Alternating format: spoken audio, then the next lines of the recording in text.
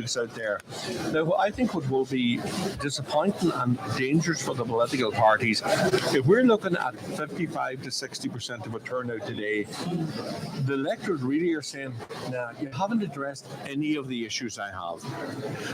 I think initial figures and boxes there when you're seeing, somebody gave me a figure, now it's not checked, just in comparison to the last election, it was 74%, now it's 64% in that food. Yeah. To me, that's an indictment of saying, no, listen, you're not listening to what our concerns are, and we're not going to even bother coming out to vote for you, whether you're from Fall, from Gale, Independent. You're not addressing the issue. And I think as we go along today, the percentages in itself will tell a story about the attitude of people towards local councillors. Local councillors by their very nature, who live in all our communities, should be very concerned if the percentage vote is dropping down low 60s, mid 50s. I think we're running the risk here of looking at this one-dimensionally. If you look at later today, and most definitely Sunday, there will be 6 councillors elected, come what may. Yeah. And they're going to come around this desk and say, my strategy worked. And it did, because they got elected. So whilst we're being very issue-driven, issue-focused, community-focused, maybe that's not the way you get elected nowadays. But Brendan, do you not accept, Brendan, if you were a councillor going in after this election and you go into the county manager and you say, I have 4 or 5 things here I need to, as a matter of urgency. If I were the county manager, the staff would say, really? Of course I heard about it. That's not during the campaign. I that's just genuinely would do that. But why were what you're saying, what both of you are saying, why were they so coy in having those issues to the fore of their campaign? You see, in politics, the animal instinct to survive is key. Yes. And their pathway to survival across the political Serengeti was to keep the head down, say nothing, and Bob, you're on, I'll get elected. Sitting councillors would be a wonderful day. It's a wonderful world. Look, I think we'll come back to this, but for the listeners at home, they're sitting there waiting to see that they know 15 candidates put their name before the electorate. Mm-hmm. They're waiting to see which of the 6 are elected, hoping whoever they did vote for, with respect, gets elected. So maybe if we looked at the campaigns that we've seen from these councillors. Just before you leave, it'd be very interesting to hear what your listeners think that the issues, their local issues, were dealt with by all the councillors, all the sitting potential councillors, candidates. I'd love to see the feedback. Text us 083 3500 530. As I mentioned at the start of the programme, all of us across Sligo, Leitrim and Donegal are using the one text machine. So if you could put Donegal ahead of what you want to say. So Donegal followed by your comment to 083 3500 530. Right, you want to focus on the campaigns and on an individual basis. Right. Well, I think because, look, that was a very intense debate, and I think John to my left is getting very mischievous, and I wanted to cut him off before he undermined us completely. Look, the listeners tuned in this morning to figure out in the Donegal electoral area, out of the 15 that went before them on the ballot paper yesterday, how that's going to go for them and what would be the results. Now, whereas we're not going to get the actual results from the Donegal electoral area to about 1 o'clock, we can do some summation, bearing in mind the discussion that we just had and how lackluster it was, how we think it will evolve. Okay. And this is with a big public health warning. But if you look at it, and let's start at the opposite end to where we think the contest is. If we started Bundorn and Ballyshannon and we take that, and there's 2 incumbent councillors there. You have Councillor Michael McMahon of Sinn Féin and Councillor Barry Sweeney of Fine Gael. On the basis that there are other candidates running there, such as Dermot Doherty, Claudia Kennedy, and I think is John Malloy of the Irish People Party in that general area too. So there's 5 there contesting those 2 seats that are at present in that area. And going back to what we just talked about for the last 40 minutes, with respect, and I could be corrected, no real issue came to the fore there. So on the basis of that and on the basis of the sounds that I take, I expect Councillor Mickey McMahon to be re-elected. I think his vote will increase. And then in terms of Barry Sweeney, who probably of all the incumbent councillors has the biggest voter base in and around Ballyshannon back to Rossnowla as you move forward to Ballintrae. He has a very strong voter base in terms of numbers. So you would, on the face of it, expect him, if he mounted a good campaign with his Director of Elections, his organisation, to be very comfortably returned. But what I'm hearing from early indications, speaking to people even coming in here today, there's concern that his campaign wasn't to the standard that you would expect, and that there was areas left uncanvassed. And now John's putting his head down as a former Fine Gael Director of Elections. It's payback time, John. And so that could be a factor in the election. So that's the first area. So then you move on from there, from Lahey into Donegal Town, and we give Donegal Town a fair debate there in terms of the issue that came to the fore.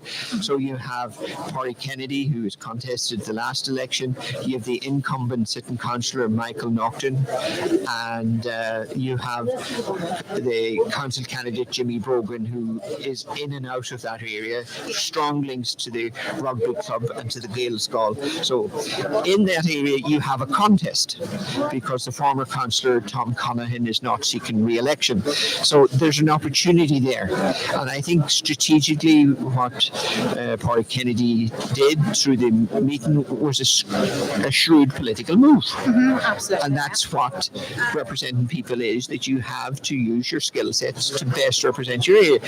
So in terms of there, I think, and we'll talk generally about who mounted a good campaign and who didn't.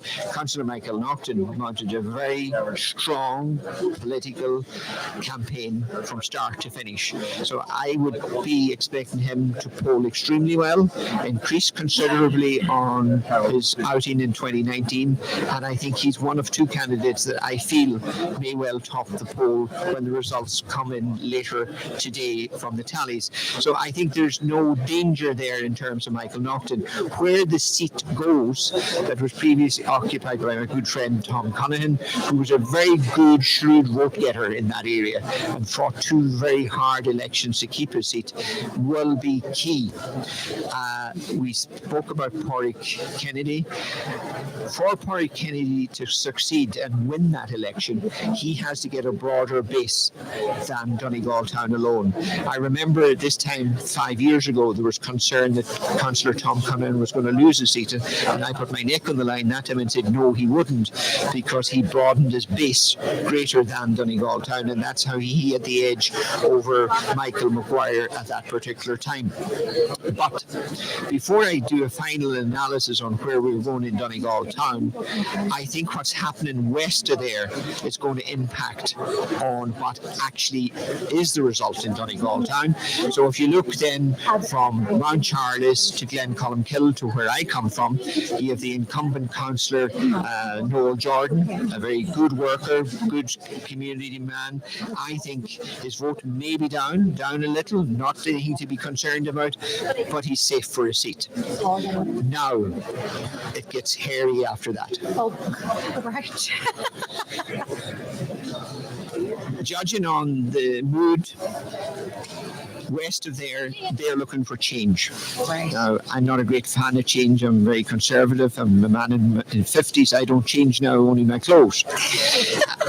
And the reality is, what is change? But I have to say, and I would have to give the award of the election to the best, slickest ran campaign was ran by Manus Boyle.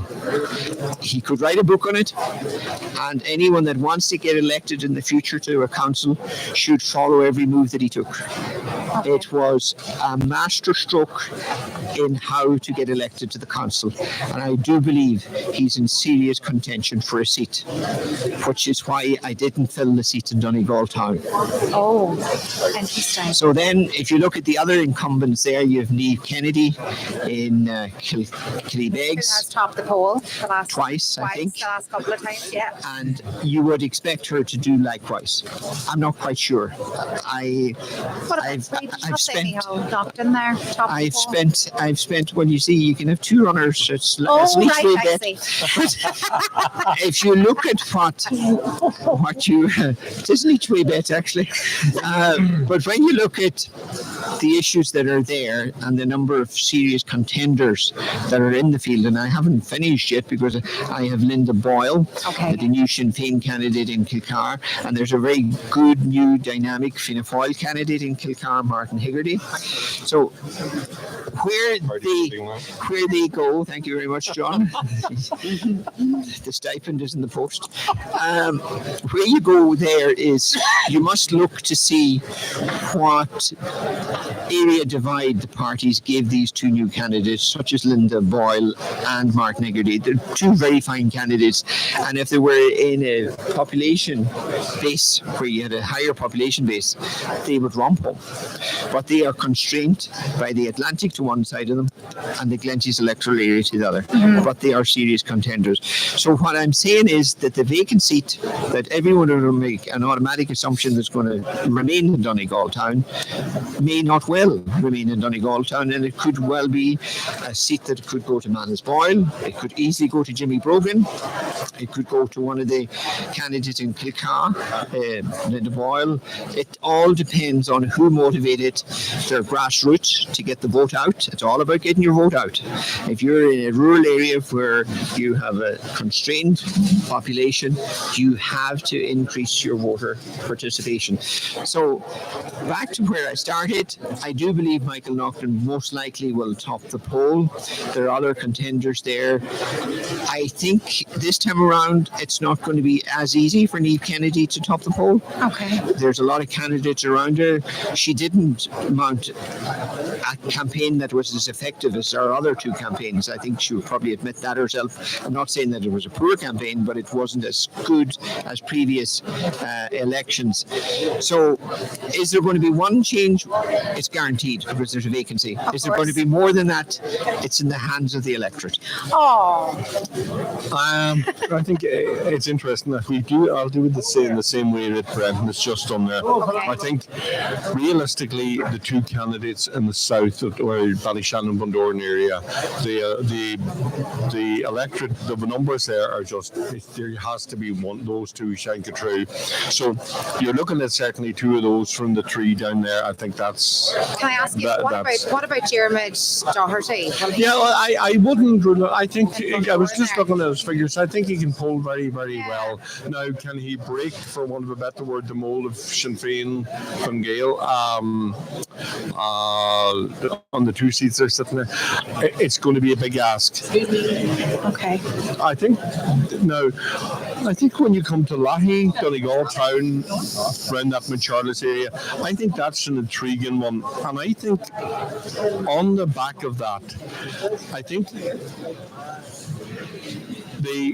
the volume of the vote, the percentage of the turnout there is going to dictate two things. I think if you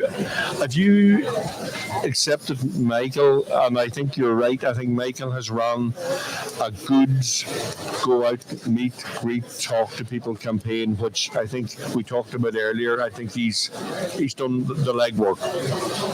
But there's a couple of in that general area, there's a couple of very, very strong candidates. I see Brogan as a strong candidate.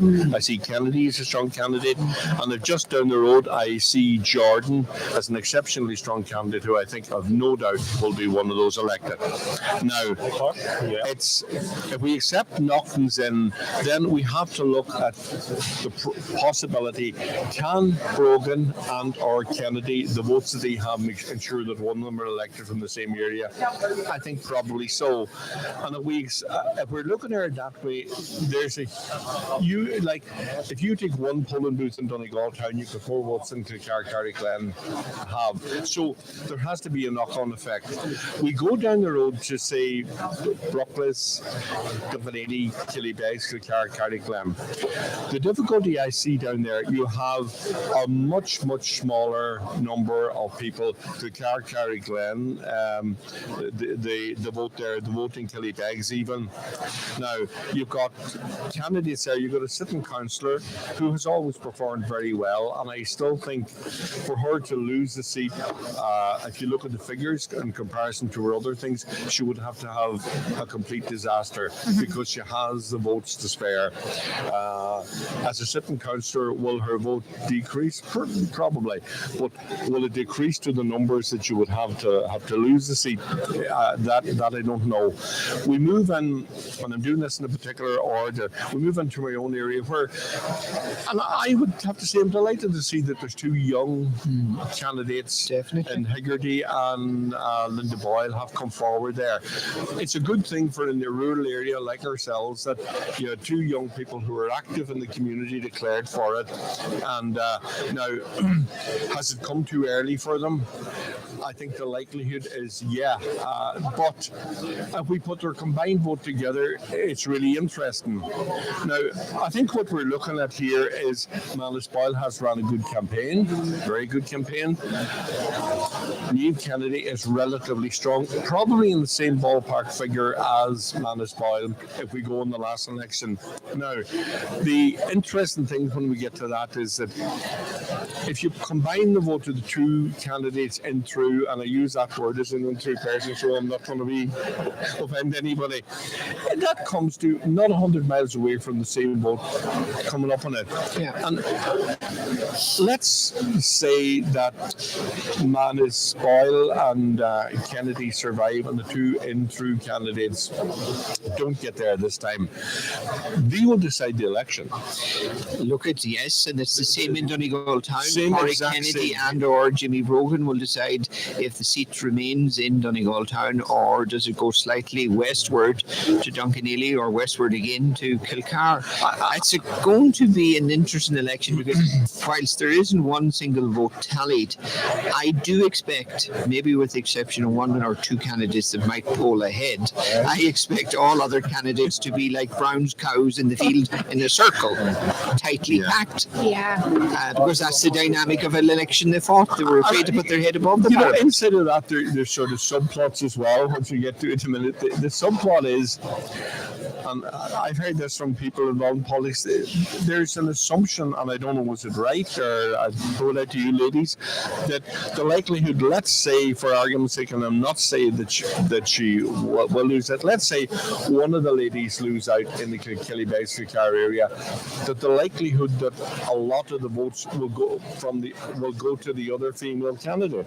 Well, I've heard that That's going to be one of my points. Niamh Kennedy is the only sitting candidate on the council at the moment after Mary Therese, the sad passing of Rory McGarvey and Raina Donaghy standing down. So I think that Niamh Kennedy is going to take a lot of votes from the female electorate because we do need to have a voice in council, and I think it's not going to be related to party politics. It's going to be because she is a female. That is definitely going to factor in Niamh Kennedy's votes without a shadow of a doubt. And how do you think Linda Boyle will do? Linda Boyle will do, she's part of the Sinn Féin mechanism, so she'll have the party politic behind her, so she should fare quite well.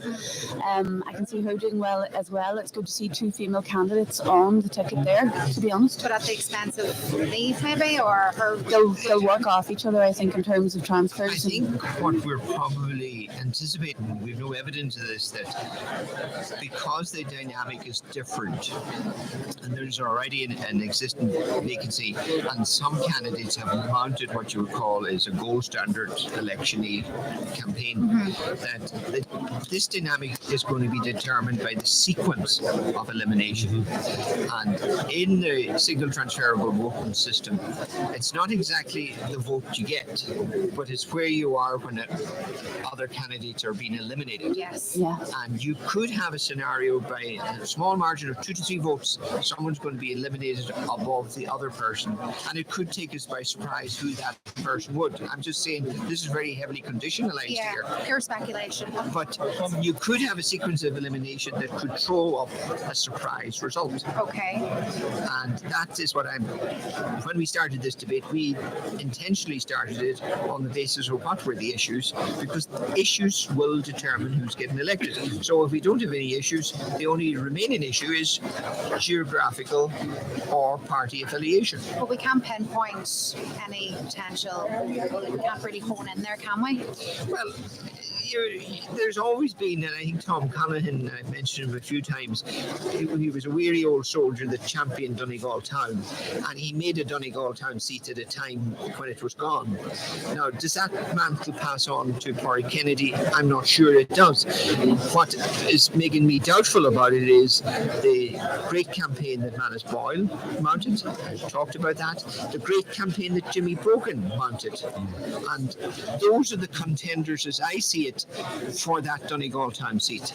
And then beyond that, and John touched on it more than I did because I didn't want to particularly talk about my own area, you have Linda Boyle, who's an excellent candidate, Martin Hegarty, who's an excellent candidate, and between them, they potentially could have a quota. But they're in a situation then where you're looking for strong transfers in a geographical peninsula that does not, and I can vouch for this because I was in there, does not attract transfers. You know, you'll see transfer patterns evolve as the day goes on in and around Donegal Town, Mount Charles, Ballintrallahi. Votes will circulate in that area. You'll see the same between Killybegs, Bruckles, Duncanely and Inver. But when it comes to Kilcar, Glen, Columkill, the amount of transfer that go that far west is 10% or in and around 10 to 12%. And I think there's another very important point traditionally, and we've both been director of elections umpteen times. The vote will transfer, for want of a better word, you can transfer into Donegal Town, into Killybegs, to get the vote to move westward from, let's say, even getting the Ballyshannon vote to transfer to Donegal Town, difficult. Killybegs or Donegal to transfer down towards Killybegs and through, very hard. Even the other way at times, Killybegs in through. I think those are factors that traditionally they've never happened. Can I see them happening this time? I don't think so. So if we're looking at that, we're looking at transfer patterns, not even political, very, very geographical things. Yeah. You've got to look at somebody sitting in Kilcar, Carrick, looking at, well, they're obviously, unless there's an exceptional reason, not going to transfer to a candidate in Donegal Town. It's a question of how far they will transfer. So there's plots and there's subplots. And we'll get to those plots, more plots and subplots after this break.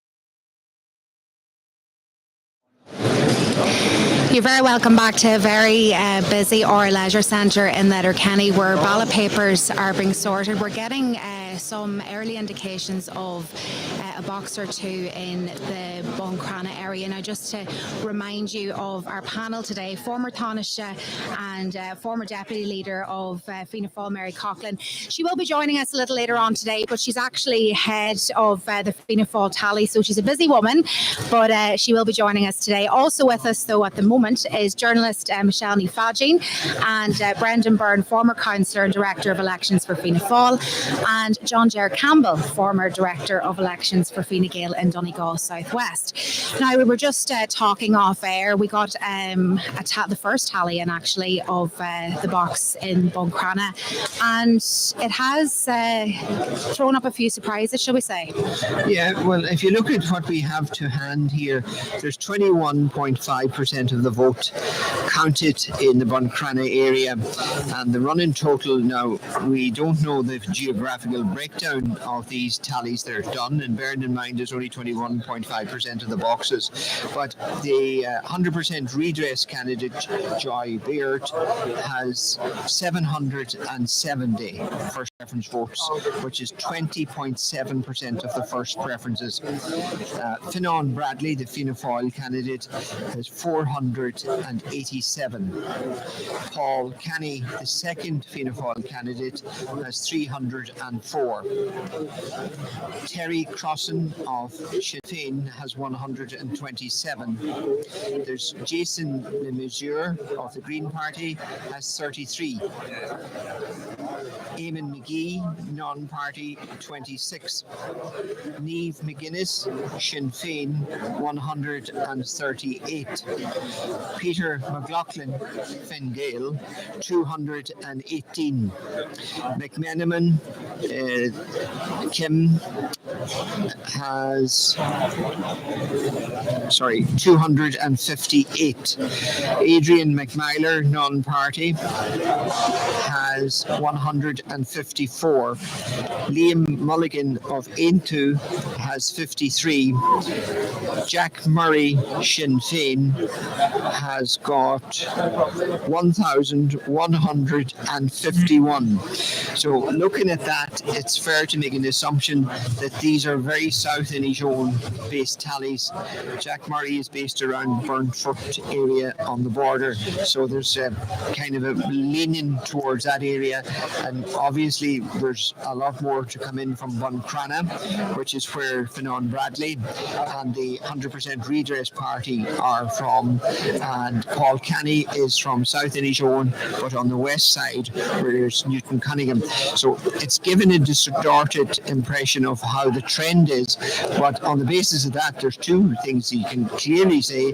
The incumbent councillor Jack Murray has a phenomenal result in his home base, and the Micah candidate, or the 100% Redress candidate, polling 770 first preference, is a strong showing when I think he's Buncrana based. So they're not out of the running, they're still in contention there. Some people might say that that's a low turnout or a low result for a candidate that's representing the key and main issue in that area.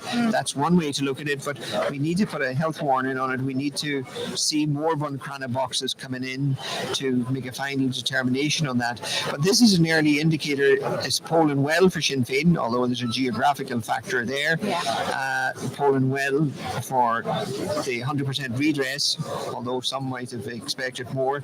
And the main parties are struggling a little there, but I would imagine in the case of Paul Kenny, his home base is not counted, and likewise Bradley, who's a Buncrana candidate, isn't either. So there's a lot to play for. I think, it's interesting. I think the fact that if you were Sinn Féin, you would have to be very happy with what you're seeing so far, even though that's in, because one of the worries Sinn Féin must have had is that the 100% redress campaign could have impacted on their campaign. Absolutely. Now, I think that was probably something that they would be quite happy with. At 20% of the poll, the redress guy is polling reasonably well. well. For a specific, and an issue was hot with that, should it have been more? I think that's something, again, we have to wait to see the geographical locations of that. The two main parties at the minute, they'll be hoping it's just where the ballot boxes were open. But I think the key thing is some of the figures you had in percentage gain, the percentage turnout in that area. It's at best staying in the mid 50s, going up. And I find that interesting, and I think as we go along, it'll play a big role in this. One, it's the fact that it is in the 50s obviously has to help sitting councillors. I think we have to realistically say that. And we need, because geographically where some of these guys are in relation to that, it's distorting it a wee bit on it. But I think the fact that we're getting in and we're talking here where there's a very specific issue in relation to Micah, and where we're still talking about the mid 50s, that surprises me. You would really be looking at 63. You should really be looking at 63 to 65% there. In terms of though, are you surprised at how well? Obviously, Jack Murray's, it's his home turf and all the rest, but Sinn Féin didn't necessarily, there was a big public meeting there a couple of months ago with the Micah redress party and all the campaigners, and Sinn Féin didn't fully back what they had on the table, which I thought was quite a risky move by Sinn Féin leading up to a local election, that they didn't, go with what they had in terms of what they want, 100% redress, and what was on the table. Sinn Féin didn't back that. Well, I think it's interesting. It obviously hasn't affected Jack Murray. Now, having said that, Jack Murray is probably one of the most high-profile Sinn Féin councillors that you could get, I think, and he's a good representative. He's doing very well. I think it's very interesting. Sinn Féin basically they conditionally backed them, I think would be the best we could say, the Micah. I think, again, I think the geographical part is in here. If you have another 10 boxes where it's spread out a bit more over and we're now at 30% of the boxes being counted here, and there is a significant movement as I see it. We're getting live feeds here. So the 100% redress candidate has 997 first preferences. The Fianna Fáil candidate, which would share the same area and is defending a seat that was vacated by the colleague, has 640. So if we were looking at a situation that Micah or the 100% redress party were going to take a seat in Inishowen, it would be the seat of the former councillor Rena Donegal. And again, this is only 30% of the boxes counted. There are now 357 votes ahead of the Fianna Fáil candidate. That's starting to become a sizable differential there. And I'm just looking across here at the live feed. The first preference vote of Jack Murray is now at 1,597. So he's home and hose. He'll be probably the first that we can safely say will be returning to Lifford. But when earlier we spoke about the 100% redress party, we thought they were polling a little bit behind. They're now polling 18.7% of the first preferences. That's a significant chunk of first preferences. And the combined Fianna Fáil vote is 21%, and the Fine Gael vote is 5.6%. So that's small and low. So the story, as I see it, coming from Inishowen, is that Micah, or the 100% redress party, have made a breakthrough there at the cost of Fianna Fáil. Again, this is 30% of the ballots, boxes being tallied. It change within a half hour. We'll get a live feed in the short while. Would they not be picking up some of the vote with outgoing councillor Nicholas Crossan there as well? Yes, that's a fair assumption that they would be picking up that independent vote. But also, Catherine, in fairness, there had been an incumbent Fianna Fáil councillor in Buncrana for the last 30 years. So now we're moving to 31.3% of the boxes, and the Micah candidate has gone over 1,000 votes, 1,043, compared to the candidate on 657. And Paul Kenny, whose area I would imagine has not yet been counted, is on 504. We have Terry Crossan, the second Sinn Féin candidate, on 312. The Missouri is on 58. Eamon Lee, non-party, 43. McGuinness, the third Sinn Féin candidate, on 216.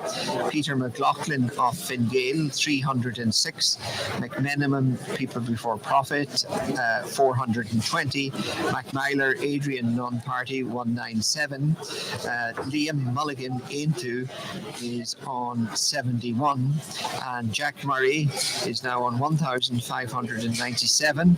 That's a total of 5,424 votes tallied, or 31.5%. It's a serious return, isn't it? Surprising though, or were we expecting that? Well, we said at the outset, I think it was in our first sentence, when Micah chose to seek election and to become a political party and registered as that, it was high stakes. Yeah. They had to get their men across the line, their candidates across the line. Failing to do that, they would do serious damage to their entire campaign. On the basis of this, and it's only early stages, they certainly are well on their way to getting that. At least one seat. Yeah. So there's a further update. We're at now 34% of the vote, and the Micah candidate has gone into 1,121 votes compared to the Fianna Fáil candidate of 706. Paul Kenny is on 545, and Crossan, the second Sinn Féin candidate, is on 322. So, and Jack Murray, believe it or not, is still polling. He has 1,692 first preference votes, or 1/3 of the votes cast, which is a high preference. Wow. Do you know what that also indicates? It indicates that Sinn Féin's stance on the People's Document, that they were only partially committing to it, that they were only looking to do primary homeowners and accidental landlords. It shows us that didn't impact the way. Which I am so surprised about.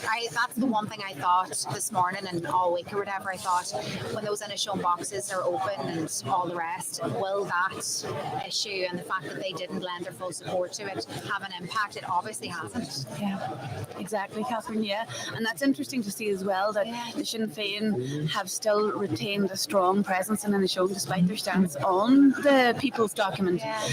So there might be a lot of people there who agreed with Sinn Féin's let's do primary homes first, accidental landlords, and then cost the rest of what we have to do. Yeah, it's funny because from the outside looking in, thought, oh, like that is a risky strategy, not going with the people. But they obviously thought it through. You know, they obviously had bigger plans in the background, and as you say, maybe a lot of people went with what Sinn Féin had on the table and think that maybe is better, perhaps. Look, it's an interesting beginning to the count, and as we said, that the 100% redress party were playing high stakes. It seems to have worked out. At the minute, but you know what, you still have the health warning. Is that if it didn't work there in that electoral area, it was doomed. But in fairness, they're doing. But the Sinn Féin basically have held their nerve when it came to that issue, and it's been delivered to them. They got an endorsement of what they were saying. It's surprising. I'm a bit surprised that, given this Sinn Féin stance, that the redress guy hasn't pulled better. He's pulled well, but I still go back to single issue things like that. It's high stakes, and you need to be seen to perform very well. Jack Murray, I do believe Jack Murray is a high profile and a good councillor, and he has pulled well. It'll be interesting as the rest of the boxes there, and as we move into Carn, how this is going to work. But I think it's interesting at the minute. There's no no clear, well, there's winners, the losers there, and again, the health warning that we have to see geographically what's happening here, because the Fine Gael candidate, etc., that could be impacted by geographical issues. I don't think there's many of further north. Do you mean up Carndonagh sort of area? Yeah. So the only other thing we can extrapolate from this is that the Fine Gael candidate is still only on 345 votes, which is 5.2%, is a very poor showing. That might throw a lifeline to the second Fianna Fáil candidate, which is Fionnán Bradley, in terms of transfers, if they're geographically close. But the situation as we see it, with 38.2% of the vote counted, the Mike 100% redress candidate is on 1,206 votes, which is the second highest in terms of preferences at this stage, with nearly 40% of the boxes tallied. I'm just looking at the votes the last time there. Jack Murray, according to this, Jack Murray's first preference vote the last time was 1414. Yes. So even at the minute, he's well at on the minute course, he's at 1897, he's which is a phenomenal result. Incredible. That is an impressive vote. Fine Gael candidate the last time 522. I'm just picking up figures here. 522, 6, 7, 8, 900-ish votes.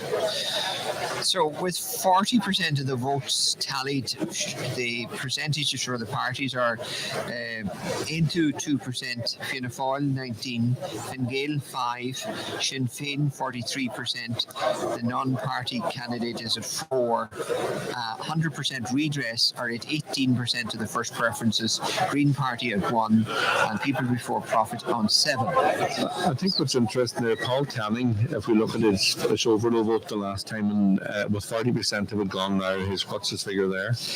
Well, the Newton boxes, which is just Paul Canning is a very unique candidate. He actually only has about 4 ballot boxes that elect him, 2 in Newton Cunningham and 2 in Manor, and he usually takes about 80% of votes. So I was just looking here at the results that there's 2 of the Newton Cunningham boxes not in, but one of them is in, and this is the point that I'm making. The redress candidate got 21 votes versus Paul Canning's 175. Oh, there you go. So he's very localised, Paul Canning. I'm just waiting here for the live feed to come in. 1,700 votes the last time, Paul Canning, but he's holding his vote. If you were looking after his interest, you would say he's definitely holding his votes. It's very early because there's geographical things that need to kick in relation to the Fine Gael candidates just at the minute. But at the minute, if you were looking at the government parties, it appears that they're suffering disproportionately to Fianna Fáil on the Mica issue. Yeah, well, I suppose you would expect that when you're in government. There's an expectation on you that you solve these issues. But that's an interesting one, because the Mica people always give some credit that Joe McHugh was one of the people that actually supported them. So it's really strange in that, like, if and there's a big if here follows through, in fairness, even at the public meetings, they did praise Joe McHugh effort. Yeah. So are there any distinction between Joe McHugh, the Fine Gael minister, and Joe McHugh, the independent? Well, sure, they have to. You guys threw him out. We'll just park this for a second, okay? Because we've got a text in as it relates to our earlier conversation about local issues in the Donegal LEA, and perhaps maybe some of the candidates didn't use those local issues to their advantage or highlight them. So somebody texted in, my opinion on all of the local election candidates running in this election, they were unable to answer the question with regards to the unfinished estates in Donegal Town. This to me was rather disturbing due to the fact of the shortage of housing. Not one of them addressed this. Well, look, that's an issue particular to Donegal Town, but that is indicative of any town or village. As both John and I and Michelle addressed, there are so many issues out there, from the availability to services, the lack of services, and everything. But none of them were addressed. They may have been addressed on the doorstep, but they certainly weren't addressed in terms of an engaging, encompassing debate. And Niall Delaney tried his best, but it was like playing handball with a haystack. There was nothing coming back. But perhaps, and like, to be honest with you, I mean, I do be on TikTok and all that kind of thing, but I didn't really notice, and maybe I could be completely wrong, I didn't notice a lot of the South Donegal candidates using TikTok to their advantage, for example. And I know, like Michelle, you mentioned earlier about this kind of parallel thing with social media, but I'm telling you now, see some of the candidates in the likes of Sligo and Leitrim, they used TikTok big time in this campaign, and it was really effective, because when you watch one video of somebody's TikTok and you might not necessarily be following them, it keeps coming up then on the For You page. So even if you don't want to see their content, it's rammed at you anyway, regardless. I have to agree with Catherine. And I think a lot of, I don't know, maybe I'm wrong, I didn't see any South Donegal candidates really using that particular tool to their advantage. Did you? No, I didn't. I saw other councillors and people who were looking to be elected. Yeah. And it's funny that those who were looking to elect it in the Glenties area especially started to use it.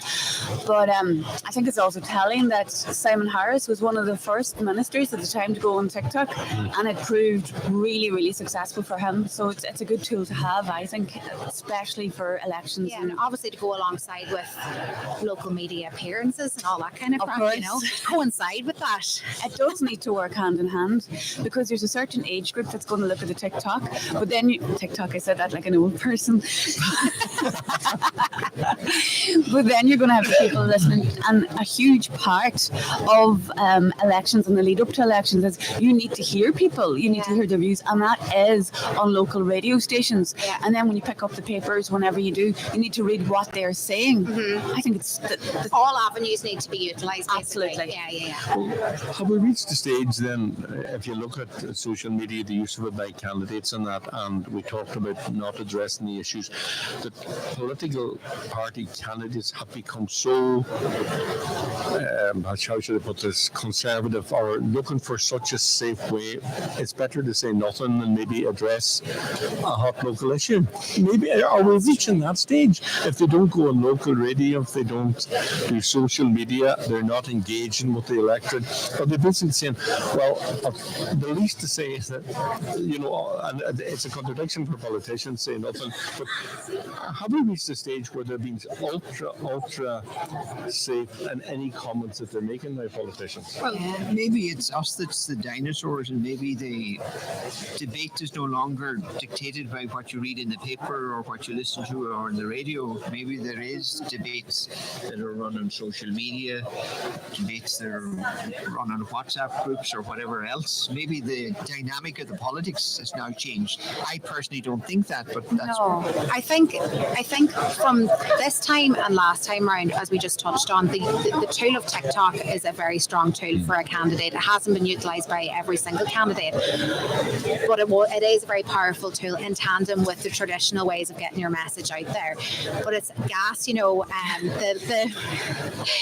see, in terms of the Letterkenny councillors, right? You know the way they do these little videos and that kind of, not so much TikTok videos now, but just their general, you know, I did this and I did that the last few years. Not one of them took responsibility for the 4-lane.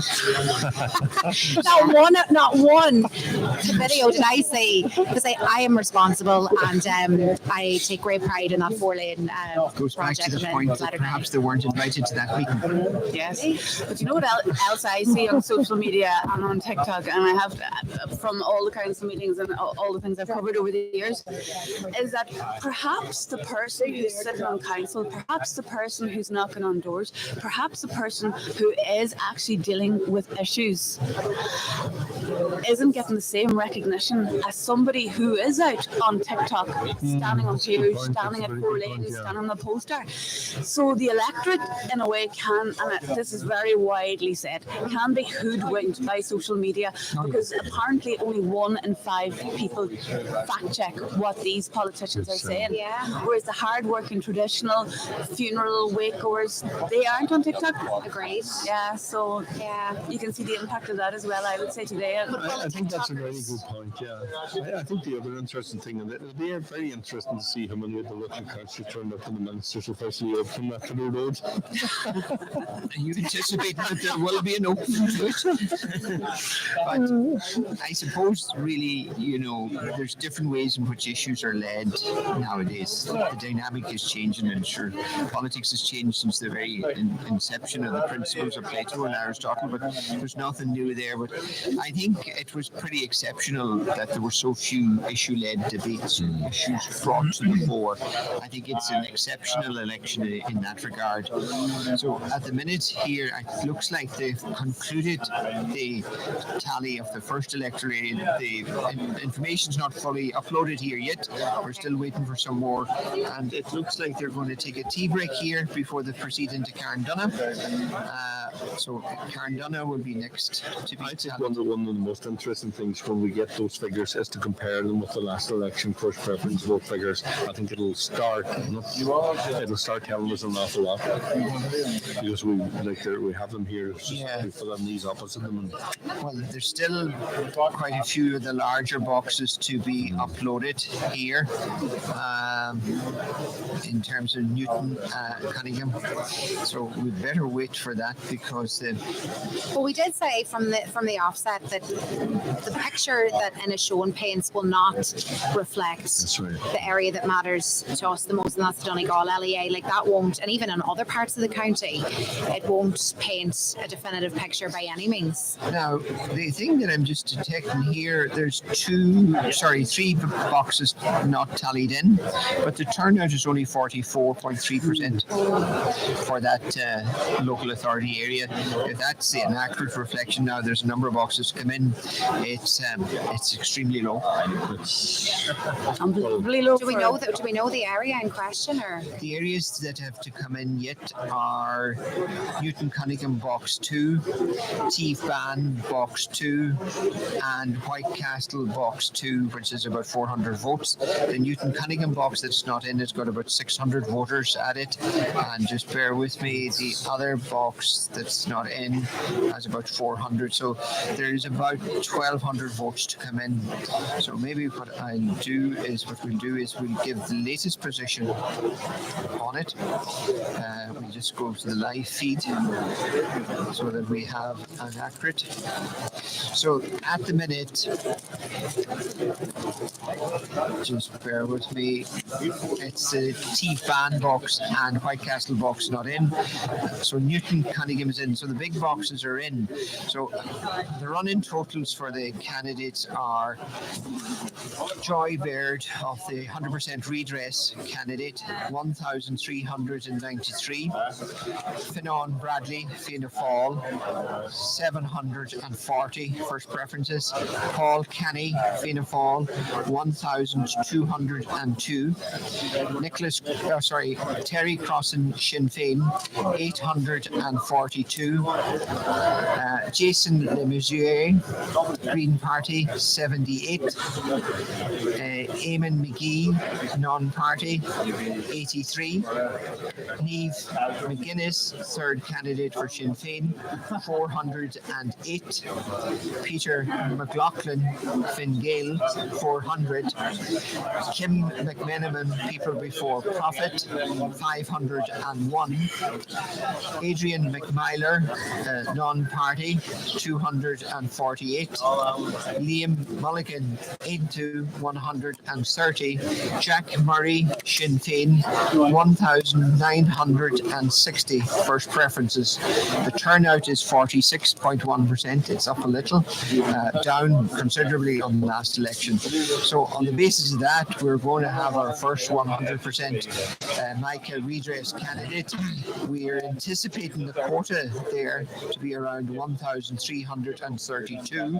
So Jack Murray is 600 at least over the quota. Yeah. The Micah 100% redress candidate is over the quota, and Paul Kenny is sitting in and around the quota. And looking at the figures here from the last time, on those figures in the sultry boxes, from Jack Murray is way over 500 up. 500 up on his vote from the last time. Give me the figure for Paul Kenny the last last time? Paul, 1700, is it? yeah, So Paul, 1720. Yeah. his vote will be down 500 to about, at the minute it's sitting at 1202 first preferences, but there's one box in his area that has come in from White Castle, which should help him But somewhat. did you say that's down to the fact that there was a poor turnout in his area in those boxes? Well, a poor turnout usually helps an incumbent councillor, so it shouldn't account for that. What I'm gathering, if you look at the combined vote, and John, the combined Fianna Fáil vote up there is 1942. 1942, it was 2,150 the last time. So it's down. It's down, but 200's not too bad. You would now have a look. Then the turnout is down. Have a look at the Fine Gael one. There's a stands just. Yeah, the Fine Gael candidate here is a man called Peter McLaughlin, and he has 400 first preferences, 5% of the vote. At the minute, we're due to come in, that's down 450 votes. So there is a trend. There's a move away from the government parties of votes. But going on this trend at the minute now, and we'll know when there's two in. I was saying to you earlier, the Fianna Fáil vote of the government parties is holding better. It is, but I think Catherine made a very valid point earlier on when she said the Nicholas Crossan vote is going to redress, and it seems to have gone in block there. So that independent vote didn't gravitate back to parties or to Sinn Féin, it just went to redress, and that was a good perception on your part. You should be this side of the desk. I don't think so. I'll leave you to it. Yeah, I was surprised that Nicholas Crossan didn't run again, actually. Yeah, he's a very active councillor. I think he would have got re-elected. But I think so too. But He So is actually said that social media was one of the reasons that he found that politics was getting more difficult. Because, Really?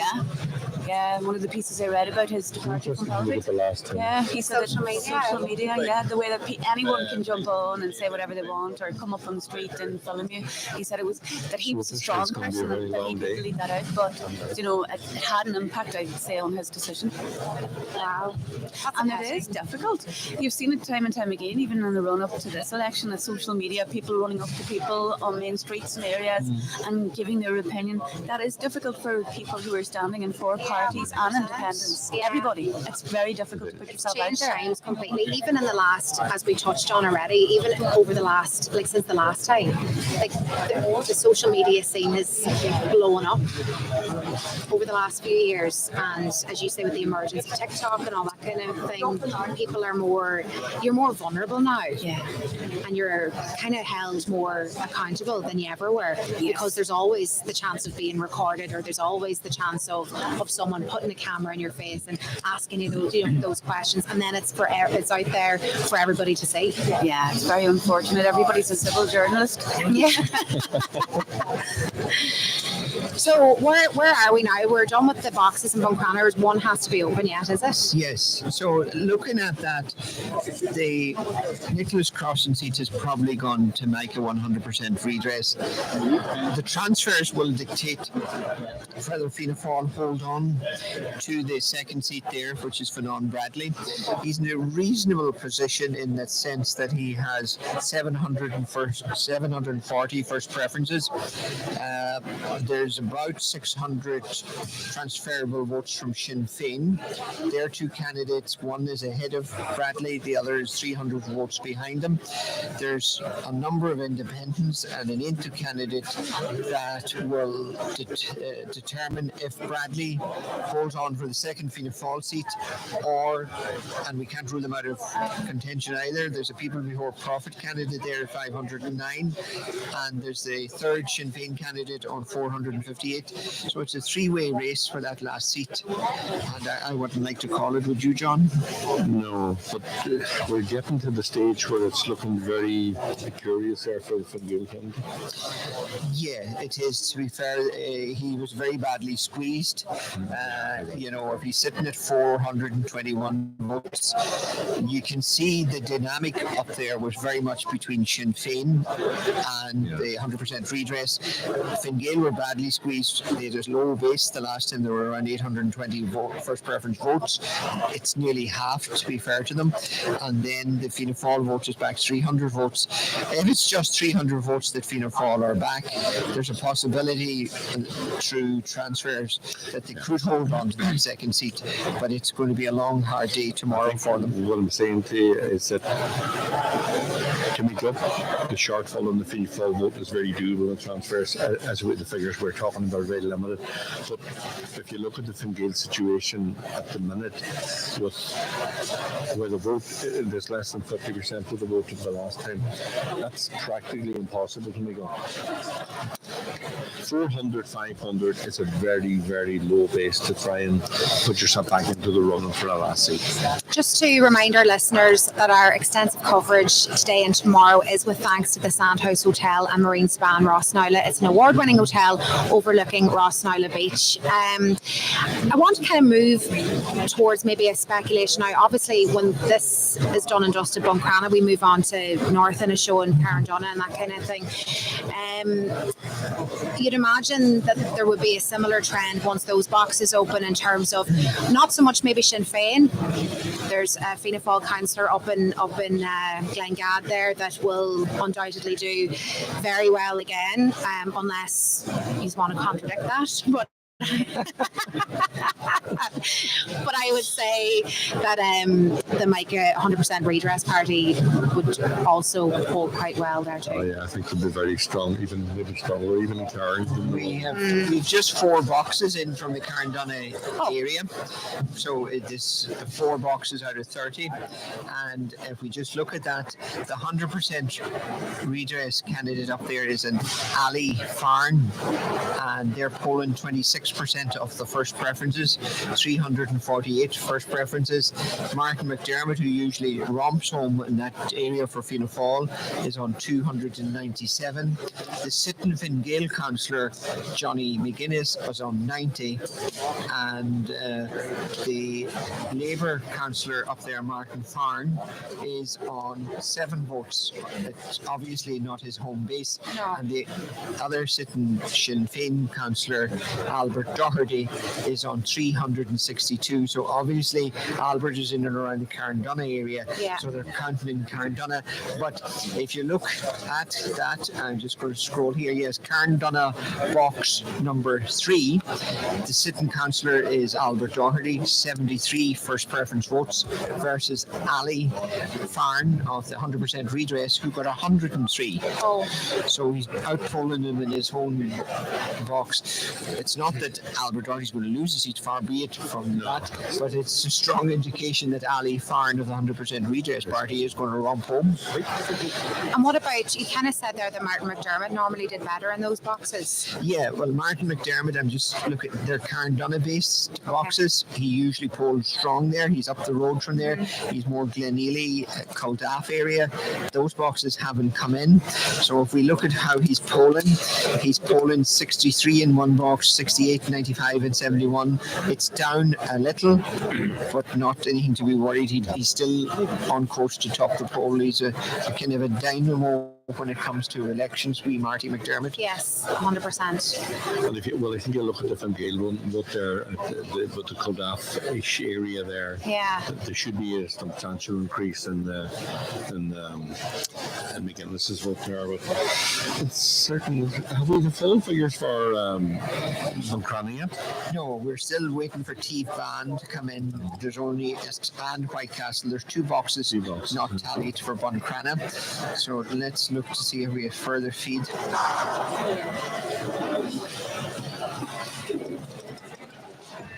In the meantime, we got a text and we got a box is just about to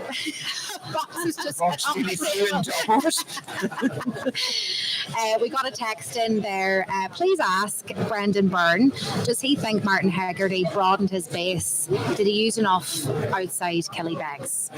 Well, this would be, as Father Ted would say, this is an ecumenical matter for the Director of Elections, who's not here, Mary Coughlin. Mary, by the way, in case you've just tuned our way, will be joining us throughout the day. She's head of the tallies. In fairness, with respect to the texter, that deserves an answer. And we'll have to talk about the party strategies when we get into when the results start coming in from the Donegal municipal area, the Donegal local area. And as I said, Martin Higgidy was a very strong, dynamic candidate, and he was, as I see it, as a former director of elections, and I can only speak as a former director of elections, he was very much confined to west of Duncanely, and it's very difficult to get elected as a new first-time candidate in that area when there was a sitting incumbent councillor in Killybegs, Niamh Kennedy, and there was a resurgence, as we will see, I think, in terms of the Fine Gael vote.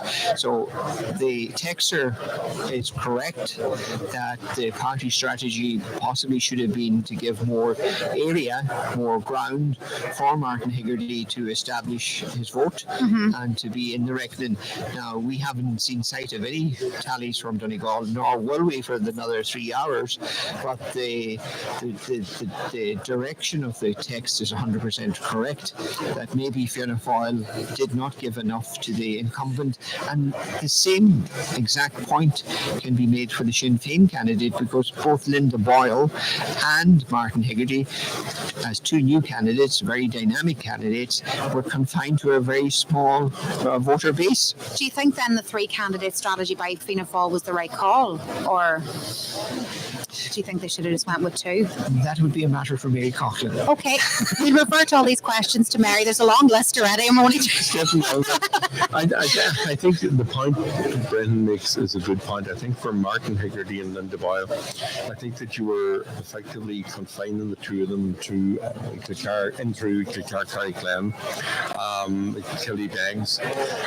I'm not, and I think it's when we get to Donegal, we need to have another discussion on the strategy of the two parties. The Fianna Fáil strategy I find interesting, and Mary, I'm sure, will stand over all that, and Brendan support it. Equally, I'm not so totally on the Fine Gael strategy. I have a concern about the Fine Gael strategy that to put somebody in Ballyshannon, somebody down there, Buckles, Killybegs, and they haven't contested the area of, we talked earlier, Rahy, Ballantrae, Donegal Town, Mount Charles, which is massive. Now, there's arguments both ways. It'll be very interesting as this day goes on when we start to see which of these strategies or either of them have worked. I'm not sure, sir. I'm not sure at the minute the Fine Gael strategy is right. I'm just not sure on that.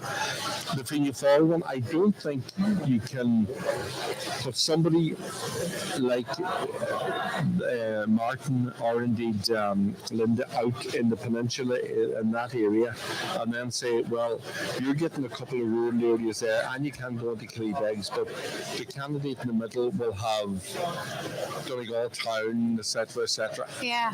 I don't think there's an interesting argument to be made both ways. I'm not totally sure on the strategies of either party from a tactical vote on that. Have the parties, I know Fianna Fáil could say, well, Michael Naughton's in Donegal Town, but he's not in Donegal Town.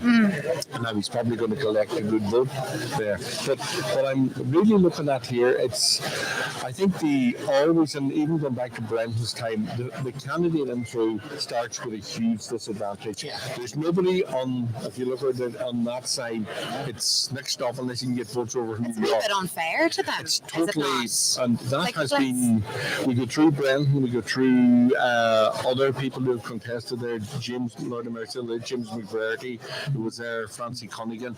They are fighting the election with one hand tied behind their back. And the parties, and I've been director of elections, and the opposition you will face when you try to give them a bit more of the area up to even Inver Bridge. People might think, oh, well, that's logical. So basically, you're saying, John, for an in-true candidate to get elected, they need to switch off the sat-nav and just get at it? You need to switch. Well, you need to clean the territory up to Inver Bridge. You do, of course. Yeah. But no, I think it is very, very difficult. And if you look at the numerical increase in the electorate in Killybegs, Donegal Town, like I think, if you look at the John Bosco votes in Ballyshannon or in Donegal Town, like it's massive. It has the same voting power, one booth as Kilcar County Glen put together. Oh yeah, absolutely. So I'm not sure. Mary, I'm sure, will argue your case for that. The Van Galen, we'll see do these strategies stand up in the next day. Would you get it would you get a slap on the wrist if you went canvassing in an area that you shouldn't have went then? You should get a medal. Would you get a slap on the wrist by your party if you went and crossed the boundary lines, as it were? Look, there's all kinds of boundary lines, but it depends on, did you do leave insert past geography or honours geography, you know? Okay. I was in 3 elections in my time, and Lord God, I wasn't good at geography. No, I is get yourself elected at all costs. Okay. I have to say, it was quite strange. As a director of elections, you'd be horrified if somebody crossed the lines. But you do damn all about it. Officially. You do damn all Your about it. phone could be off that day. She was going to do that. I think parties put in place strategies whereby, and every candidate, of course, when he's trying to get an area, is crying that he's under attack from all kinds of candidates and imaginary candidates and so on and so forth. And it's the best candidate that can maneuver and debate his way and convince the party that I need this area and I need this area and he doesn't need that area. And there's certainly no mathematics or science to it. It's a whole lot of shenanigans. Okay. Gone is the day whereby you did this on a disciplined way. In the 60s and 70s, it was very disciplined.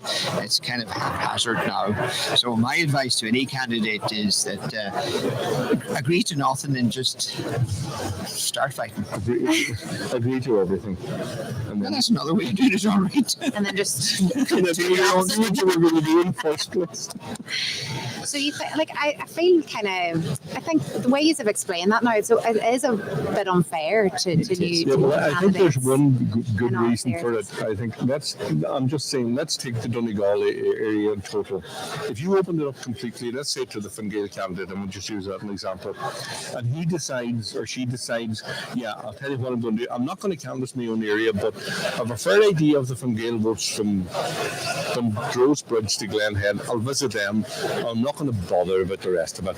The whole thing starts to break down in you then, because now you've got your two candidates saying, let's say they think you're a Fine Gael house, or they're fairly certain, and the other two here, they're going to go to your house and ignore the other two. They're not going to fight. It's ever decreases. So that's one of the reasons. You have to have an element of it, but I've always believed you have to be very practical with it. I mean, if you have the practical thing, if you're fighting in one area and you have relations inside the other guy's area, well, obviously you're going to have to go after those relations. Now, director of elections, you will use common sense on this. If some person is spending most of their time in the other guy's area, well, you have a problem, because it'll just distort the whole thing in you and it'll destroy the transfers. It's as Ben said, it has to be a very practical arrangement. The director of elections has to know what's going on and not know what's going on, but sorry, if that makes sense to you. Yes, it does. But he has to at times to say, no, listen, what you're doing here, this is just I'm doing the work of everybody. I'm not mean, but what I mean is, I don't mean like a drastic shift, but what I mean is like a slight blur of the boundary line. I'm not saying for somebody to go straight into a town where, but you know. You see, what will we've got to realise here, when you're in the council elections, and I was involved in the election, but I've seen seats in the Donegal area about 1 by 2 votes, 3 votes. So the temptation, if you see that, people will go after it.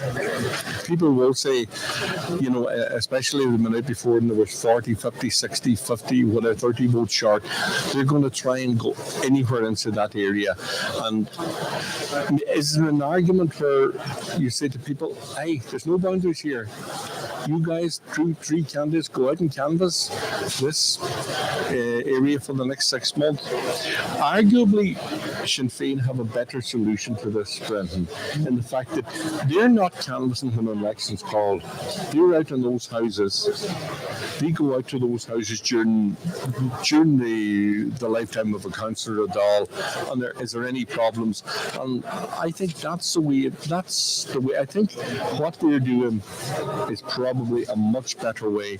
They're in regular contact with the electorate, and the areas, it's easier to manage the areas, your local councillor, but it's not hard and fast, but you must use common sense. You must use common sense.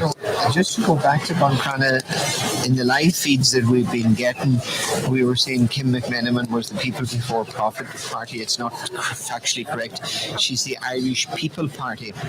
And surprisingly, she has 516 first preference votes, 6.2% of the electorate. So that's a major breakthrough there. There's still one box to be tallied from Buncrana. So if we go to Carndonagh just for a second, which is North Inishowen to see, and if we look here, I don't have the number of boxes tallied, but the following is the run-in totals. So the run-in total is we have a Tony Devine for Sinn Féin on 58, Albert Doherty, sitting councillor for Sinn Féin, on 473, Ali Farn, 100% redress, 674, Martin Farn, Labour, sitting councillor, 280, Martin McDermott, Fianna Fáil, sitting councillor, 752, Johnny McGuinness, sitting councillor, Fine Gael, 194, Donald McKinney, the Irish Party, 54, and then we have a Paul Barry McKinney, non-party, on 231, and Michael White, Green Party, on 19. And we're expecting the quota in that area to be over 2,000, but as I say, very few boxes in. But again, on the early indications, they're taking 25% of the vote, the Micah Redress Party. Yeah, well, I think from talking earlier on, we would expect the Redress Micah to be stronger than Carndonagh, even than Buncrana area. Hold that thought, guys. We need to take a wee break. Just to remind our listeners, our coverage is with thanks to the Sandhouse Hotel and Marine Spa in Rossnila. We'll be back after this.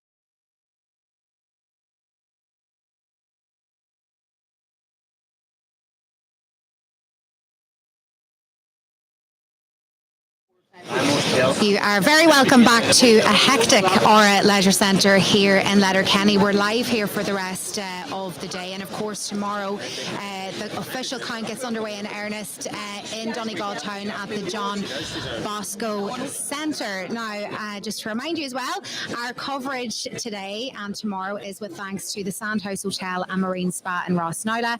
Enjoy the award-winning Voya treatments at the Marine Spa Therapy Suite. Now, in terms of what has been happening so far today, just a bit of an old roundup if you've just tuned our way. Donegal boxes for the Donegal LEA aren't expected to be open for another couple of hours, but we are getting quite a definitive picture on Inishowen. Brendan Byrne, how are we getting on, or have we got... We're going to change the election for a second. We're going to look at the first indications of European tallies. Oh, right, okay. Now, these are just based on party. They're not based on candidates. So in the case of Fianna Fáil, there were 3 candidates. In the basis of Fine Gael, there were 2, and Sinn Féin had 2. But it's interesting.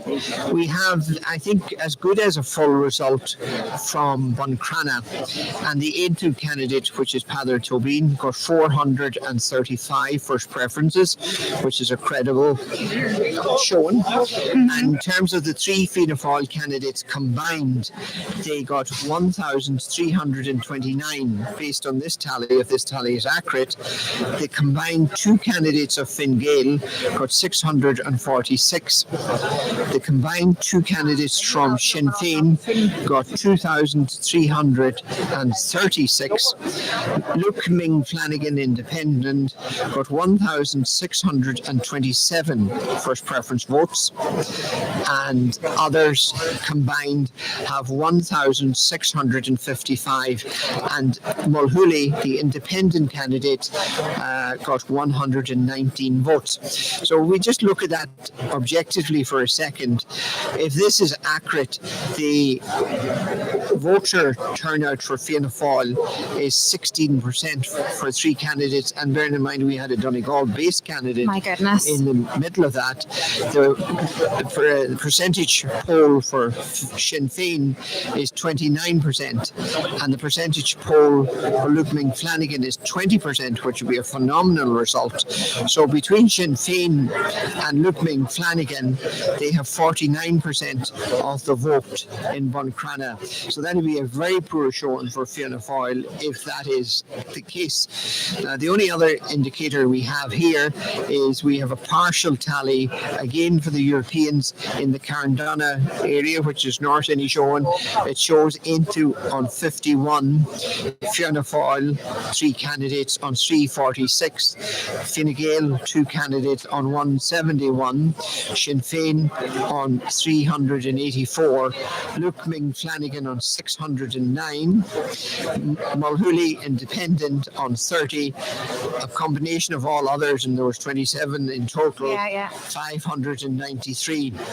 So early indicators from the European election is that Fianna Fáil and Fine Gael are polling extremely poorly. Sinn Féin are polling extremely well, and Luke Ming Flanagan is by far the strongest of all the independents. Is that a surprise, do you reckon? It would be a shock to me if I were Director of Elections, but of course it's a matter for Mary Coughlin. Just want to put that in early. Okay, yes. Mary will have a list as long as the ballot paper of the European candidates by the time she finally sits down with questions. So let's look at the locals if we would. Let's go back to Carndonagh. We were here earlier talking about Carndonagh. They seem to be accelerating the rate of count here. So if we look at the results at the minute, we have Tony Devine for Sinn Féin on 113 votes. Sitting Councillor Albert Doherty, Sinn Féin, 679.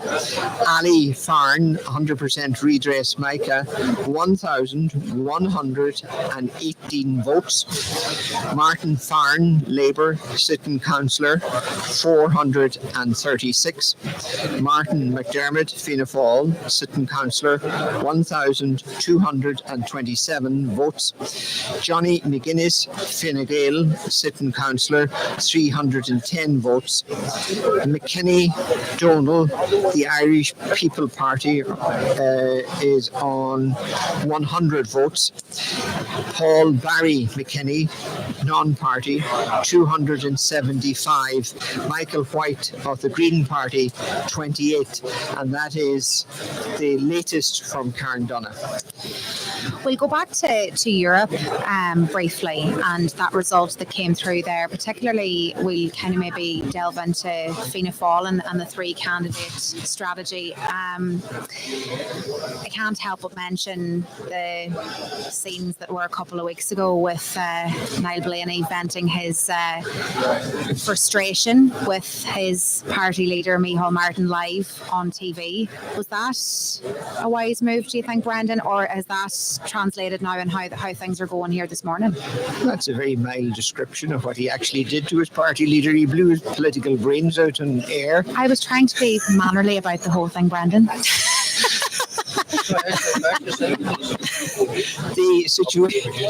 The situation is that the three candidate strategy was wrong. If the party is only polling 16%, and I'm not just focused on 16% for the reason that that's the sheet that I got in front of me, yes. But the facts of the matter are, if you look at a combination of all the last Red C polls over the last 5 months, we've been either 15 or 17%. So it didn't come as a shock to me when I read that we're 16%, because that's what every poll has been saying consistently.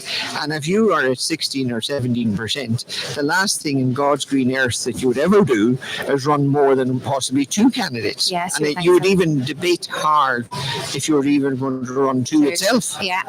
So to answer the question, and I always love answering questions, it makes a difference how bad they are for me, I think it was a crazy strategy.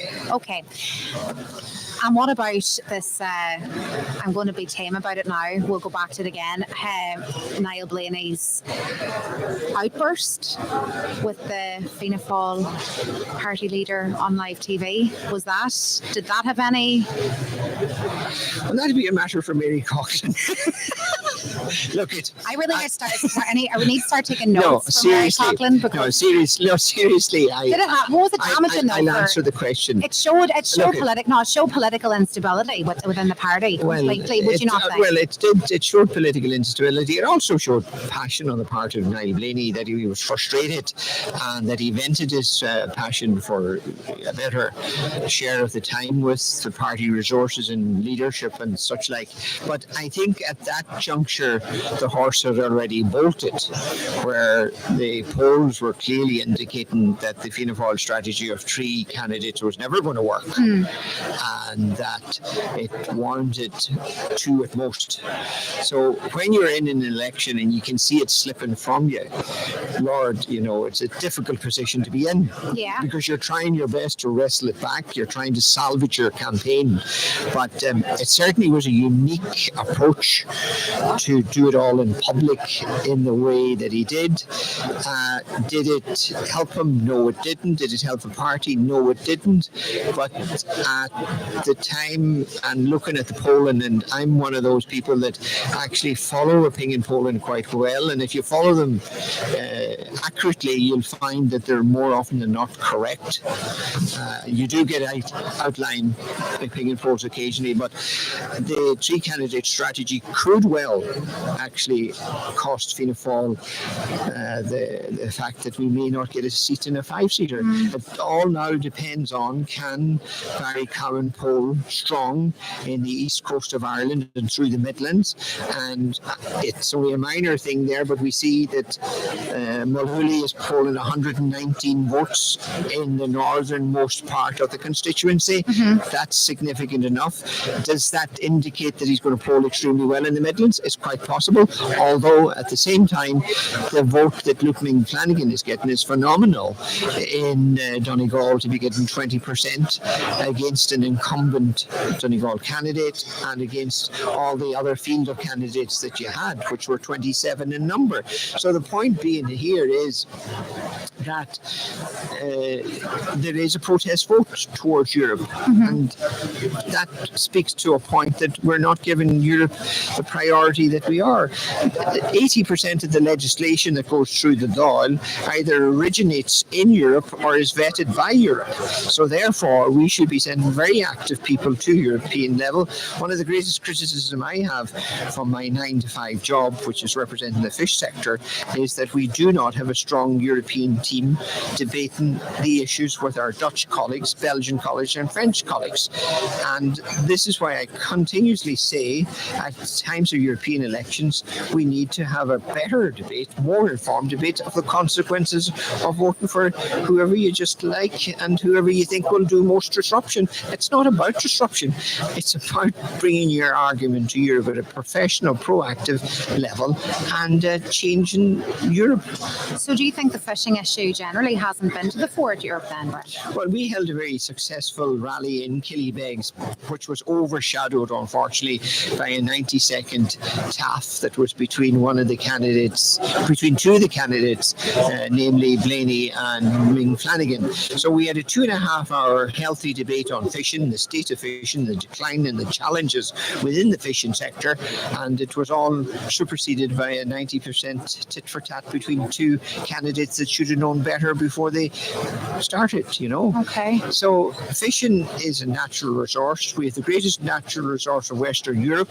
12 other EU member states are benefiting to the detriment of Ireland, and you have a situation where more often than not in the national politics and the European politics, they just turn a blind eye to it. Michelle, your reaction to that latest figures we got as it relates to Europe, are you surprised at the Fianna Fáil results so far? Well, running 3 candidates was always going to be a dangerous endeavour in that area. I don't think, talking about territories and areas, I don't think they were very clearly defined down the country. When it opened up to a 5-seater, it meant that Barrycown should do well in the Midlands and actually give Midlands its name, you know, Midlands Northwest. It actually brought somebody out there. So, no, I think it was dangerous. Look, Ming Flanagan topping the polls does not surprise me in the least. He's guaranteed before the day even started.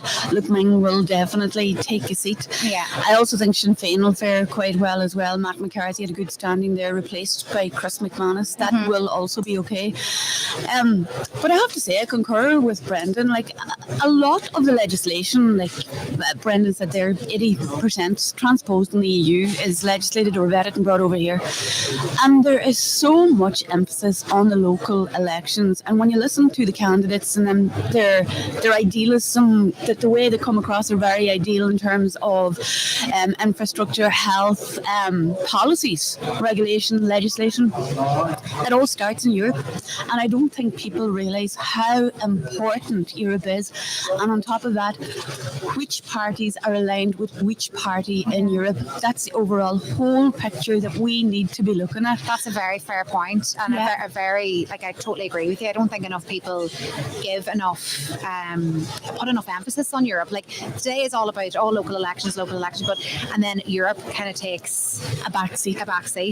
But I don't think anyone knows the significance or the importance of Europe as well. Would you agree, Brandon? Yeah, and look, we've had a tradition of looking at Europe for the wrong reasons.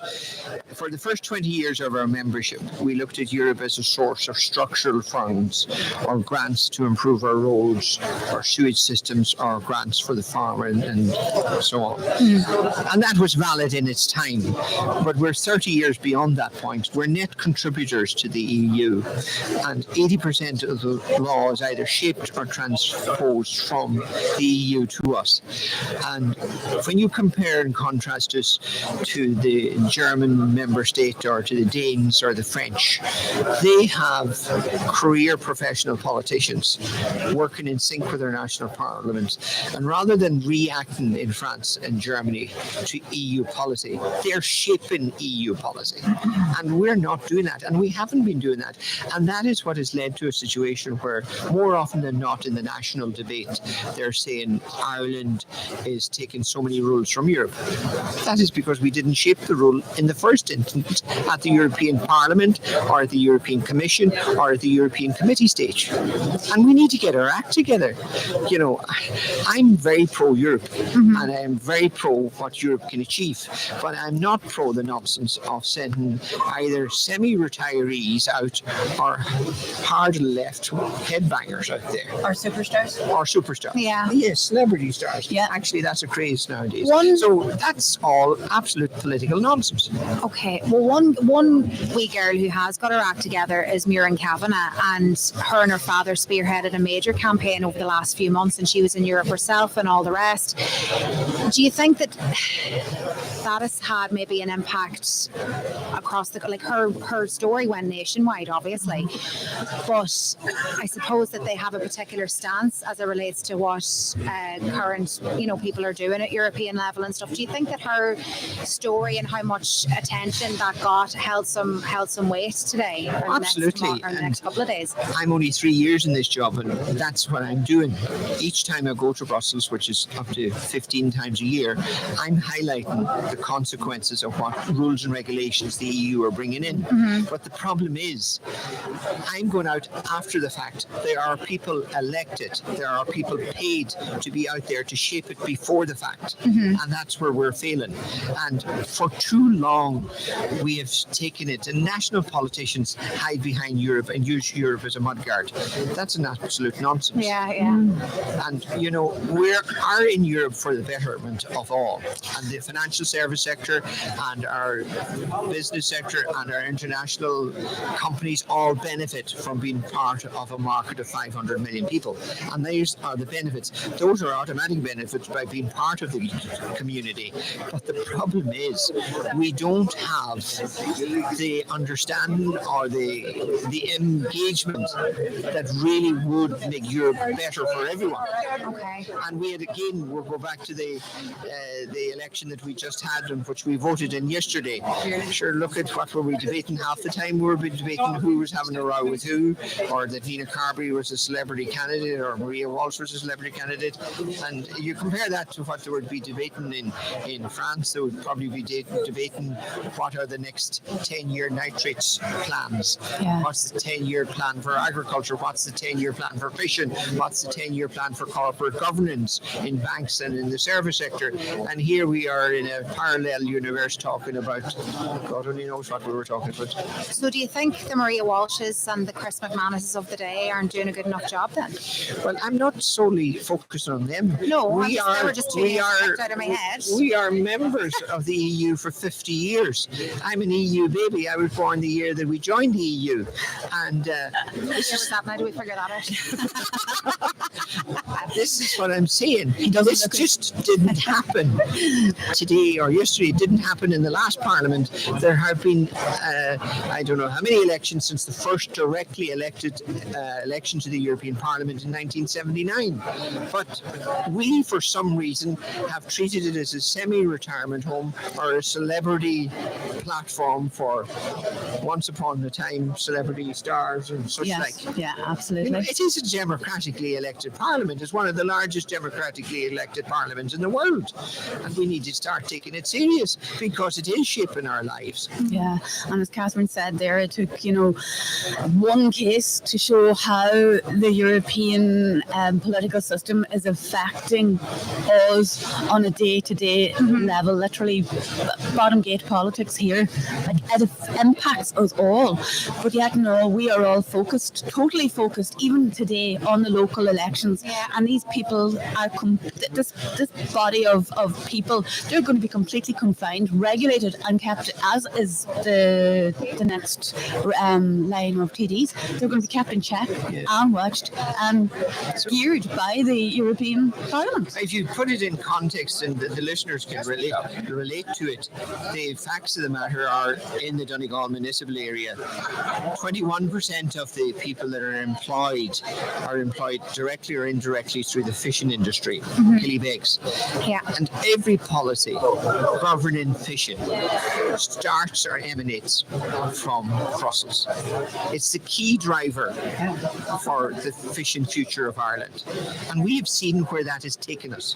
When I should be here talking about an industry that's worth 4 to 5 billion, employing 30 to 40,000 people in coastal communities where there's very little alternative, I'm not, because we've failed to engage at European level. We've failed to drive change from national level to European level, and we have failed to put people out there that, number one, had a first understanding of fishing, and number two, could do something about it. Yeah, and we've no one to blame, only ourselves. Yeah. And do you think, I suppose it's totally early doors yet, but whoever's been selected this time round will make any difference? Well, there's that again is like earlier comment, it's a two-way street. It is. It's not like Donegal Town is one, it's a two-way street. And there's where the people such as I, that's employed by the industry, to put forward the cogent argument to make these MEPs that are going to be elected, and it's a daunting task, it's a very big constituency, but myself, the general public, needs to feed into this argument, because we are at a critical point in terms of the Irish fishing industry. We either do something about it, or we will wake up in 2 to 3 years' time and it'll be gone for all time. And you know the way you've said, oh well, like the Irish government kind of passed the buck with it. Do you think that they ultimately have like a big decision to make, or big decision makers in it, or do you feel like who actually ultimately makes the decision on it is what I'm trying to say? Because the Irish government are saying one thing, you know, Europe are saying another. Do you know who ultimately has that responsibility to sort out? If you look at the principles of how the EU operates, it's actually operating on a very fair principle, whereby the legislation is drafted, it's engaged at national level by the national governments. It's then gone back to committee levels, which the elected people, representatives, the MEPs, amend, debate, and adopt ultimately. So you have input from national government, you have the oversight of the Parliament, and then the third and final oversight is by the Commission, and every member state has a commissioner. So there's multiple layers of scrutiny. But the point I'm saying is there's a failure to engage at the critical key times when these things are being drafted at European level. Okay. You know, because we've this mindset, the Europeans are talking about straight bananas and some nonsensical things like that. They're not. They're talking about things that, in terms of equality law, that shaped this country for the last 30 years, all for the better. Corporate and financial regulation, they shaped it all for the better. But our input is far, far under par. And that's what's so lacking. And that is what, in terms of the UK exit from the EU, it was a key point. Their government were like ours. It must be a post-colonial thing that we just don't get interested in something overseas. But that was one of the key factors that led to the UK leaving. And it must be, this is an understatement probably, so frustrating for the likes of yourselves to watch on, and as you say, very little being done and nobody banging the drum, as you say. It is very frustrating, because when you're representing a sector such as I do, you can see the potential and you can see how it can drive change and promote employment and be economic drivers in their respective coastal communities, and you can see all that, and you know other countries can see it because they're already doing it, and you're here banging your head against a brick wall in Leinster House and at political level, and then you go back to Europe and you see every other country manoeuvring to their own self-gain and benefit, and we're still stagnating. It is very frustrating, but it has come to a point that in the next 2 to 3 years, 5 at the outermost, that if we don't do something different, there's going to be nothing there to save. We'll park Europe now for the moment, but we will return and find out who is going into what has been deemed what did you call it again? Not you personally, but you said it's been deemed a retirement home. Yes. Well, we'll review that in a little while. Right, we'll go back to John Gerard Campbell joins us again. You were kind of on the ground there for a little while. What's stirring? Did you hear anything? Apart from some of the Inishowen people who are obviously relieved, some of them. Yes. Everybody else is like ourselves are waiting. There's people from all the districts here. Some people think it's a little slower than they would prefer. Yeah. It's going to be a very long day. every candidate you bump to is the first greeting is, well, what do you think? And at the minute, I'm no wiser than they are. I think it's interesting that I think I was saying this morning to somebody. It's a strange world, politics. So many candidates come in here this morning with really high hopes, and being a director of elections or whatever is one thing, but a candidate, it's the most public put down that anybody will ever get. You are being judged by your peers locally, and it's great if you win, and I've seen the candidates go on to great things. If you don't get anywhere, you get a very poor vote. It is taken by some candidates, and I've seen it over the years. It's a terrible humiliation. I feel sorry for candidates, and I think when people say, I'm going to run for the council or run for that, you've got to realise, look, there's going to be great highs in this, but it's an incredibly brave thing to do. Brilliant. An Yes, incredibly absolutely. brave thing to do, and people should be commended no matter what way the cards fall on the day, that they put themselves out there, they gave it their best shot, and all the rest. Yeah, I believe that totally. I admire and I respect anybody who put their name forward. That's why, for example, me personally, I would always vote. I think it's the proper thing to do on many fronts. But for the people who have the courage to go put their name forward, spend their time and money going out saying, well, look, this is what I believe in. Now, you don't have to agree with the person, but if the person is going out there saying, I believe whatever, you have the free choice when you get in there and vote. You can say, no, thanks, but no thanks. But it is a great thing to do, and every one of the candidates that are contesting in this election in Donegal today for the council deserve credit, and I do admire them, and I think there is nothing to be ashamed if you went out there, you believed in something, you put your name before the electorate, and if the electorate they maybe didn't agree with you on this occasion, that's not saying the next time. There's so many people in the council in Donegal that were rejected, and I use that word carefully, once, twice, three times, but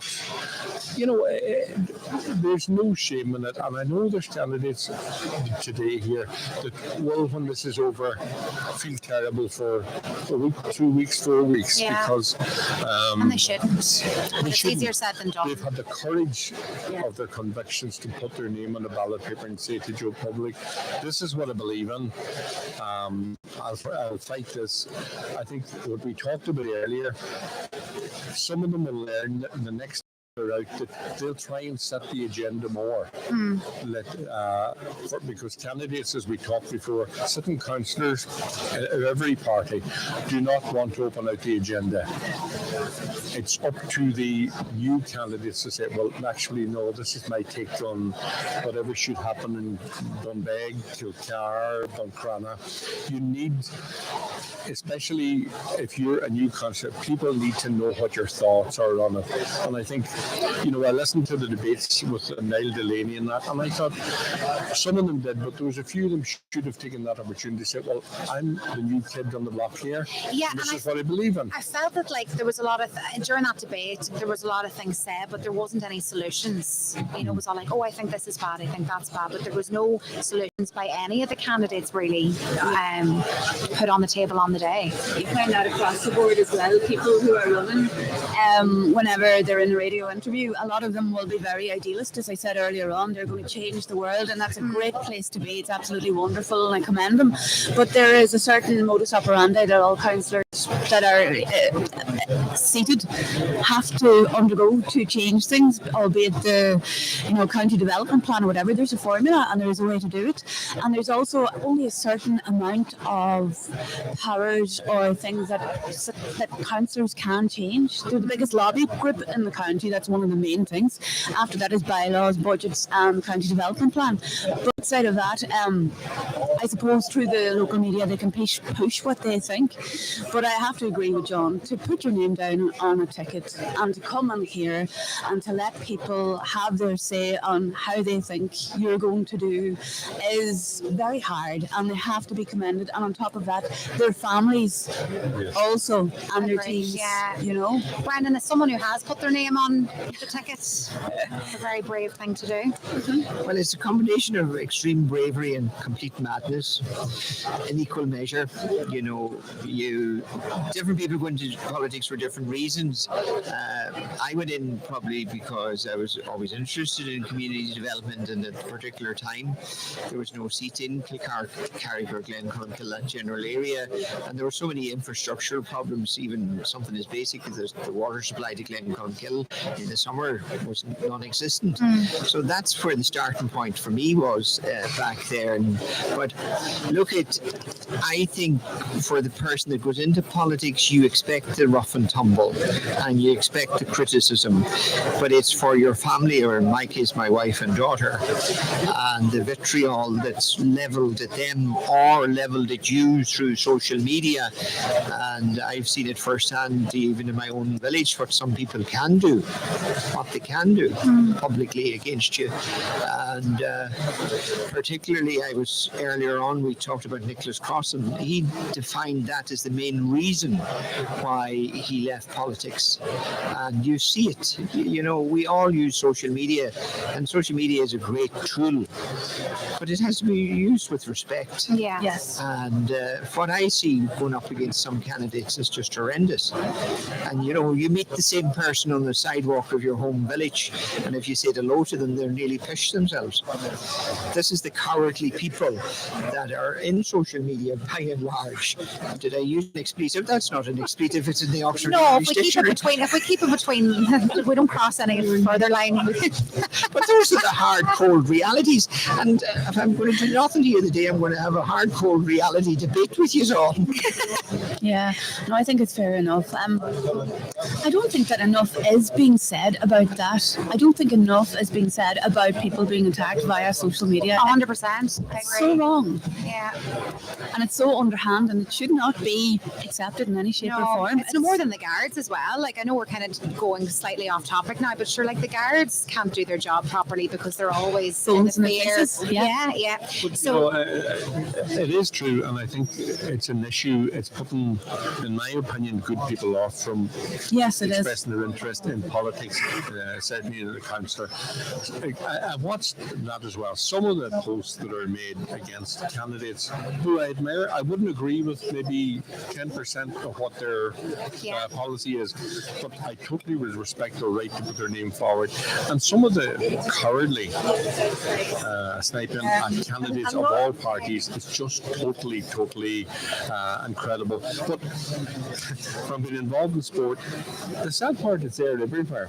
Yeah. I've seen great volunteers in sport being lambasted by people late at night when they have courage to post. And I think it's an issue, and it's stopping, in my opinion, people from going forward in politics, and it's stopping people from volunteering in sport community things. We say, "Oh, I'm not going to do it because I'll get hung out to dry on social media." But the reality is that you have a medium platform that's there that is of immense benefit, because a lot of people get their news feed, although we can talk about algorithms and how that can be manipulated in greater detail, but it is by and large a positive platform.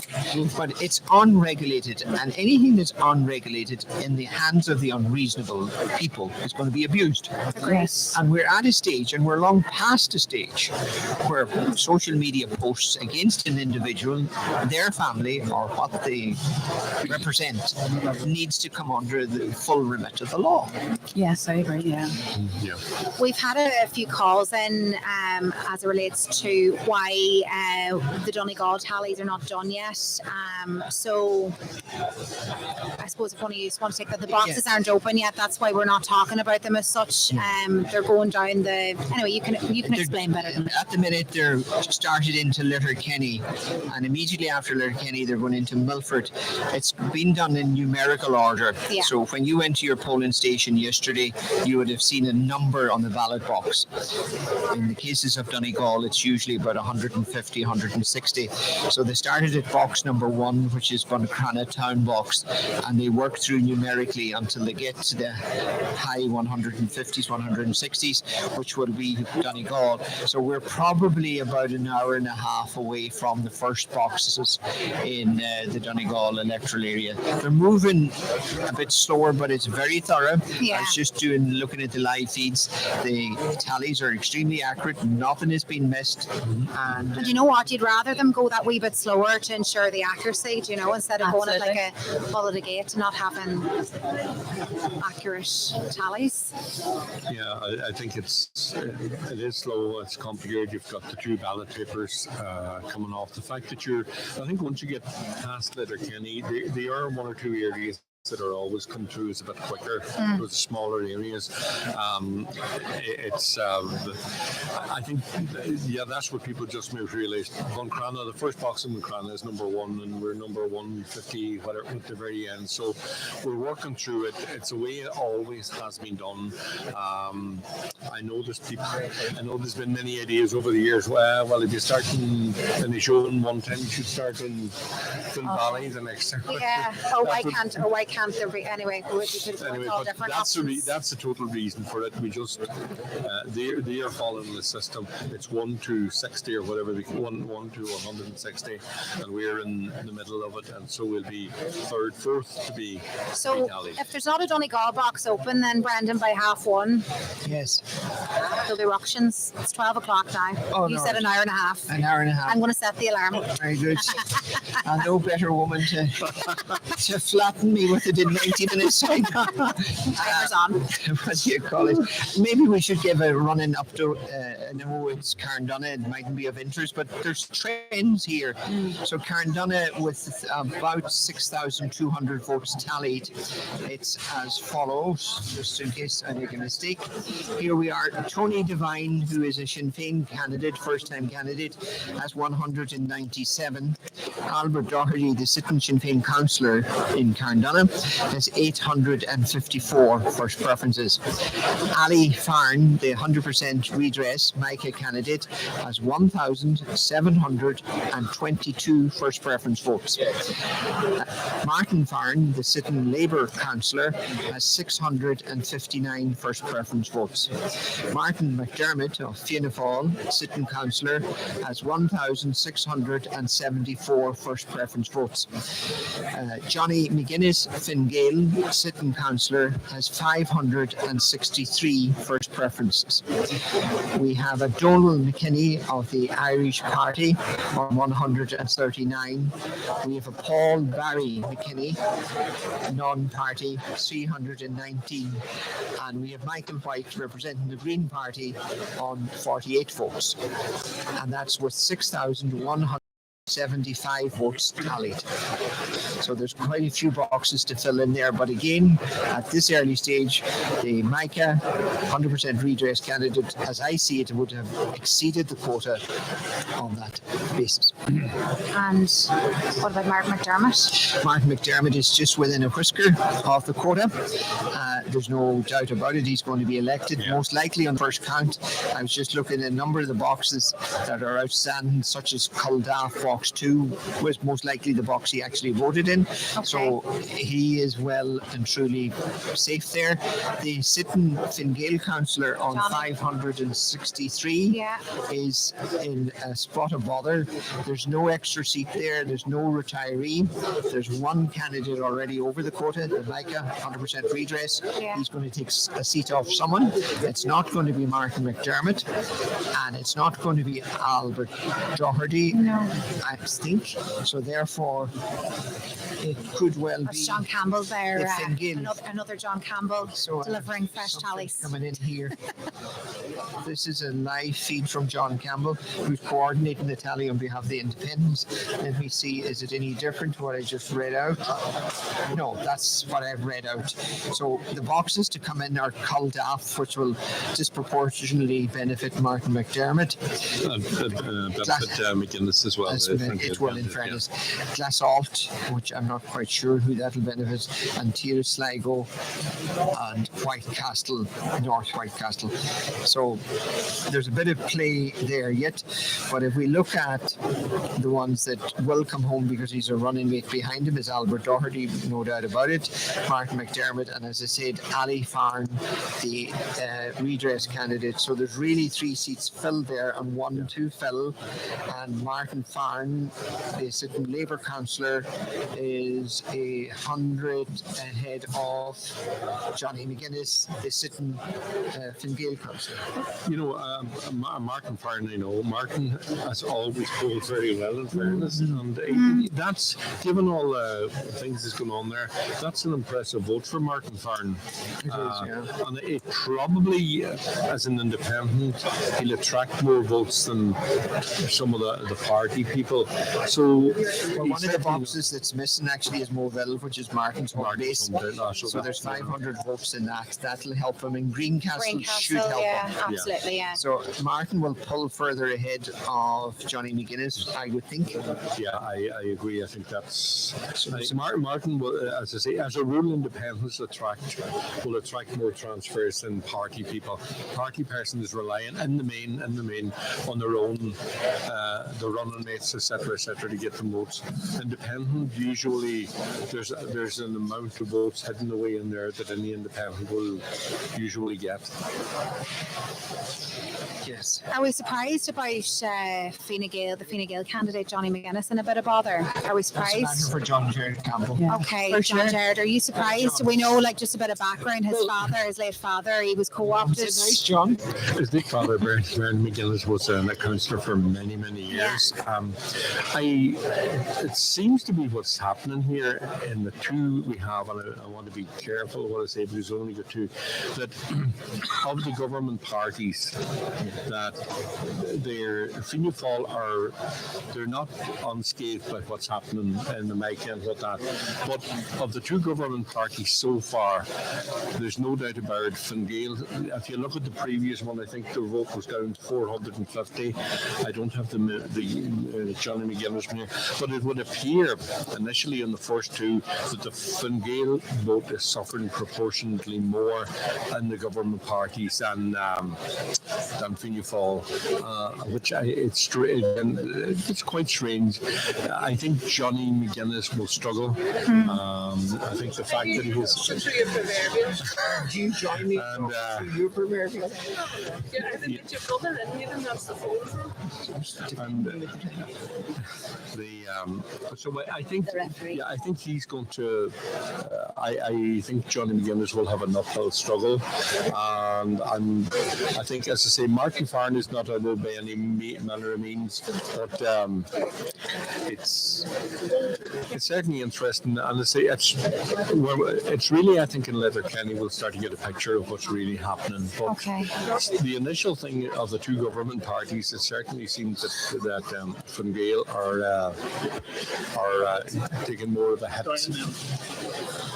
Are taking more of a hit because that in both Inishowen and in this one here. So yeah, I think Johnny McGuinness at the minute has an uphill battle.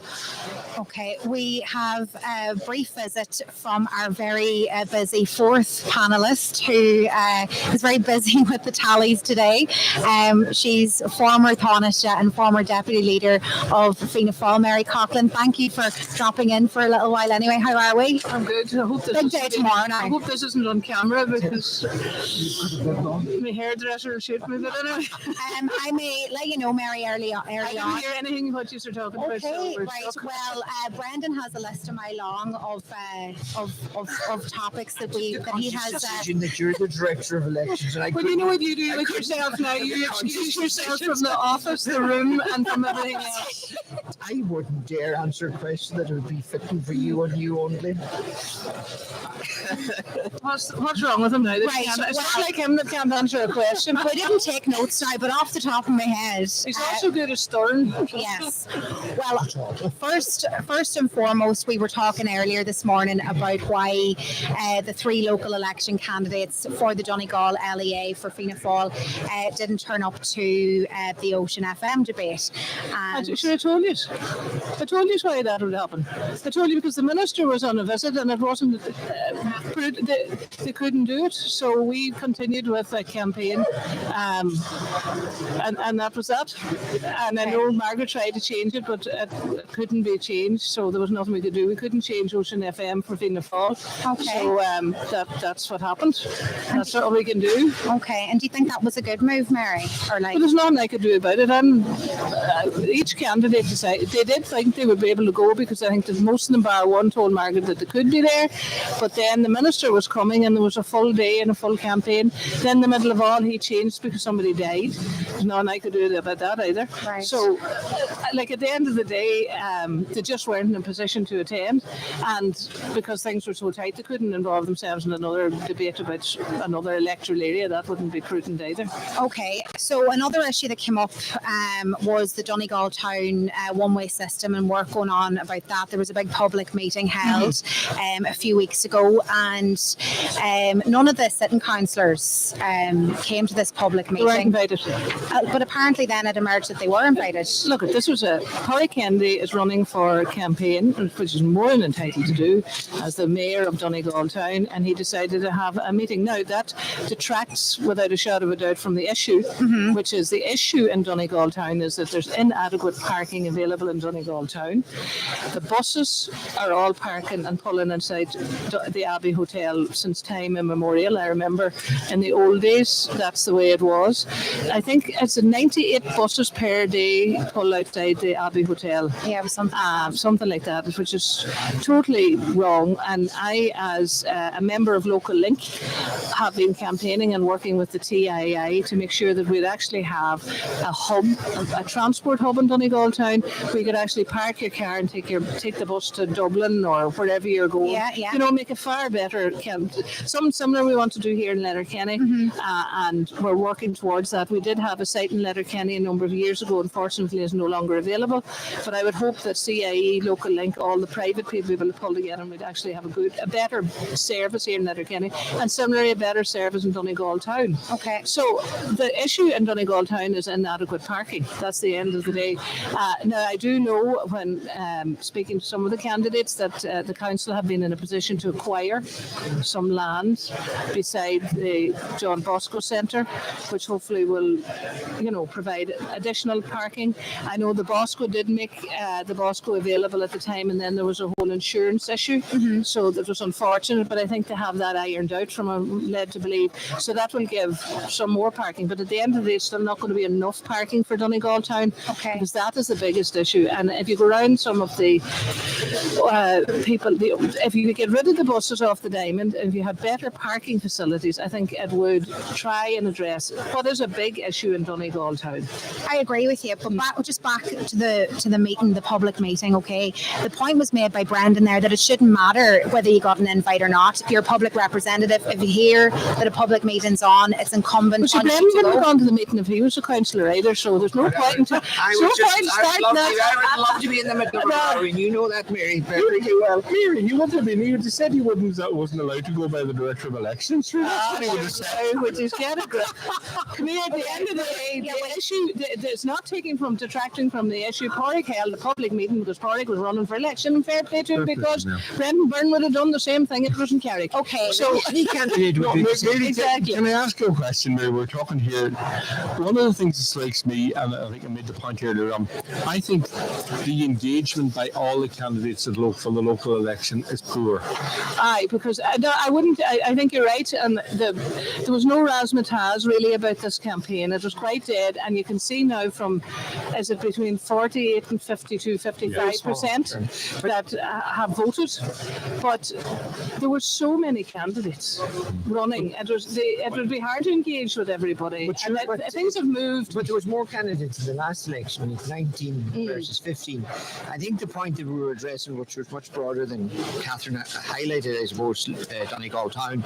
But if you were to look at the entire 4 weeks of the campaign, with the exception of that one solitary meeting in Donegal Town, for whatever reason it was a meeting, there was no issue-led debate anywhere No. in the course of the entire campaign. And you In the whole saw council election campaigns where you were coming out of your ears with issues. Aye, but I was targeted because it was a pregnant. TD. And pregnant at the time, as I remember, on occasions when you were fighting elections. But what we're saying here, and I think it feeds into what you're saying, that the turnout, and I'm looking at it in some boxes, is as low as 44 and 43 and 48% for a council election. Yeah. You know, if you roll back to the 1991 council election, you were talking about 68 to 71%. And this is what is going to dumb down politics eventually. The lack of, and the fear of, perhaps, of leading a debate or having issue-led campaigns. You know, you would being objective that there was no issues of concern at all from Bundoran to Glencoe if you did an analysis of the last 4 weeks, because there were no issues.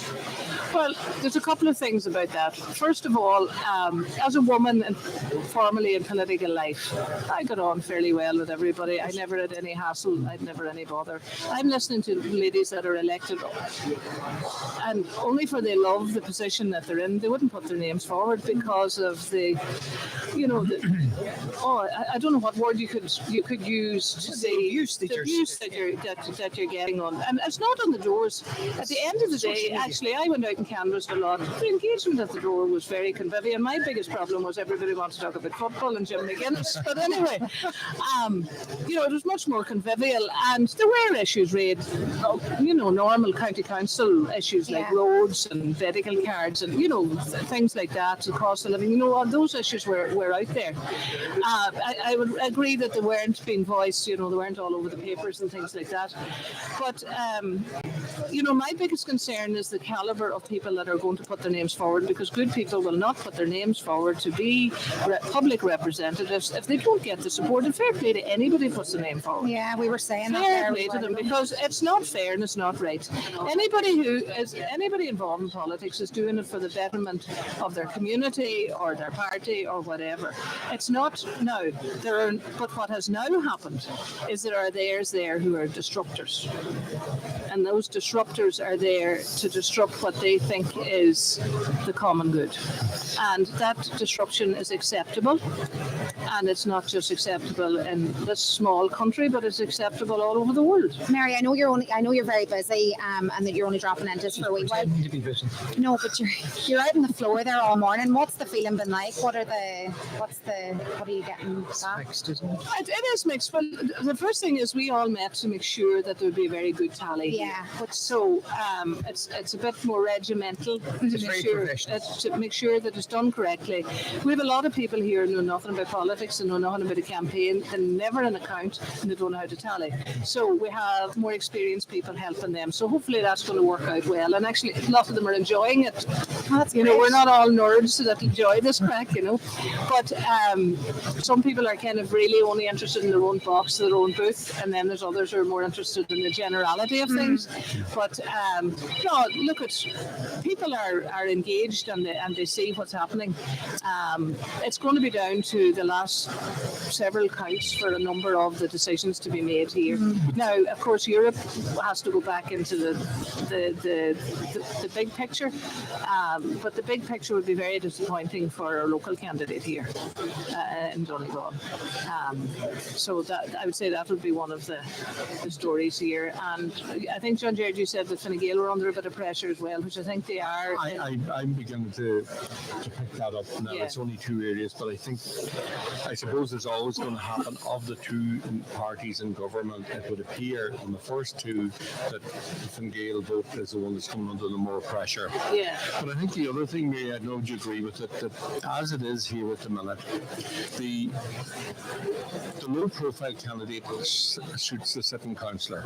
If you're a new candidate, you really want to take up an issue, preferably locally. Yeah. And I think that's where, not any particular party, but all the newer candidates in our area, for example, I think that's where they missed the trick. The sitting councillor are quite happy to let the they didn't want any trouble. Of course. And that's a tactic in itself. That is. You know, if you're an incumbent, you keep the head down, and if you're a new guy on the block trying It's right, trouble. We fight like hell. Yeah. The onus is on the new candidates. Now, I know from your experience as Director of Elections, it's a tricky balancing one, Mary, because you have the sitting councillor who say, sleeping dogs lie, and the new councillors who say, oh, there's an issue.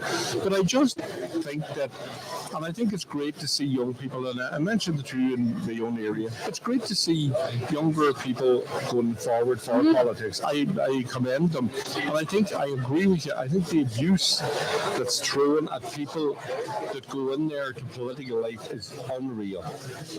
I think something needs to be done about it, because what's going to happen, you are going to get a lot of people who are valuable to the political system and say, I see what's coming up on Facebook there for my.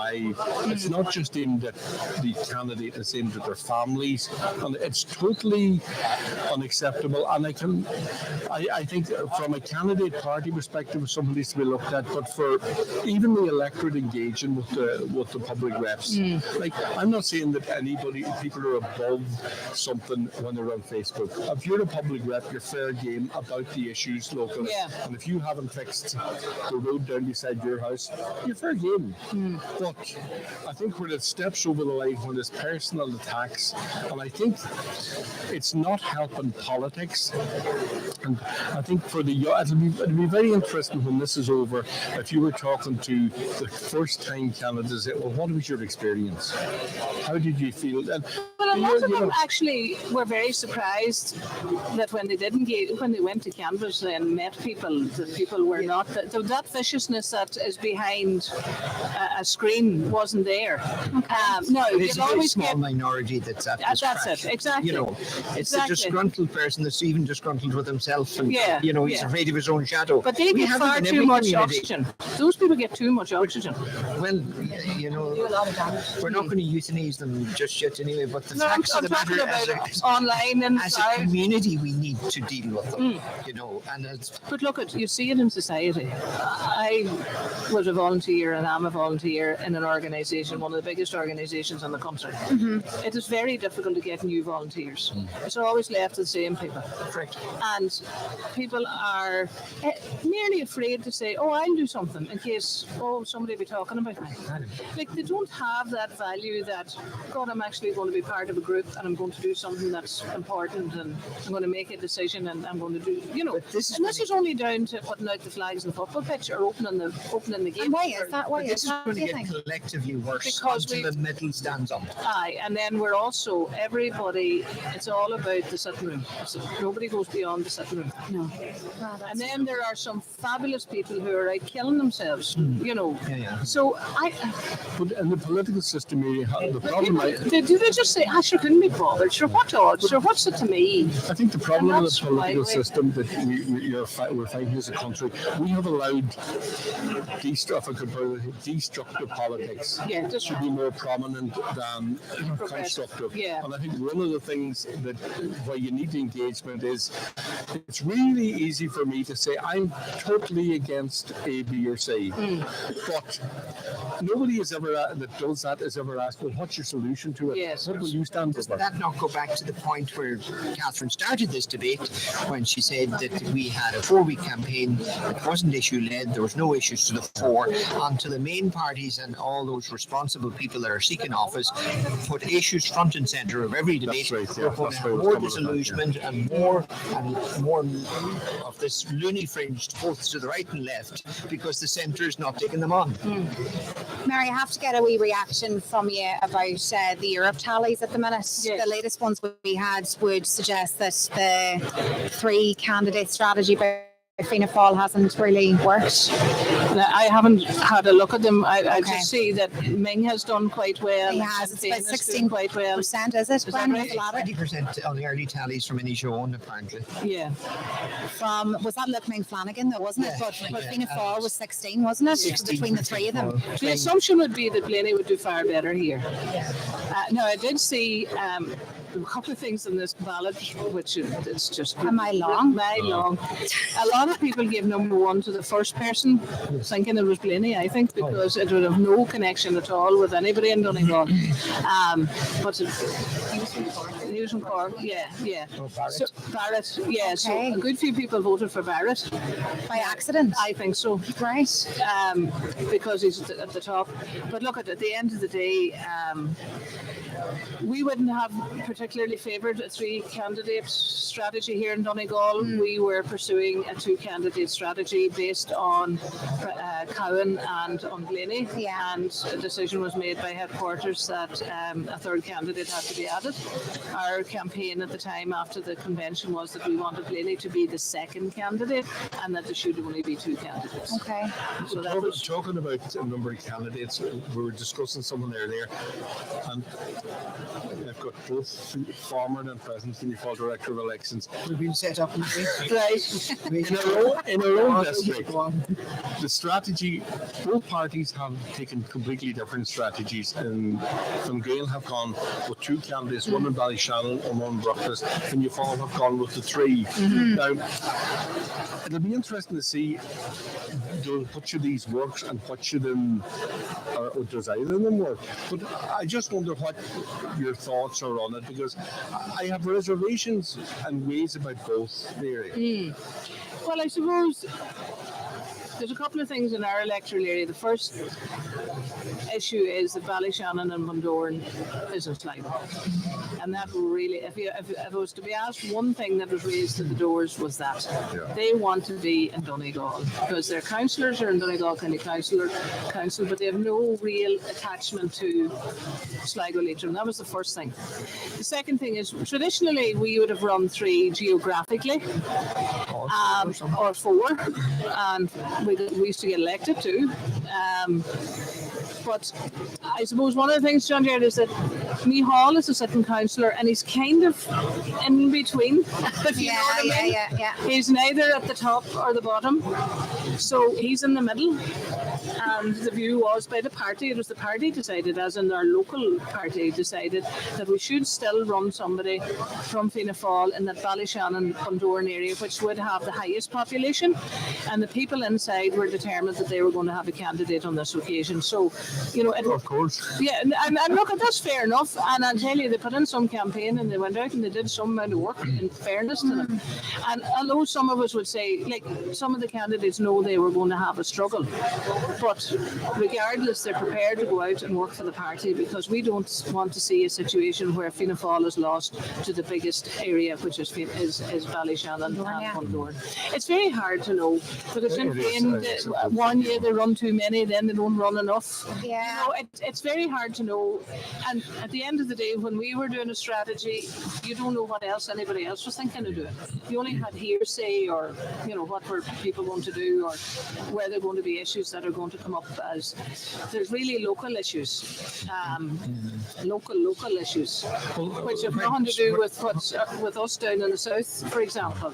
So, you know, it's hard to get a mix of where we're at. Well, when it comes to strategies, if it's completely wrong, it's the director of elections' fault. That should be you. But if it's completely right, the party got it right. You can't win, really, Mary. But I suppose My job was to make sure that everybody got on the ballot paper, that everybody did their canvas cards, that everybody did their work, and that everybody would do their you're utmost to really get finding the elected. job now, Mary. I am. Because I didn't want to be the director of elections. My view, I'm chairman of Donegal Fianna Fáil. But That's my the job. bottom line, I'm the chair. the specific question about a 3-candidate strategy for Fianna Fáil, I think they had no alternative other than to run 3 candidates. Actually, if you ran 2 in the case of Fianna Fáil, it wouldn't have worked. 3 will work better, and it's going to be a very tough election for Fianna Fáil. They're strong incumbent. They were candidates. also very, very angry that there was political interference in the last election where someone was imposed. So the party decided themselves, the representatives, the party. And like, I respect the fact that the party, that's what they wanted, and they wanted 3, and there was a lot of engagement engagement with them for a long time. The same party imposed a third candidate in the Europeans. Yeah. Which is a much. Well, I'm talking about the local representatives now. And that's what their own convention. And that's what parties do. They take a conscious decision at a particular time. I think, if you look at the other side of the coin, Fine Gael thing, I'm not convinced that having a candidate in the very southern part of it in Ballyshannon and having somebody in Killybegs, Brookwas, and conceding Mount Charles, Donegal Town, Lahi, Ballantrae is a clever strategy either. We'll see later on today, but I'm just not sure, because let's look at the issue, Mary. Yeah. There was an extra 1,000 votes thrown into the system when Tom Conaghan pulled out. Now, but I'm not convinced that strategy is right either. By the way, I'm not sure yet. The two you would need to get realistic. The facts of the matter of for Fianna Fáil or for Fine Gael, the candidates weren't falling out of the trees anyway. Yeah. And you were very lucky to get 3 candidates, and you were very lucky to get 2 Who are you representing today yourself? I'm no longer a member of Fianna Fáil, and that's widely known, so I can represent I'll represent the people, actually. Another day, huh? I'll represent the contrarian view. Oh, well, I'm glad the contrary vector's coming out, So the contrarian means opposite, not I'm talking about contrary. my politics is done and dusted. But no, I think it's very hard to know. Like, if you have too many people running in one area, one's going to cancel out the other. Yeah. Yes. If you have too few, somebody's going to be stuck. Like, Mickey McMahon waited a long, long time to get elected the last election because he had nothing coming back to him, because he had nothing behind him. No. He was late to him. So Sean McAniff, that happened, Sean, on several occasions, even though he had a very, very high vote, because of our PR system. You have to wait on the votes to come back, and it always depends on, can you stay ahead of somebody else that'll actually put you in. So I suppose that's what makes politics very interesting in Ireland, that your second, third, fourth, fifth preference can actually make a difference.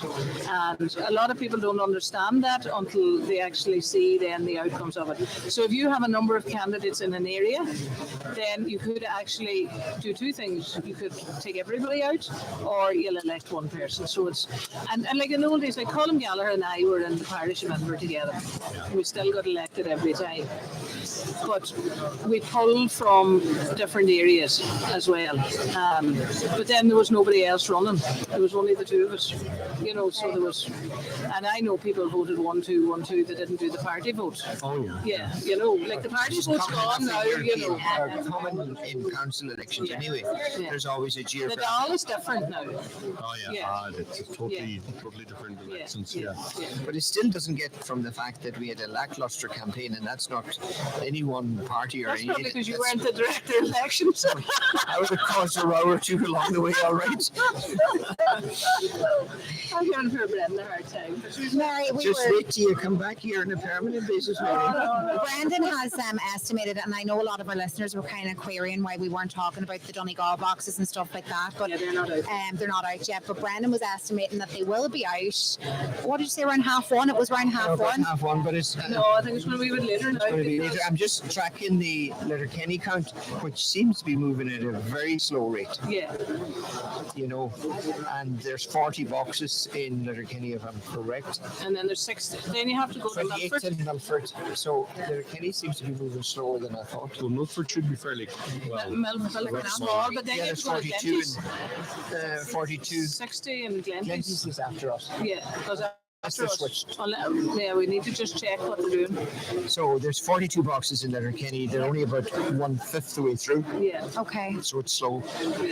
so it's not going to be 1:30. That's what you're saying. No, because Milford is 28 boxes after that. And I'm not. More like half 2 or 3 o'clock. Yeah, it looks that. Yeah, it'll be a long time. But it's a very thorough.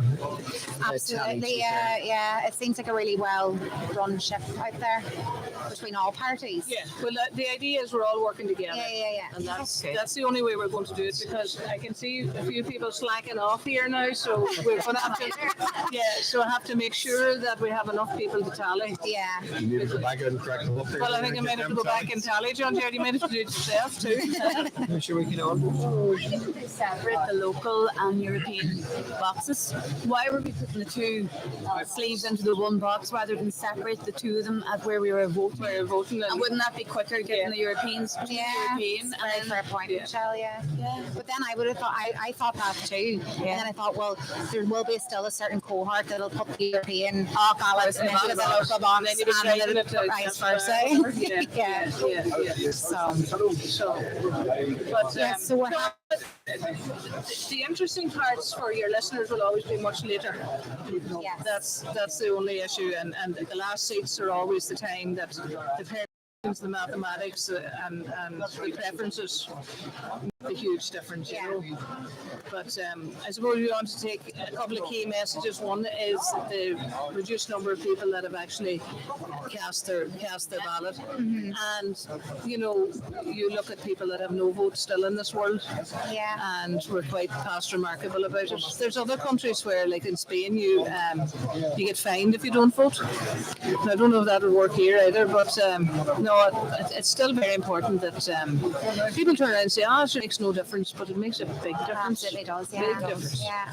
You don't realise. We've all been in counts, Mary, and you know where seats have been won and lost by 2 and 3 votes in the Donegal area. Yes. It does make a difference. Huge difference. Yeah. Do you remember Ben Briscoe? Was it 5 days, 6 days we counted? Just one vote. One vote. We're hoping the would. It went to court and everything. Yeah, that went to court and everything. So, you know, there's one vote can make a difference, and that's what people don't realise. Around here, James McQuarrie and Calder Carr. Yeah. 1985. Are you disappointed at the turnout, Mary, overall? But I'm just one of these conservative people that feel that people should vote, and that there should, in a local election, you should be on 65-70% minimum. Minimum. Yeah, especially when it is so local, and 99.9% of the people will know the people that are running. Yes, exactly. You know, it's not that they're blind strangers. Like the people do actually know everybody that's running. But you know, Europe, it's a bit different. You know, they don't necessarily know the people as much. And that's probably why they run them on the one day to get them out. If they come out for the locals, they'll vote for the year. But I think it is, you know, it is worrying in the local elections where everybody knows everybody, the candidates, that we still just over half the people that are entitled to vote have bothered to vote. That I would find a wee bit worrying going forward. People are not engaged. But you see, you create a vacuum then for others who are the disruptors. I agree with you on that. And that's what you do. And that middle ground isn't expressing itself. They finished Carndonagh. Yeah. Yes. Do you want the results? Yeah, how it is going. You go first, So Carndonagh is finished. The voter turnout was 53.1%. So in terms of, we have Devine, which is a new candidate, Tony Devine for Sinn Féin, 261. The sitting councillor for Sinn Féin, Albert Doherty, is on 1,000 votes even. Ali Farn, 100% redress, 2,223 votes. The sitting councillor for Labour, Martin Farn, 991. The sitting councillor for Fianna Fáil, Martin McDermott, 2,050 first preference votes. The sitting councillor for Fine Gael, Johnny McGuinness, 736 votes. We have Donal McKinney of the Ireland Party, 168, and we have Paul Barry McKinney, non-party, 383, and Michael White of the Green Party on 60 votes. 7,872 votes cast. cast. Projected quota will be 1,575. So you have 2 candidates well above the quota on the first count. Yeah. But it would seem the Micah candidate's going to, well, you wouldn't know yet, but with Mark McDermott topping the poll the last couple of times, do you think he'll do it again? No, Seem that way. That's the final count. Yeah. There's no boxes missing based on the news feed, so that's a complete tally. So Martin loses top of the poll by 170 votes, maybe. A phenomenal result by Ali Farn. Yeah. I'm not quite sure where they're based. What's the exact location? Malin, I think, is it up Malin? Yeah. So that may help Johnny McGuinness. It'll be a straight race between Johnny McGuinness of Fine Gael and Martin Farn, the Mobile-based Labour candidate, long-term councillor in that area. There's about 260 votes between them in the favour of Martin Farn, and Sinn Féin are sitting with 1,261 between the 2 candidates. At that, I doubt if they will be caught. Albert Doherty will retain a seat. So the real story in Carndonagh is a shootout between Johnny McGuinness and Martin Farn for the last seat. But that's what we expected. Yeah. Because it's an issue-based. There. Like the redress party. And we've had experience of issue-based campaigns for years. Yeah. Like we've had MMDS was an issue-based campaign for one term. So there are a lot of issue-based things. This is kind of I suppose to be fair to it, it is broad-based. It's affecting so many Yeah, households. it's in more than one electoral area too. And, but now you can see that Nicholas Crossan's seat has gone to 100% redress. Yeah. And whichever seat is at Farn or McGuinness, that seat will have also gone now to redress. So they'll have at least 2 councillors, but both have exceeded the quota based on tallies. You said before that was absolutely vital for them to achieve that. Yes. If you have an issue that's been part of a political debate for 8 or 9 years and they choose to become political and register as a party, you're rolling the dice and you to make absolute sure that you can get elected, and they have to, and that will justify their transition into the political arena. Yeah. And, Will there be a party that lasts? Like, will they have? No, that's the question as well. And will this have an impact on the outcome of the next general? well, when you seek elected office on a platform, which they have now done, the onus of responsibility is on them to deliver that.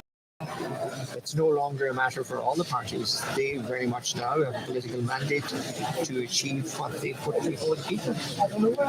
I think you raise a very important point when you say we'll have an influence on the next general election. And I think what's really interesting, if you look at the effect on the Sinn Féin vote in Inishowen so far in relation to the redress, it hasn't affected Sinn Féin practically at all.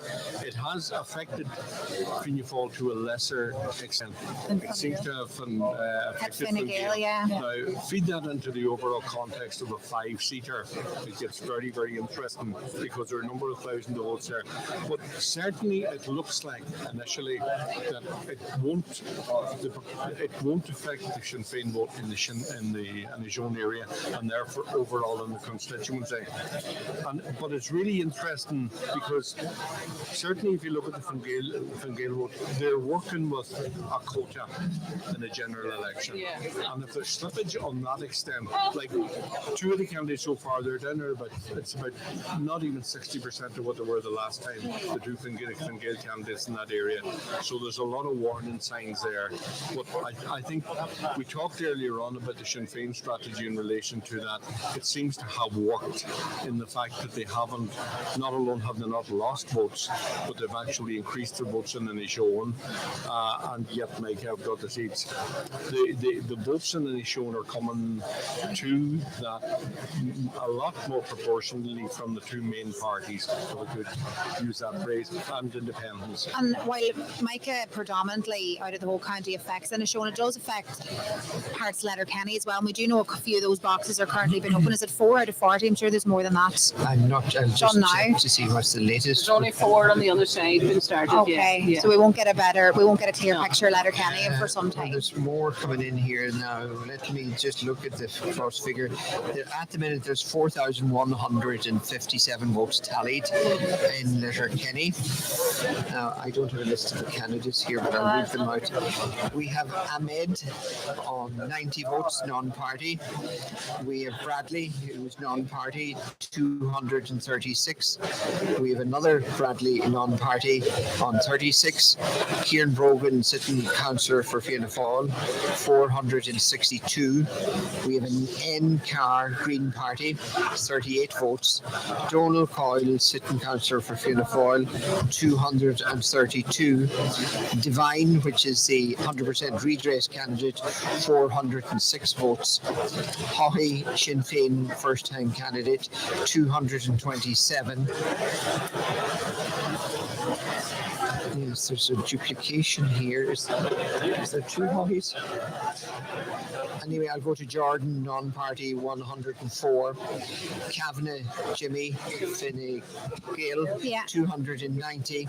Kelly, Donal, Fianna Fáil, sitting councillor, 776. McBride, Michael, non-party, 562. McCloskey, the Ireland Party, 36. McLaughlin, Labour, 54. McMorrow, I think is. Let me see I need a tally sheet. You don't have a tally sheet for I have the list here now, but it's a bit late for you, I'm afraid. It's Sinn Féin. Oh, McMonigal. My apologies, McMonigal. 275. O'Donnell, non-party. John, 4. Mary T. Sweeney, into 186. Okay, I have the list.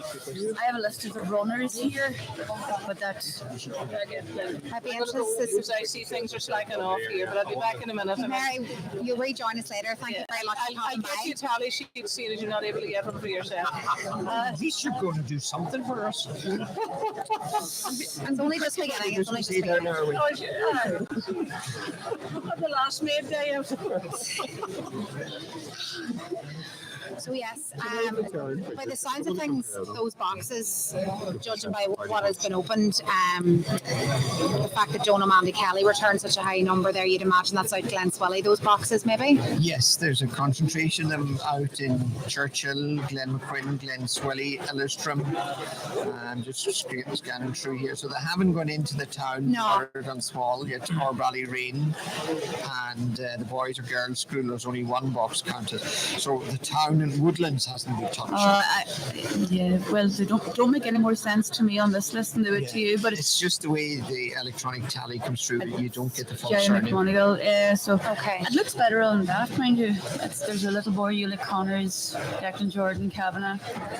Yeah, we need the That list. second surname that I couldn't pick up was Ulick. Can you give me the card figures? I want to compare them with the last time to see where we're.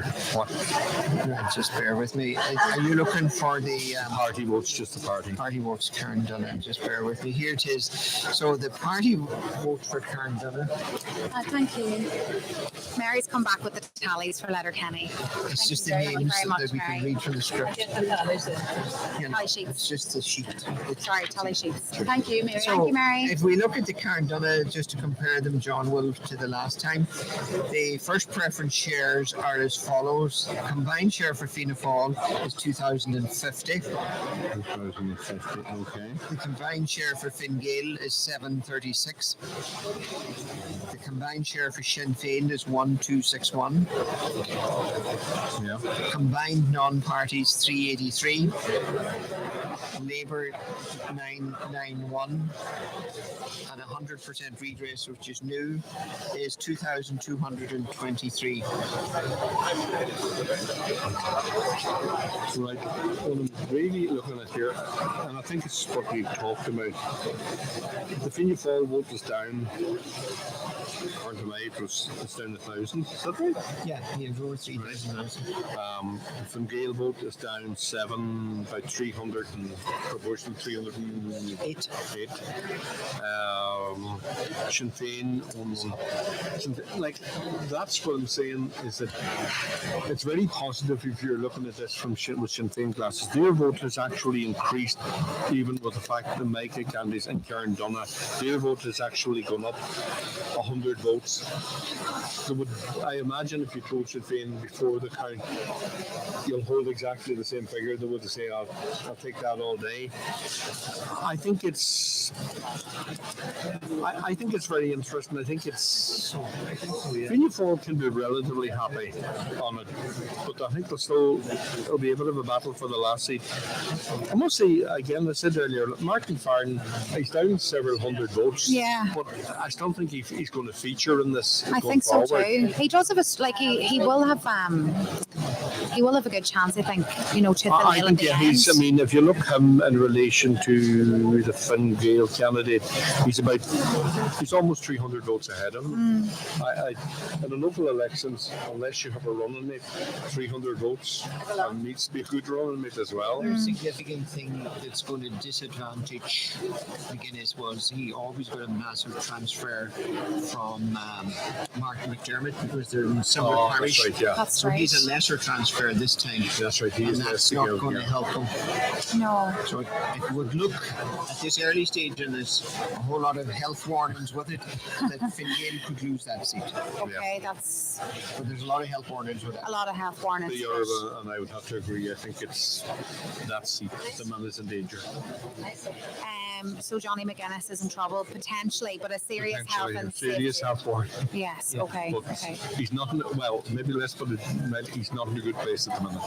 Right. And that, unfortunately, people did kind of call that, didn't they, from the offset? Yeah. Didn't they? Yeah. I have been asked to clarify as well that Pádraig Kennedy, who's obviously the independent candidate in South Donegal, did not organise that meeting. That's obviously the public meeting on the one-way system. In Donegal Town, he was asked to chair it. So that was in line with what was in the media anyway. Yeah. I don't know what was said. Maybe something was said here earlier this morning, but he chaired it. He did not organise it. And if I was a candidate such as he, I would have chaired it too. It was the right thing to do. That's why you go before the electorate, is to champion issues and to show leadership. Even in fairness to him, if you're using the other criteria that we were talking about people the candidates not engaged, and he chaired it, he engaged. So it was a good, sensible political thing to do. And, fair play to him. He grasped an opportunity, which is what politics is about. So Mary Coughlin thinks that it'll be another couple of hours before we get any word from the Donegal LEA tallies. Well, judging on the pace that it's now moving at, she Yeah. would be correct. Okay. Although I'm looking at the Letterkenny tally that I looked at there a while ago, they're about halfway through it.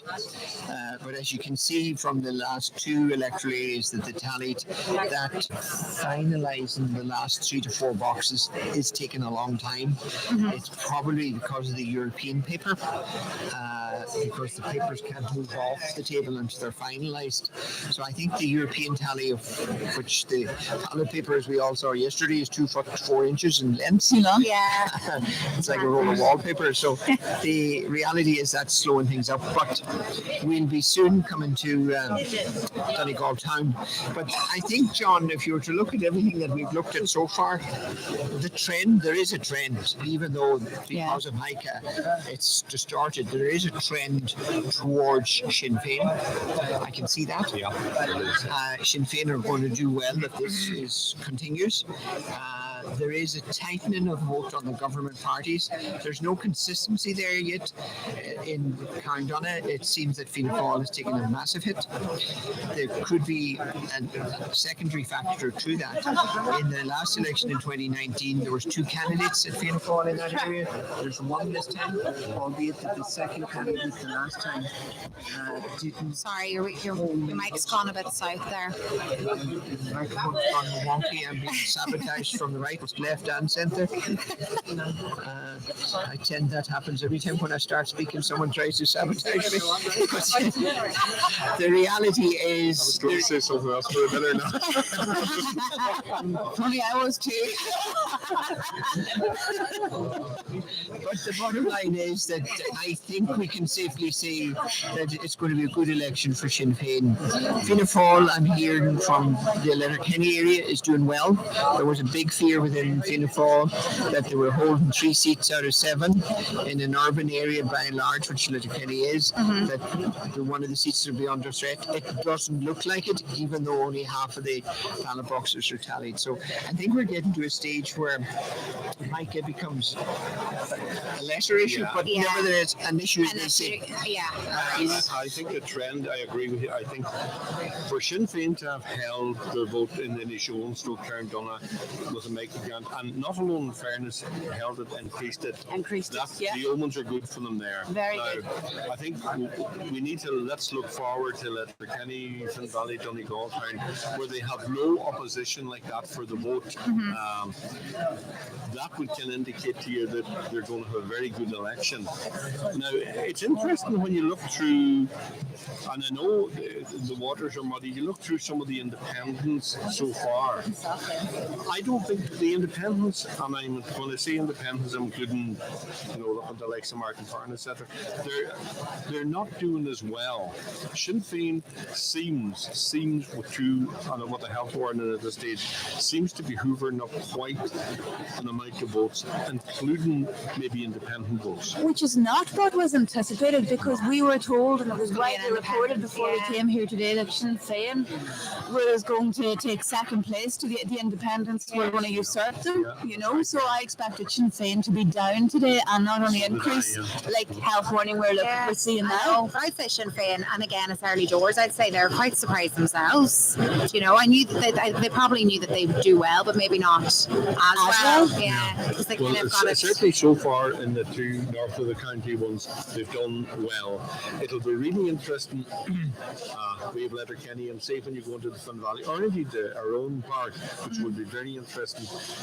If proportionally there's a more and more of an increase, it opens up the possibility of, for example, in my own area, how did Linda Boyle the candidate, and so this feeling that the independents they're not doing bad, but they're not doing brilliantly. Fianna Fáil proportionally are holding their own a fair point to a fair extent. So far, if you were the Fine Gael Director of Elections for the county, you would certainly be worried about the first vote. Is he the Fine Gael Director of the county? I don't know who he or she is, but if I were them, You I would remember be that very... sequence, Where's Wally? Where's the Director of Elections? It's my turn to get back into jobs. I think we need to fairness. Seeing we talk to the Fianna Fáil Director of Elections, the Fine Gael Director of Elections, you present she wasn't the Fianna Fáil Director of Elections. She just organised a few debates and the canvas cards and handed in the nomination papers. Were you not listening to her? Oh, well, don't worry. There's a lot more things to be discussed with the Director of Elections yourself. But Fianna Fáil certainly have always had quite a strong vote in Letterkenny, and I wouldn't say, as you've touched on, even though it's early doors, that would change in any way. Even though Sinn Féin has quite a good second candidate in Sandra Haughey as well in Letterkenny, but Jerry McGonigal, you'd imagine, would be safe. You would. Just got a text message from across. So the Donald Mandy is up 40 votes in Glendale, and he's up 50 in Bomini and New Mills. So that's his first election. So he seems to be doing well. If he's up 90 votes between 2 boxes in the current climate, that's He would be a strong, in fairness, he's a strong candidate. Yeah, great. Yeah, well, that's good. And Jimmy Kavanagh, Fine Gael Letterkenny candidate. How do you think? Well, let's look at the latest to see has there been any further information sent into us here. Just bear with us.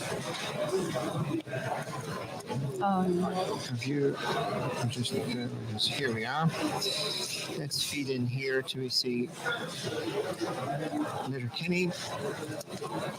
So the position, there's 5,200 votes now Okay. collated. And look at Kavanagh, he's running at 392, but bearing in mind the majority of the town boxes are not in play. You have Ballyrain, one box in. I think he got 54 first preferences. And in the courthouse box, the smaller of the courthouse boxes, he got 42. Okay, the polling rate would be slower there, but then there's quite a number of candidates. But I wouldn't get concerned yet. I think he'll improve as the day goes on. So if you compare Jimmy Kavanagh, for example, in 392 to the sitting Fianna Fáil councillor Kieran Brogan, who's on 553. So they're quite evenly placed there. And Donald Mandy Kelly, the other Fianna Fáil councillor, is now over 1,000 votes. He's on 1,037. So he's certainly polling well, but the ballot boxes are coming in from his area. Yeah. And just let me get to the 100% redress candidate, who's Divine. Sean Thomas Divine, 497 first preference votes. So that's a credible showing. Yeah. And he's polling 9.4% of the first preferences tallied so far, which is up there with the best of them. Michelle. I wonder how Mary T is doing in that my area, apologies. because that's going to be very interesting, because people are saying that she will fare quite well today, Catherine, Yeah, I've actually heard that too in the last couple of days. I've been Mary chatting T with is on 245 first preferences, 4.6% at the minute. And Old Town and the town would be her area. Yeah. Right, I'm just checking, has anything come in from Old Town? Not yet, or the town. So our main area has to come into play yet. And so look at it to play for yet. Okay. So how many boxes is the latest that are open? Do we know? I just want to know how quickly we can get to Donegal. We're actually it doesn't give the number of boxes, but 5,819 votes are tallied. Okay. So it's about halfway, I would think. Not so bad. And then Milford, which is a very small electoral area consisting of 29 ballot boxes, has to be done then. Okay. And then we're into Donegal. Listen, we'll take a little break now, but just to remind our listeners that our coverage today and tomorrow is with thanks to the Sandhouse Hotel and Marine Spa in Rossnowla. It was recently awarded Best Employer on the Wild Atlantic Way by Falch Ireland. Back after these.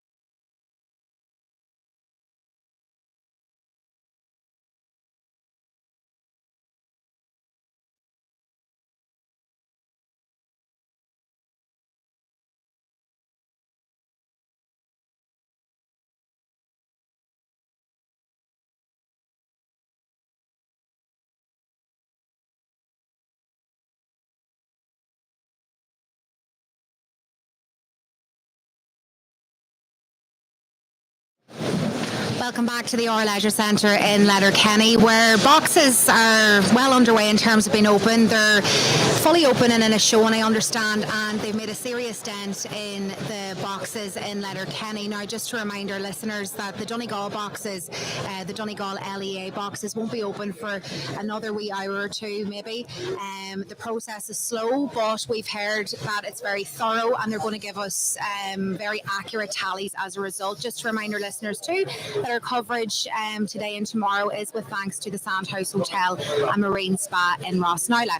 Now we will focus, we kind of talked a lot about the Inishowen boxes and they've been finalised, but we're kind of in the thick of Letterkenny now, aren't we, folks? Yeah, we have about 7,701 votes tallied in Letterkenny. So the position as of now is that we have Tobiah Ahmed, independent, on 234 votes. We have Kevin Bradley, who's a sitting councillor, on 391. He's independent. Vincent Bradley, independent, on 63. Kieran Brogan, sitting councillor for Fianna Fáil, on 775. We have Nuala Carr, Green Party, 83 votes. Donal Coyle, Fianna Fáil, sitting councillor, 417. Thomas Sean Devine, 100% redress Micah, 689 votes. Sandra Haughey, first-time candidate for Sinn Féin, 361. We have Ulick Hughes, first-time candidate for Sinn Féin, on 276. Declan Jordan, non-party, 371. Jimmy Kavanagh, Fine Gael, 672. Donald Mandy Kelly, Fianna Fáil, 1,341. We have Michael McBride, independent, sitting councillor, 855. We have Anne McCloskey, the Ireland Party, 74. Michael McLaughlin, Labour Party, 130. Jerry McMonagle, Sinn Féin, sitting councillor, 550. Selina O'Donnell, non-party, 14. Mary T. Sweeney, into 403. And that would probably be about 60% of the boxes counted. Okay. The boxes that are outstanding, Murrigan Small to the Boys and Girls School in the town, there's 3 missing. The Letterkenny Sports Hall, 2 boxes missing. All of the Woodland boxes are yet to come in. Okay. So those that are drawn heavily from the town would expect to increase there. Oh, yeah. Yeah, absolutely, because Donal Mandy Kelly's obviously front runner there, but all of his boxes are presumably open. So in terms of like Kieran Brogan and your Jimmy Kavanagh and Jerry McMonagle, Sandra Haughey, they've all yet to scoop up votes in those boxes that you've mentioned that haven't been open yet. 7-seater. That's all to play for. It's maybe It's wide open, actually. it's wide open. That's going to go down to very, very, very small margins. It went on quite a long time the last time, as far as I remember, too, the Letterkenny count, didn't it? As far as I remember. Would you see the boxes to come in? I'm just thinking in relation to Donegal Town, where Well, we have Ballyrain, 2 boxes to come in. That'll be more Jimmy Kavanagh's territory, I'd say. Then the courthouse, there's 2 boxes to come in. Murrigan Small, the school has 2 boxes. The Boys and Girls National School has 2 boxes to come in. The Sports Hall in Letterkenny, 1 box, 1 has come in since. Lurgy Brock, which is Donal Coyle's area, there's 2 boxes to come in there. Okay. And then we have Rye, which will favour, well, it looks like it's favouring everyone. There's 1 to come in there, and there is 1, 2, 3, 4 Woodland boxes. boxes to come in. Well, in the main, the sitting councillors are doing pretty well. Yeah, so what was Kevin Bradley's one again there, Brandon? I didn't. Just uploading and see is there any further updates. And here we are. Bradley, he is on 451 now. Okay. He's coming up. Yeah. 451. And Kieran Brogan is now up at 886. Okay. And Divine is up at 750. And Sandra Haughey is at 396. And just Jimmy Kavanagh is at 730 now. We're getting live feeds in real time. Okay. And Mary T. Sweeney is at 460. Mary seems to be gaining there a bit. Yeah. Again, though, there's the 100% redress trend reflecting in Letterkenny. Yeah. Very much so. Which is surprising. that I knew there was going to be a vote. We're in the town of Letterkenny, principally with the exception of Argybrack and a bit out in Glenswelly. So it's a very credible show. But it's all to play for yet. Very much when you have that many candidates and it's a 7-seater as well, there's going to be a lot of elimination. And it's impossible. There's a good few front runners, but to go through, like, you have so many people in 5s and 4s and 6s and 7s. Certainly, that's one of the transfers will need to decide. Exactly. I'll be interested to see the Milford boxes open and to see how the candidates do there. I know John O'Donnell did exceptionally well the last time round. I'm wondering, Will he do the same again? will he do the same again? Yeah. That's a good point. You've Liam Blaney there as well. Yeah. Blaney And Pádraig McGarvey sitting. and the other candidate, Meehan, who's Declan Meehan. Declan Meehan, he's put in a very good Massive campaign. campaign. Yeah, I noticed that myself. Again, the use of like social media as well has been really, really good. So he used TikTok and things like that very much so. Again, when I watched one of his videos, it kept coming up and that kind of thing. Like, it was really effective. So Yeah, he's been very active as well locally. He's been very good in Milford and in his position and everything. He is as well one of these candidates that knows how things work. You know, and that's what we really need. Despite this, regardless of who we are, that's what we need on council. People who know how it works. we were chatting actually off air about one of the bigger shocks of last time round, and that was Glenty's councillor, and he was Cahirla of Donegal County Council at the time, Seamus O'Donnell losing his seat. Would we say that was the biggest shock of last time round? Yeah, it was, because not alone was he a high-profile councillor, but he was a very effective councillor, an effective communicator. But again, I suppose in the run-up to that election, he was targeted by some of his people that he was sharing the electoral area with. That's my view, anyway, looking at it objectively. And it can work on occasions. If you're politically targeted by an opponent, you can be taken out. Yeah, I think he was genuinely taken out. And it was a bad decision for the area, really. And then we lost body politics, lost a very fine representative. He would have had, led to believe that there was, a campaign specifically launched a week, wasn't it a week out of Polling Day? Yeah. To blacken his name over the LAS controversy, which was such a shame, really.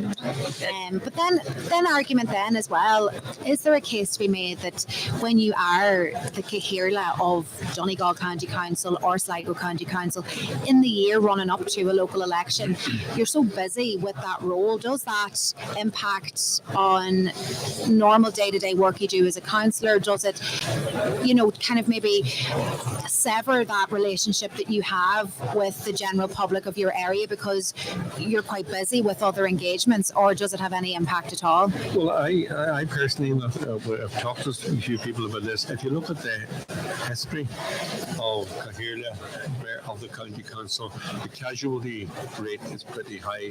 I think there's probably two things. I think you are involved. I don't know, is it the fact that you're involved in so many other things on a county-wide basis that your local people think you're not probably looking after them? Is it the case that some people think, well, she have gone there, done it, become the Cahirla, really. We've given them enough time. I'm not 100% sure in this. I think, Brendan, you and I talked about this. You have people like yourself who was Carndonagh Mayor. I'm thinking of Maureen Doohan. I'm thinking of John O'Donnell. Like, I think there's 7 I counted through. It certainly seems to be a poison chalice. It would seem that way to me, judging by previous things, like, and even you could argue, I don't know, like Seamus O'Donnell, was that a factor, as well as obviously that controversy with the LAS I think scheme. in recent years, and I think the two of you have alluded to this, I think the management of social media by candidates, they have to be a lot more conscious of that going forward. I think there's some of them have used it very well. There's others that have ignored it, maybe, and ignored it at their peril. Yeah. Certainly it's restricted their message. And I think maybe the case is when you're the Lord Mayor, the first citizen of the county, because of what you're doing, I think potentially you get targeted more. And I think it's very interesting.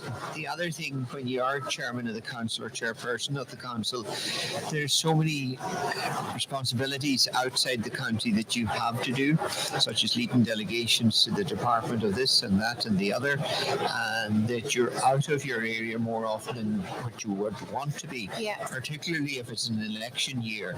That's one key factor. The other factor is then you're in the spotlight more often, and the more you're in the spotlight defending the council or putting forward council policies, the more you can be alienated in your own grassroots. Yes. But yet it's a role and responsibility of the chair to defend the council. So you are kind of setting yourself up in many ways with a target on your back to be taken out. But then councils can't function without a chair. Well, I think as well, Brendan, the other thing that works against it there, like you go to Dublin to many functions, like in Dublin, you go to London, you go away on St. Patrick's Day. I think there's people who view that as a negative. Oh, she is having the time of their life. Yeah. We're all over the place. Look at where they are now. That's what I mean. Nothing to do with me. Yeah. I see there is a genuine problem there. So, like, I wonder, like, my point is, that, let's say it's your turn to be Cahirla in the mouth of an election year. You think, this is going to... It's going to backfire. It's going to backfire. I mean, even though I want to be, and and all the rest, it has lots of positives, but there is a track record there of taking up that the year running into an election has had a detrimental impact on polling day. Not all the time, but certainly a lot of the time you'd have to agree. Well, of course, then there's always politics at play, and if you're in an election cycle, particularly a council election cycle, you get extra level of semantics in the council chamber, and you'll have to maintain rule and order when you're chairing a council meeting, so you can be kind of manipulated against, for other political self-gain on the part of ambitious councillors. You fall into a strange sort of world, I don't know, and it really, if he's in New York and Patrick's Day, sure, that's not what he was there for. He was there to fix a pothole down the road. Yeah, which is it's an inaccurate. It's totally. Yeah, but perception. It's perception, absolutely. So I wonder then, like, obviously Liam Blaney's the current Cahirla of Donegal County Council. I wonder. No, Martin Harley. Oh no, it's Martin Harley. Sorry, Liam Blaney was last time around. Sorry. I wonder, will his vote be? I know we haven't opened those boxes yet, but will his vote be impacted because he was Cahirla all year and going to all those different things through no fault of his own, mind you, as you say, but it is that perception out there. He's off here, there and everywhere. Oh yeah. And he hasn't, not just him specifically, but historically Cahirla have had it tough in the mouth of an election year. Well, I think what we're saying here is that it's certainly very easy. You're a fair target anyway, but you're the very soft target when you're the mayor Yeah. of a county. Like anybody on social media or around there, it's easy to target the mayor, and it's quite difficult to defend. I think it's, would you, if you were back in politics, Brett, and then you were offered the mayorship for the last year of the council, I think I would pass. Actually, But can you opt out or opt in? you can't really. You can't, get you once, have to, you get yeah. a once in a lifetime opportunity. Yeah. Your party said, look, we might put you forward when you go, and if you say no, you'll go to the bottom of the list, and you might get in 10 years' time if you're still around. So the facts of the matter are, you take the chance when you're given it. Okay. I was given the chair of the council, I think, in my 5th year, which was fast elevation, and look, it was a challenging time, but I enjoyed it because it gave you a whole new understanding of everything, really. Yeah. But But did the you? other part of the problem, that when you were the Lord Mayor, people believe if they talk to you that you started with the council, irrespective of what the problem is. You don't get any actual extra powers. You get 1,001 extra responsibilities, but you don't get any extra power whatsoever, nor do you get any extra funding. So it's no net benefit That's to what the you, perception people to have. you yourself. But when you work here, like, did anyone ever say to you, "Oh, sure, look at you off jet setting here, there, and swanning All off the time. all the time"? All the time. All the time. It was the most negative thing. In the end, I ended up paying for myself because I said that's enough of that. Oh, right. You Because paid you- for yourself on St. Patrick's Day, didn't you, to go to New York? Yeah, he did. Yeah. And it was to set a trend, and then of course when they discovered that I actually did it, they all immediately reversed it. They said we're not going to have any more of that. The council started repaying for everyone then. So, but I think we have some further results in from Letterkenny. Okay, So let's if we, get to it. it's getting close to the end here. So we move into Milford, which means that it'll be rapidly on to Donegal. So Letterkenny, at the minute there is 10,579 votes tallied. So let's see what they are. Tobiah Ahmed has 318 votes. Kevin Bradley, sitting councillor, 579. Vincent Bradley, non-party, has 93. Kieran Brogan, sitting councillor for Fianna Fáil, has 1,138 votes. Nuala Carr, Green Party, has 136. Donal Coyle, sitting councillor Fianna Fáil, has 735. Thomas Sean Devine, 100% redress Micah, has 1,018 votes.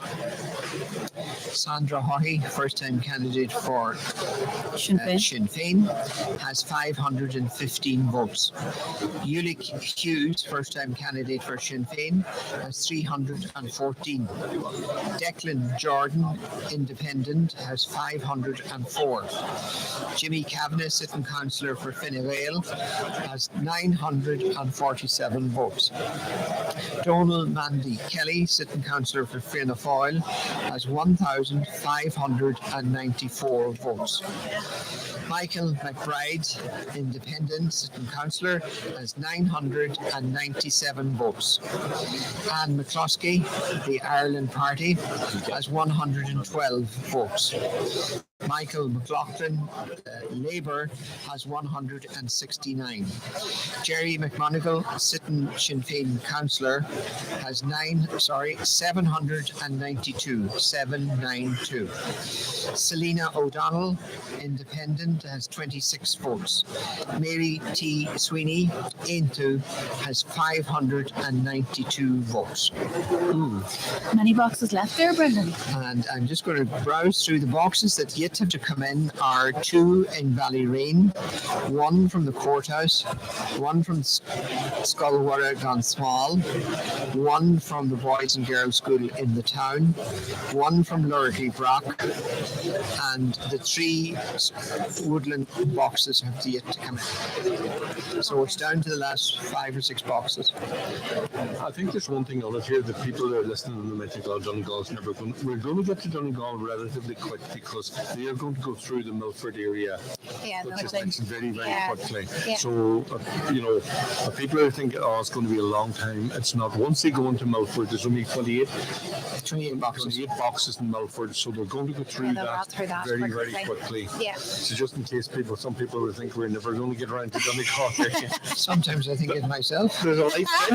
There is light at the end of the tunnel, so it's.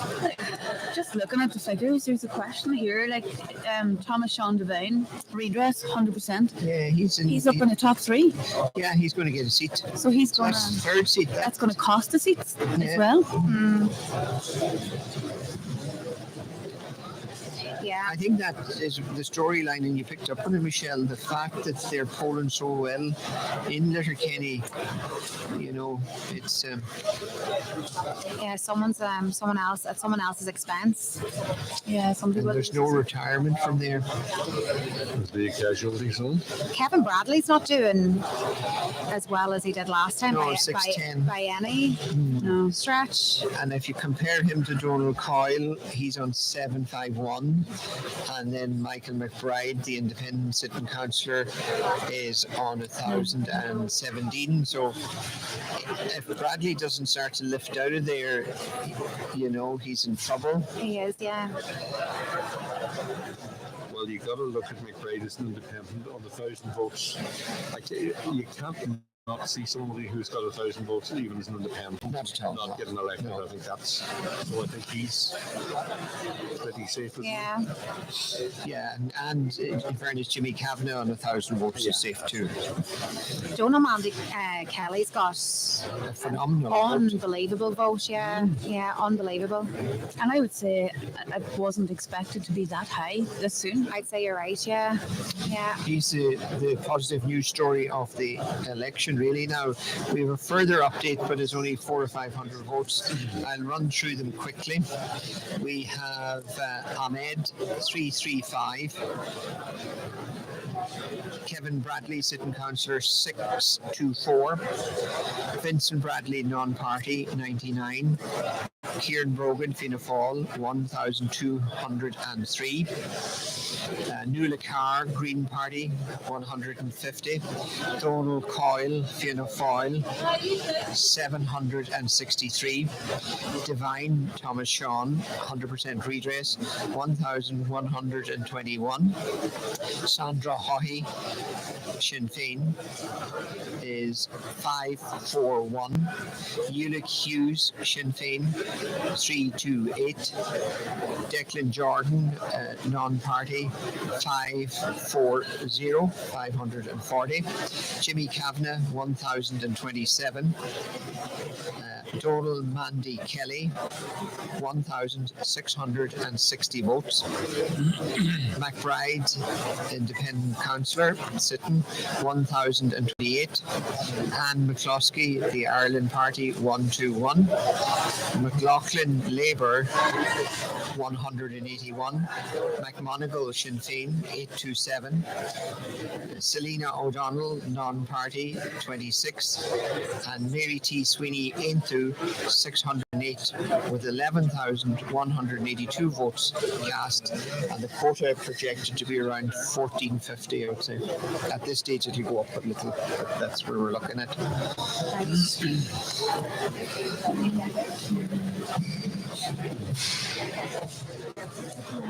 It would seem as though there might be a bit of an old battle for the last seat, wouldn't there? There is. Well, with the Divine effectively taking a seat, there's someone who's gone before we There's at least one casualty there, at least. Yeah. At least. I can't remember the exact figures last time round, but Kevin Bradley did exceptionally well last time round. No. There were some candidates as well, or councillors that were. We have Yeah. But there were some candidates who were elected in 2019 in the council elections that didn't really get a fair crack of the whip because of the pandemic and COVID. They really couldn't get on the ground. That's such a fair point. Yeah, Sure, and we've I'd say been on Kevin the was- for most of that. Absolutely. Yeah. So we don't know their worth yet. Yeah, that's a very fair point that I'd forgotten about. Actually, I didn't even factor that in. A lot of the new councillors from 2019 wouldn't have had a fair chance at all the last few years. We've only really had 2 years. That's exactly it. So we've 1, 2, 3, 4 boxes remaining to come in from Letterkenny. We're down to the last 4 boxes. Okay, so the chances are they have already started Milford.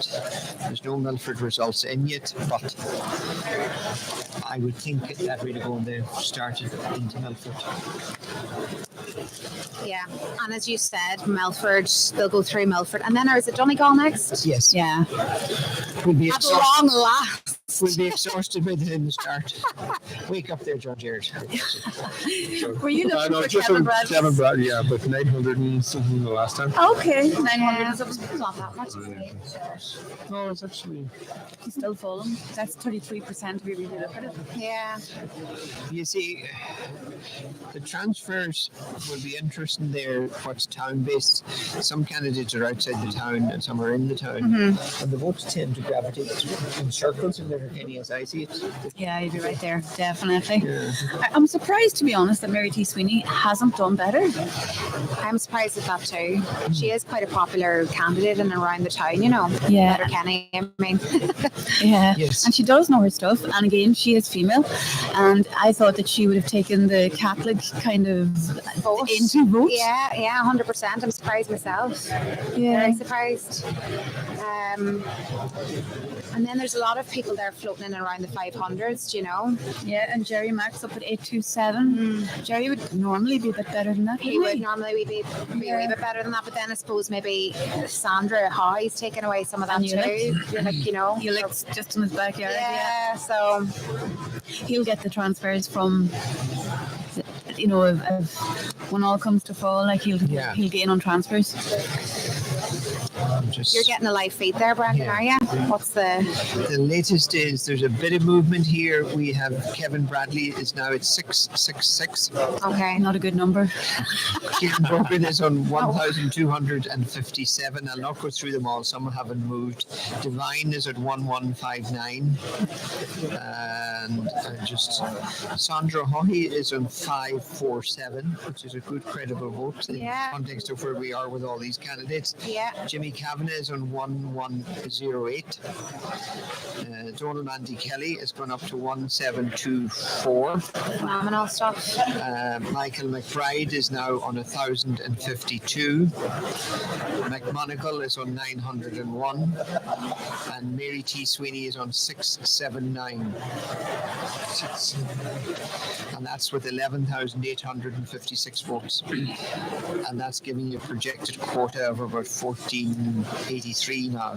The quota keeps rising as the number of votes goes into the system.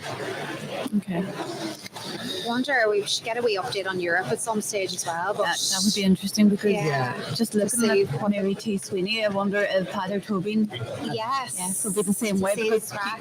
yeah, We might try to get someone and to see how Fianna Fáil are doing now. It'd be a matter for Mary. For Mary, we'll get her back. yeah. Do you want me to go and get a look for the European? Well, that'd be great, Michelle. Yes, thank you very much. Yeah, we'll get a wee picture of Europe and see what the crack is. Because we've only had one update so far this morning, and it was very early doors, and it was only the Carndonagh feed. So it'd be nice to get a broader picture as it relates to Europe as well. Even what we have at the minute, though, apart from there's at least 2 councillors, it's reasonable to say, facing the exit. Well, there is. I think that Councillor Johnny McGuinness is in deep trouble. More likely, unless he gets a favourable transfer, Kevin Bradley would be edging on to be the councillor that will lose out here. Although I would put a big health warning on that. In a town with urban votes, he could come back into it on one transfer. Yeah, that's true. So I wouldn't call that, but there are 2 councillors gone, really, in one shape or another. And one shape or another, that's what I'm saying. I'm not saying Kevin Bradley, but logic says, like, there's no doubt there's definitely one person that's not a councillor in there, so that's 2 down. So I think interesting as we go forward for the rest of the day and the other things, how many councillors are we predicting will be casualties? Oh, that's a good question, yeah. Oh boy. There's 2 there already. Now, we have another box in, one of the final Woodlands box came in. Okay. So as we are here now, I'll take them from the beginning. We have Tobiah Ahmed on 409, Kevin Bradley, Independent Sitting Councillor, on 680, Vincent Bradley on 105, Kieran Brogan, Sitting Councillor, on 1,298, Nuala Carr, Green Party, 166, Donald Coyle, Sitting Councillor, Fianna Fáil, 824, Thomas Sean Devine, 100% redress Micah, is on 1,210 votes, Sandra Hoy, first time candidate Sinn Féin, 572, Ulick Hughes, first time candidate Sinn Féin, 336, Declan Jordan, non-party, 601, Jimmy Kavanagh, Sitting Councillor, Fine Gael, 1,153, Donald Mandy Kelly, Sitting Councillor for Fianna Fáil, 1,746, Michael McBride, Sitting Councillor, Independent, 1,071, Anne McCloskey, the Ireland Party, 131, Michael McLaughlin, the Labour Party, 210, Jerry McMonigal, Sinn Féin, Sitting Councillor, 925, Selena O'Donnell, non-party, 29, Mary T. Sweeney, 679. That's with 12,145 votes tallied. Okay. Mary T. Sweeney's coming back into Yeah, I was just about to say, she has come back into it a bit. Michelle was right. Michelle called that. I know She did, yeah. Yeah, that she'd get a big... Michelle was 100% right on that. Yeah, she was. But yeah, it's all to play for there too. Like Kevin Bradley's in and around the same as Mary T. There'll be a fight on for that last. Would they be from the one area of the town? Kind of, yeah. So Don't quote me on that now. Don't quote me on that. In and around the same area, I think. Yeah, which would make it very interesting. That's certainly a countess go for run and run and run and run. Former Councillor John Connell. That's right. He's not stopping for a wee chat though. Maybe we'll catch him later on. A flying visit. John, sit in again. Say a few words. Sit here in this chair, Tom, here briefly, just for a wee minute. We're joined here by former outgoing independent councillor Tom Conahan. Tom, we're eagerly awaiting these boxes in the Donegal LEA to open. Will we ever get round to it, do you think? Oh, you will, certainly, no problem. How are you feeling today, Tom? Like, Not feeling yeah? bad at all, you know. Is it mixed emotions, or are you kind of... We got us first here. Are you kind of... Is it a bit... would it be a bit bittersweet today, Tom? You know, that you'd like to be sort of in the thick of it, as it were, looking for your own, to see how you're doing. And You would surely, really, you know, like when you have your supporters all following the whole thing up, you know, like it just makes a difference in it, you know. yeah, And this man beside me always kept me right because he always told me I was going to make it. Even when we were very, very close. and you've no regrets, obviously, no regrets, Tom. No. No, I have no regrets. I done what I had to do, and I wasn't going to change. And I suppose people don't like change. I accept that, like even in Donegal. I done what I could for the surrounding areas and being chair of the council. And I suppose people well know that he got the name of being more for council and public. But I played the child with both, and I think it's going to be, in fairness, I suppose you speak about your own place first, and I would feel that it is progressing very high and all the rest. I don't mind because I know while I went in 10 years ago, went first time the 15, last time 10 years ago, I was only going in for one reason only, was to put Donegal in general in the map, because I didn't like this negativity, and there was too much of it in Donegal Town, in my opinion, at the time, and the surrounding areas, like going into Glen, Kilcar, anywhere else, Killybegs, and even up to Ballyshannon and surrounding areas, and it was up to me to try and highlight the whole thing, which I suppose I got a little bit selfish at the end up. I went for a one-way system in Donegal, which rattled a few cages, but I made no apologies, and no more than anything else. And the diamond, I think it's going to be a state of the art.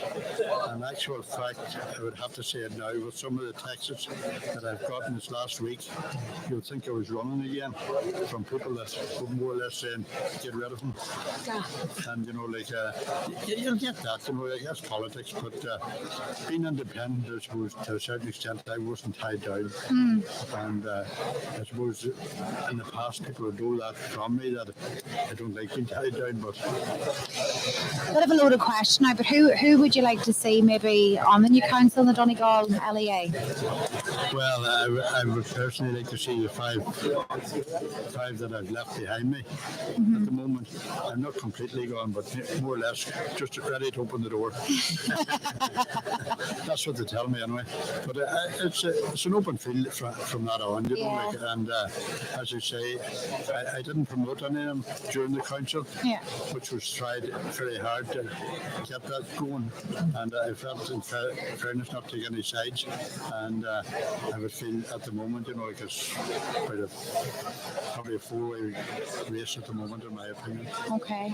Do you think we're in for a long old set tomorrow? It's very early to say. We haven't even opened one box from the area, but we're just speculating for the crack. Do you think we're in for a long set tomorrow? No, I wouldn't think so, really. Great news. That's what I like to hear. I think it's... Oh, is it? Yeah. Oh, the great news. All right, breaking news to everyone at home and wherever you're listening. The boxes for the Donegal LEA are officially being opened. So if you've been sitting by your radio all day looking for a word, we're about to bring it to you in the next few minutes or so. At long last. Everyone's a bit relieved here. I know I'm a bit thank God that this is finally happening.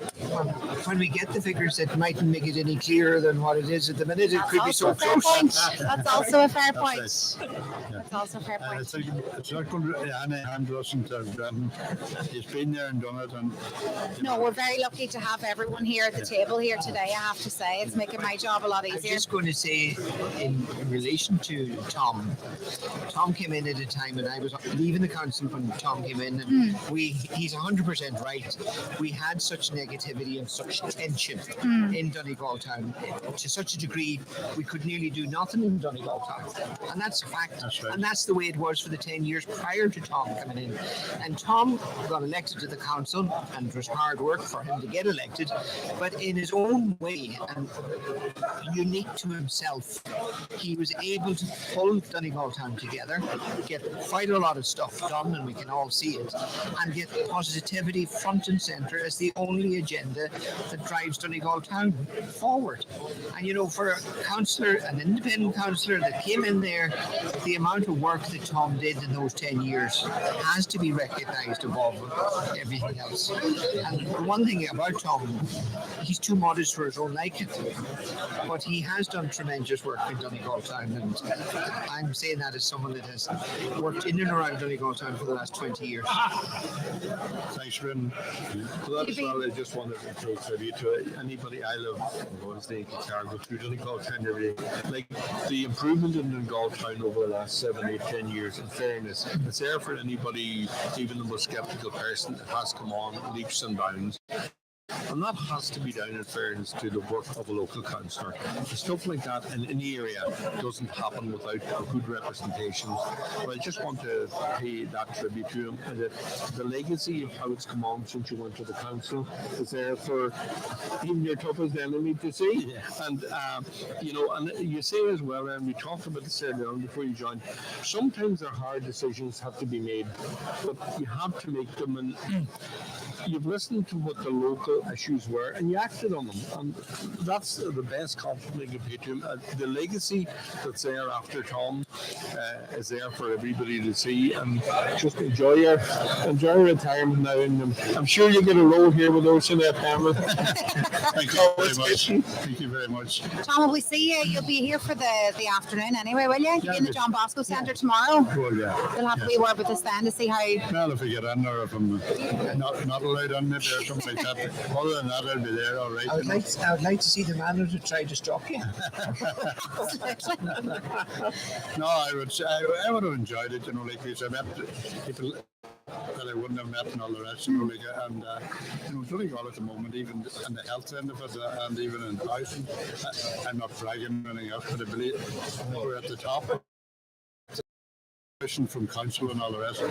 Great developers, you needed all that, and maybe it's that it didn't come in my time or whatever. It came because of you, Tom.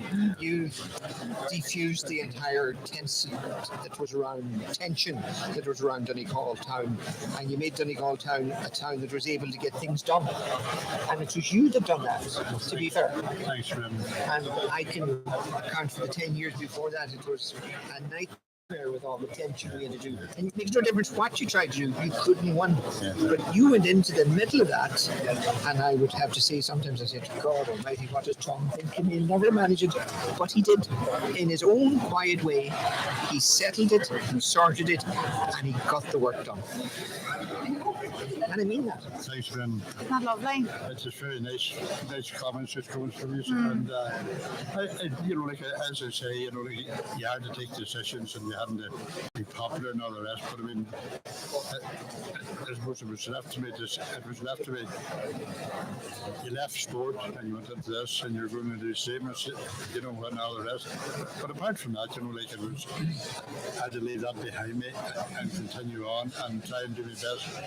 And if at all possible, I suppose maybe I didn't say a lot at council meetings, at different other meetings, but I think at times you don't think you be vocal all the time.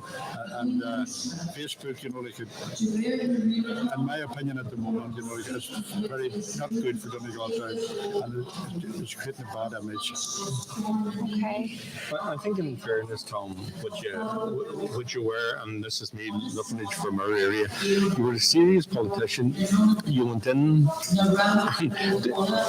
you supported things maybe that were tough at times, because you have the other side of the coin with what I would call sort of Roger Rabbit politicians who, well, whatever way you want to face, that's grand. And I think for the town to progress, and it did, the best way you can look at the 10 years previous to that in the Donegal area, and I'm not having a cut at any individual, I'm just saying it was disjointed. There was umpteen great projects, if memory, and you know what I'm talking about, that came and went, and it was just, as I say, with satisfaction you can sit and look back and say, yeah. That happened in my watch.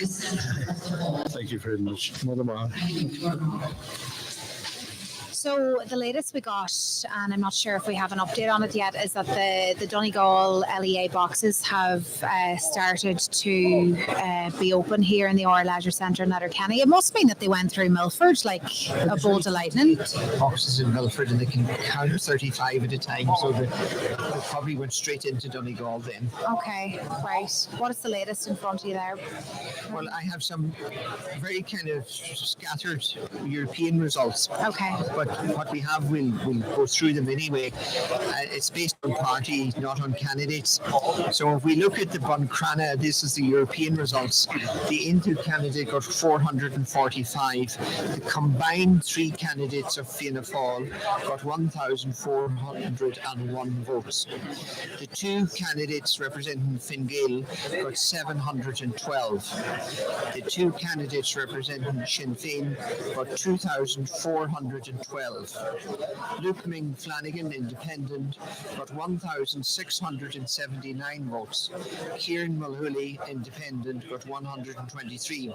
The combined vote for the remaining 21 candidates was 1,729. In Carndonagh, the Northern LEA, Intu got 220. The combined vote for the three Fianna Fáil candidates was 1,176. The combined vote for the two Fine Gael candidates was 637. The combined vote for the two Sinn Féin candidates was 1,327. Luke Ming Flanagan, independent, got 2,056 votes. Kieran Mulhooly, independent, got 133. The combined votes for the remaining 21 independent and other party candidates was 1,831. In Letterkenny, the European result broke down as follows. Intu 655. The combined vote of the three Fianna Fáil candidates was 2,752. The combined vote of the two Fine Gael candidates was 1,220. The combined vote for the two Sinn Féin candidates was 1,692 votes. Luke Ming Flanagan got 1,538.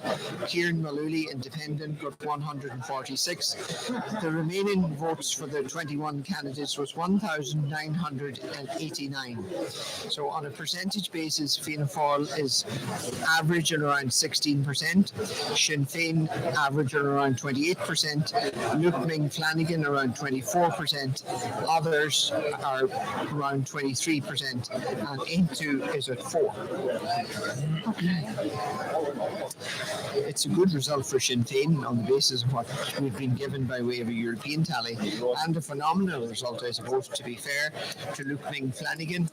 That was to be expected, though, wasn't it? Well, some were saying that he hadn't the same pulling power as he had previously. Others were saying that he had, but it's now proven that he has. And what in terms of Kieran Mulhooly there, he was tipped to be like an absolute front runner.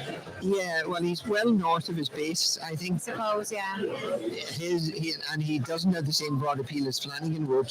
So in terms of where he is, to pulling that 1 and 2% up here, okay, it should have been better if he was going to be a real contender. But I would be interested to see what's the result from Sligo, Leitrim, Roscommon, Longford, Yeah, West Meath. he'd hold higher there. I think where he is based. But so too will Luke Ming Flanagan. That's also true. I'm just going to check if we any live feed on anything.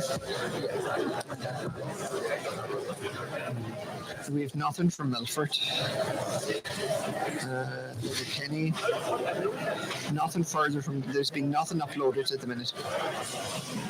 So we've nothing further. Have we any vision or oversight of what is coming from Donegal Town? No, nothing yet, as far as I know. I just heard Carrie Michelle actually said it, that the boxes were about to be open, but we've no further update as it relates to that. But the hall has kind of filtered out a little bit, or maybe is that just my imagination? But it's kind of died a little bit. Maybe it is. I don't even know what time it is anymore. It must be lunchtime, is it? Maybe it's because I can manage.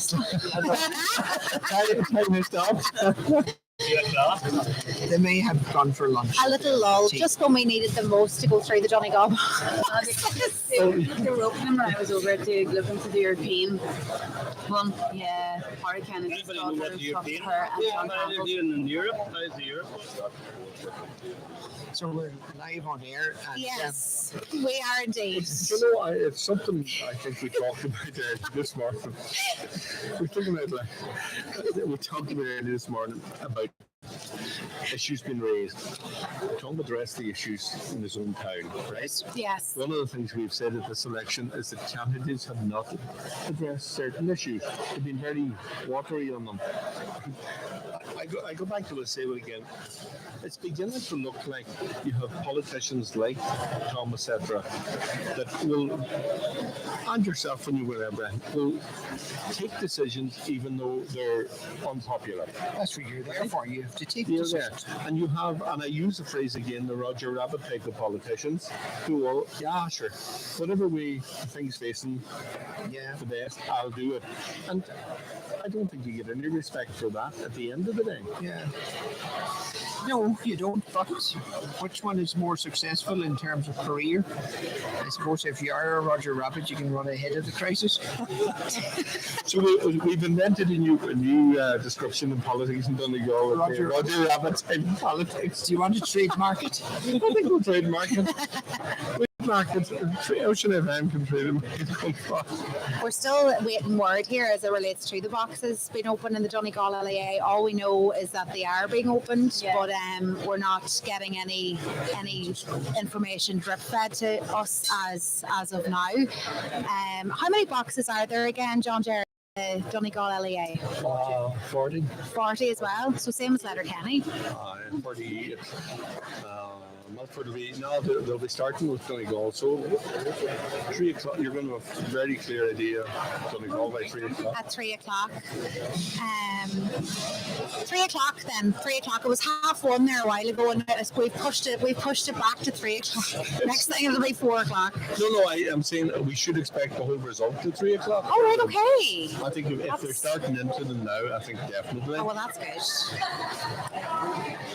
I wonder which of the boxes are going to be open first. We didn't get any indication, Michelle, did we, as to which boxes in Donegal are going to be open first? No, I just heard that it was the John Bosco boxes that we're starting on. We'll have Milford before then, though. Okay, yeah. We have no word of Milford at all yet, even though they've started in Donegal at the same time. They would have opened all. They should have opened all the Milford boxes. They should be opened, yeah. There must be a fair few of the staff on a break now. I think that's probably what's slowing us down. Yeah, I would say so. It's. Have you had plans for when you're retired from the council? Have you hobbies or? Not really at the moment, John. No, not really. But I suppose I'll end up with something or in the background. You never get out of community development. You just Yeah. the drug is always there. Yeah. It's but apart from talking, the Donegal Town has come on. It's hugely pushing forward now. The diamond looks like it's going to be. I think so. John, to be honest, I think the stage is going to be a big thing too as well. And the way that they've designed the diamond, in general. And I like the fact they kept the carrot, they kept the diamond. They haven't that's right. thrown the design No. out. And there was a fear that there'd be so many trees being moved and all the rest. But in actual fact, there are going to be more trees in it than there were in it. Somehow, 2 or 3 that were moved were obsolete in general. But the other ones, I think half-grown trees are doing very well placed. Listen, folks, I think we'll take a little break, and hopefully when we come back from the break, we might have some word on the Donegal boxes being open. It's very early days yet, but we will endeavour to have some word after the break. Just a wee reminder, our coverage today and tomorrow is with thanks to the Sandhouse Hotel and Marine Spa in Rostyler.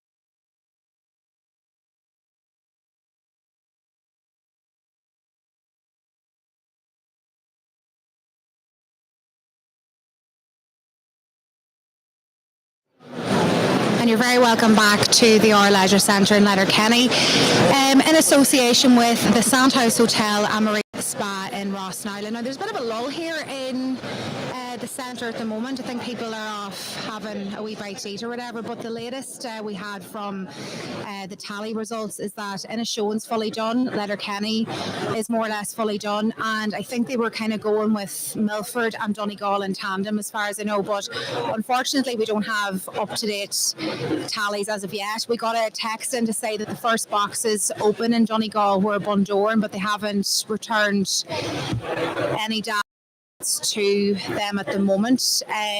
We'll do a wee recap on Letterkenny maybe for those who have missed that, and I suppose there was a couple of different shocks there, or maybe not so much with the Micah party and that kind of thing. We kind of knew that they would hoover up a lot of votes. I think maybe one of the biggest shocks on reflection, or maybe not so much, is that Kevin Bradley's very much in trouble. In terms of the rest of them, Donal Mandy Kelly returned an unbelievable tally. And the likes of your Jerry McMonagals, Kieran Brogans and Jimmy Kavanagh all returning quite high tallies there, which I suppose was to be expected, but I mean there's a few there. I mean there will be a battle, I would imagine, for the last couple of seats. Would you say, John Jared? When you look at the Letterkenny one here, like there's a couple of very obvious people who are going to get there. There's but it's very obvious as well there's going to be at least one casualty in Letterkenny here. We can see it from the votes, because some of the people who are not councillors are close enough there to get in, so there's going to be at least one, but it's going to be a hell of a finish to this tomorrow, stroke Monday. Yeah, for Letterkenny. It's unreal. It's I think it's interesting. I was mentioning earlier that I was looking at the Donegal, the Fingale vote in Inishowen, and the two cases that it had dropped significantly from the councillors. I'm just looking at Jimmy Kavanagh has held on pretty well to his Fingale vote in Letterkenny. Absolutely has. I just happened to be looking at that from that perspective. Was that ever in doubt though, John Jared? Was that ever in doubt, Jimmy Kavanagh's vote, really? No, Jimmy's well found in there, but in the present climate, I don't think there is a safe seat. Like some people have done exceptionally well, but you never know how many casualties. I mean, we're talking at the minute that we're pretty certain there's at least two councillors going to go, and we only really have information in 2.5 electoral areas. So before this day is over, even are we going to be looking at, and I mentioned it earlier, how many councillors do we think are going to? Yes, we didn't get that. We didn't get to that. We didn't actually. Maybe if we have some. Do we have some figures. news? Great. Right. In no particular order, we have Ballyshannon, box 142. And the following is the votes: Linda Boyle, Sinn Féin 3, Manus Boyle, Fingale 1, Jimmy Brogan, non-party 5, Patrick Brogan into 1, Dermot Doherty, independent, I'm getting 20, Hegarty Martin 2, Fianna Fáil, Noel Jordan no vote, Claudia Kennedy 18, Niamh Kennedy 2, Pádraig Kennedy 1, Michael McMahon Sinn Féin 87, John Malloy, the Ireland Party 15, Michael Naughton Fianna Fáil 8, Barry Sweeney Fine Gael 144, Derek Vile non-party 2, spoiled votes 2. That's Ballyshannon. So that's the first. Bear with me as I go now to the second box here that I have before me. Just bear with me. Cashellard. It's telling me it's a full box, so here we go. Linda Boyle, Sinn Féin, 5. Manus Boyle, Fine Gael, 3. Jimmy Brogan, non-party, 7. Patrick Brogan, Intu, 2. Dermot Doherty, independent, 7. Martin Higgerty, Fianna Fáil, none. Noel Jordan, Sinn Féin, 2. Claudia Kennedy, Fianna Fáil, 7.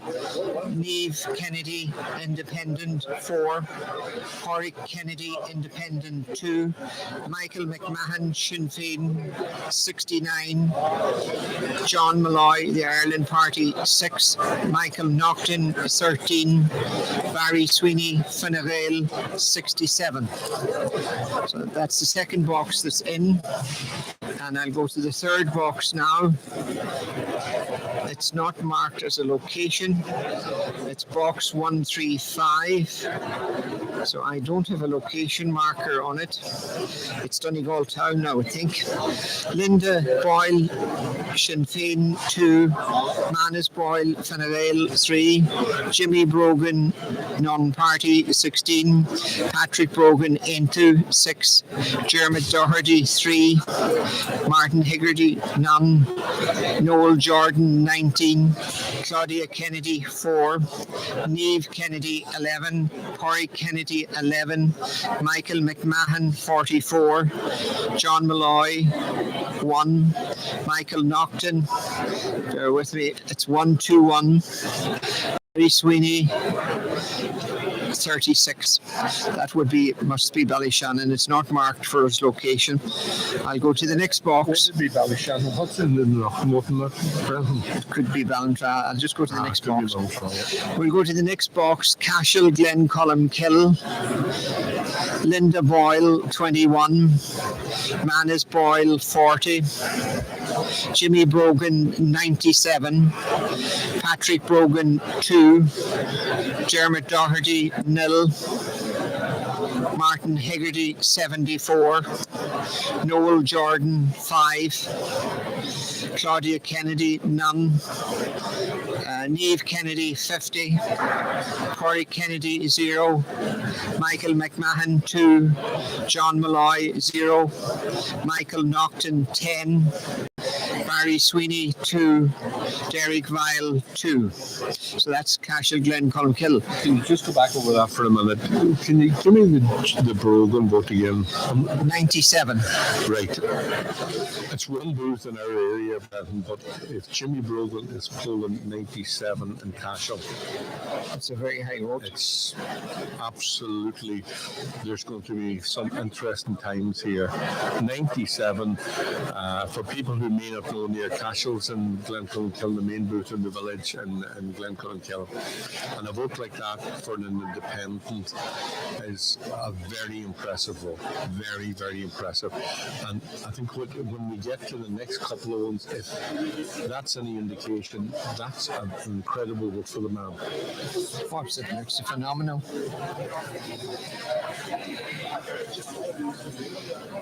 Are we surprised though? Are we surprised at that? I am. Yeah. To be honest, I would have I got thought I think that's why I asked him to say it again. I think it's a very impressive vote for that. It's a very, very impressive vote.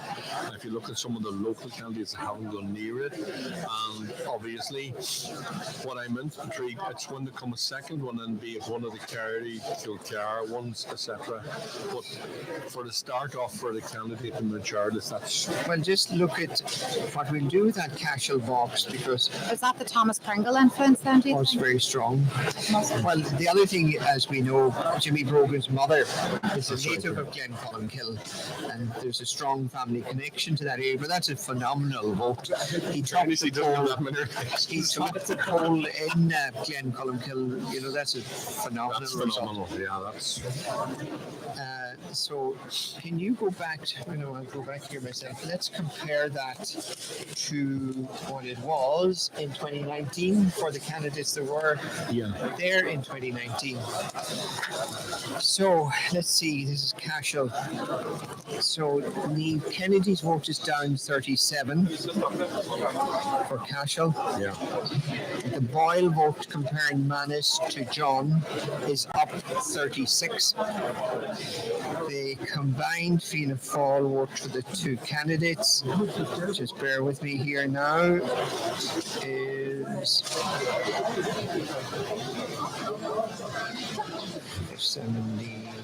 78, it's down 4. And in terms of the Fine Gael vote's up 36. No, so you need to comparison for McNulty. your factor McNulty. Well, the McNulty vote is gone too. What was the McNulty vote there? It was 166. Cashel and John Boyle had what in 68, 168, 200, 220. Beginning to wonder, is there a piece missing in that box? it's not reading right, but if it is, then the Fine Gael vote has gone through the floor. Yeah, well, without having a local candidate, it wasn't going to hold at 166 anyway. No, just I'm still Skeptical. I'm skeptical of that. It's incredible. Let me check.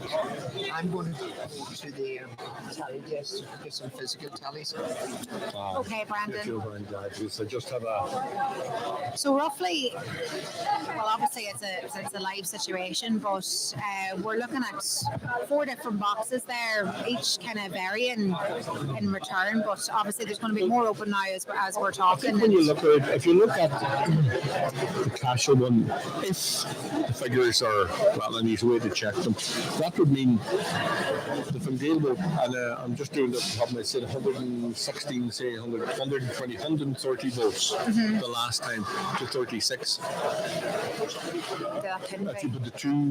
If you put the two together, well, if it is, it's going to be. Well, if you look at John McNulty and Manus Boyle's father the last time, one was I think 116, and the other was 20ish around. Well, so that was 136. Now you're looking at what 36 votes. If it is, and I've no reason to doubt the tally figures, but I think if Brogan is Poland, I know his mum was from Glencallan, but any candidate, we all have only so many relations in the place. Yeah, exactly. And now, I do say that anything I heard about the candidate during the course of the election was very positive. Yeah. That he was a very courteous guy to deal with in his job in Pringle's office, and that he was a very, very hard-working individual, as a courteous to deal with. But that will change. If those figures are right, then there's going to be a really interesting. Another one of those that will certainly throw the cat amongst the pigeons locally for us. Like whenever we were chatting and speculating this morning, all you were talking about was Manus Boyle and how much of a great campaign that he did, and like gold star for he did everything right. This is obviously, as you say, throwing a major cat in the pigeons now, has it? I think it's fair to say, if you had asked anybody in any political party to come up with figures, what do you think the best scenario for candidate A to Z is? None of them would have gone within a mile of that. You would have probably yourself said, what do you... I don't even think we were factoring in this or any weird. It's one swallow does not make a summer. Exactly. But, it's a very, very interesting one. Certainly, as a start date for the Donegal area, there's lots of discussions down the line of figures stay like that. That's interesting. When it's checked now, and when we get, I think we're in BC, Cashel, we're coming into, say, Carrick, we're coming into Buckles, where Manus Boyle is from, Killybegs. It's really getting interesting. This is shaping up if those figures are right. And I'm saying the reason I'm saying if they're right is not because I'm questioning what the talliers are doing. It's because they're just so out of kilter what everybody would have said. Yeah. I'm just thinking, check this before I go much further down the line on it. But John, where do you think that Brogan would have pulled the highest? Where is his strength? well, Brogan's strength, I know he works in Killybegs, he gets some which, but I mean, you have to look at the guys on the area around the Greater Mount Charles area. Okay. I would have thought that's where you, and for, as I say, I acknowledge the family connection in Glen, but it's still a very, more than, it's not just it's still an incredible vote. And in terms of his campaign that he ran, well, what's your view on that? I think his campaign, and I know this man would have canvassed our own house, I know my own family would have said that he was a very courteous, friendly canvasser. And that was bearing out what a lot of people say who work with him in Thomas Pringle's office, that he is a very gentle in his ways and is a very good worker. Example with Obviously that's... We can amend the figures. There's a sheet missing. Let me start in the beginning. That's I was about to try to get the song there, but I won't. And you know the song that I was going to sing. Which song? We'll go back to Cash and Glen. That's for another day. So Linda Boyle in Cashel Glen Colmkill, this is the complete figure for the revised joint tally, is 30. Manus Boyle, Fine Gael, 50. Jimmy Brogan, Independent, 120. Patrick Brogan, into 7. Dermot Doherty, non-party, 0. Martin Hegarty, Fianna Fáil, 104. Noel Jordan, Sinn Féin, 8. Claudia Kennedy, Fianna Fáil, 1 vote. Niamh Kennedy, Independent, 59 votes. Pádraig Kennedy, Independent, no vote. Michael McMahon, Sinn Féin, 2 votes. John Malloy, the Ireland Party, no vote. Michael Naughton, Fianna Fáil, 10.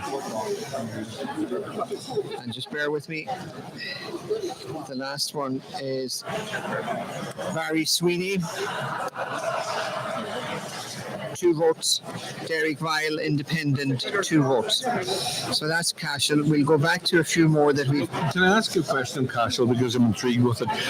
In relation to, say, the average when you fall with where does it stand, is it up, down or sideways on it, basically? In terms of a general election, it's static. It's a traditional general election vote. I'll tell you why I'm asking you that. When we were in Carndonagh and when we were in Carndonagh, I was making the point that the government, the Fall side, for want of a better word, were holding their vote relatively. I'm looking at this now again, and I see Fianna Fáil vote there relatively is holding. I'm looking at the Fine Gael vote overall, and it's again substantially down. What I'm the point I'm trying to maybe make if we here, give some more of these figures to them, because we have 4 sets of figures, and they've been waiting all day, and number crunchers are at home want figures, I guess. The John Bosco Centre, Donegal Town, box 154. Linda Boyle, Sinn Féin, 6. Manus Boyle, Fine Gael, 8. Jimmy Brogan, Independent, 37. Patrick Brogan, into 9. Dermot Doherty, non-party, 0. Martin Hegarty, Fianna Fáil, 2. Noel Jordan, Sinn Féin, 38. Claudia Kennedy, Fianna Fáil, 1. Neve Kennedy, Independent, 15. Pádraig Kennedy, Non-Party, 153. Michael McMahon, Sinn Féin, 1. John Malloy, the Ireland Party, 1. Michael Naughton, Fianna Fáil, 65. Barry Sweeney, Fine Gael, 8. Derek Vile, Non-Party, 1. And there's indicating that there's 6 spoiled votes here. There's another one here I wish to go to. Comments in Killybegs. As far as I'm aware, this is the comments box 153. These are raw tallies that haven't been inputted yet, so we'll go through them. I think it's important. Linda Boyle, Sinn Féin, 25. Manis Boyle, 68. Brogan, Non-Party, 50. Patrick Brogan, into 1. Half of this is who's next on the list there? Dermot Doherty, 0. Next on the list is half of the thing is missing. Martin Higgardy, 11. Noel Jordan, 13. Claudia Kennedy, no vote. Neve Kennedy, 118. Corey Kennedy, 2. And Mickey McMahon. Derek Vile, 29. What was Michael McMahon's one? No vote. No vote. The Ireland Party, no vote. Claudia Kennedy got 2 votes there. It's just the tally sheet was truncated. It's very early tallies we're getting in here. Just bear this cash. There's one more I think is coming in. These are before they're inputted. Okay. No. Yeah, okay. This is Drummerone, box 159. It looks like a complete box because there seems to be adding on it. Yes, it does. Yeah. Box 159. Linda Boyle, Sinn Féin, 2. Manis Boyle, Fine Gael, 23. Jimmy Brogan, Non-Party, 61. Patrick Brogan, 5. Dermot Doherty, 1. Martin Higgardy, 0. Noel Jordan, 68. Claudia Kennedy, 0. Neve Kennedy, 9. Pádraig Kennedy, 12. Michael McMahon, 3. John Malloy, the Ireland Party, 0. Michael Naughton, 77. Barry Sweeney, 2. 1 spoiled vote. That's a complete tally from that box in Drummerone. There's 2 boxes in Drummerone. Brogan still going strong, so. Yeah. And right in the last few boxes. Yeah. So it's not just a fluke or a once off. No, he's got broad appeal there. We were chatting there, Brendan, when you were away about his campaign. I'd like to have your reaction on his campaign. What did you think of his campaign, Jimmy Brogan's? Well, in terms of Jimmy Brogan's campaign, it was very personable. He really made a massive effort to get to as many houses himself personally as humanly possible. It was also based on the style of getting to as many doorsteps as possible. And he had then, of course, the great advantage that his mother is from Glenconkill. He's working in Killybegs. His base is Mount Charles, and recreationally he's very heavily involved with the Donegal Rugby Club and the Gaels School in Donegal. So as a candidate, he had great broad appeal. But in terms of his campaign, you would have to admire he fought a good old style get in to the door. And another thing I have to remark was that he certainly took time on the doorsteps with people. It was a conversation more than a canvas, and that was something that I had heard on a few occasions. Do you think that's ultimately paying off now? Well, in the result back to Cashel Glenconkill, in terms of the vote that he got there, that's a phenomenal vote in an area that had 2 local candidates. I think I said it before, when Brent was away, the reports, and even when he canvassed my own house, the people were saying he was courteous, he took time, he listened, and I think a key thing, if there's the lessons even there early on.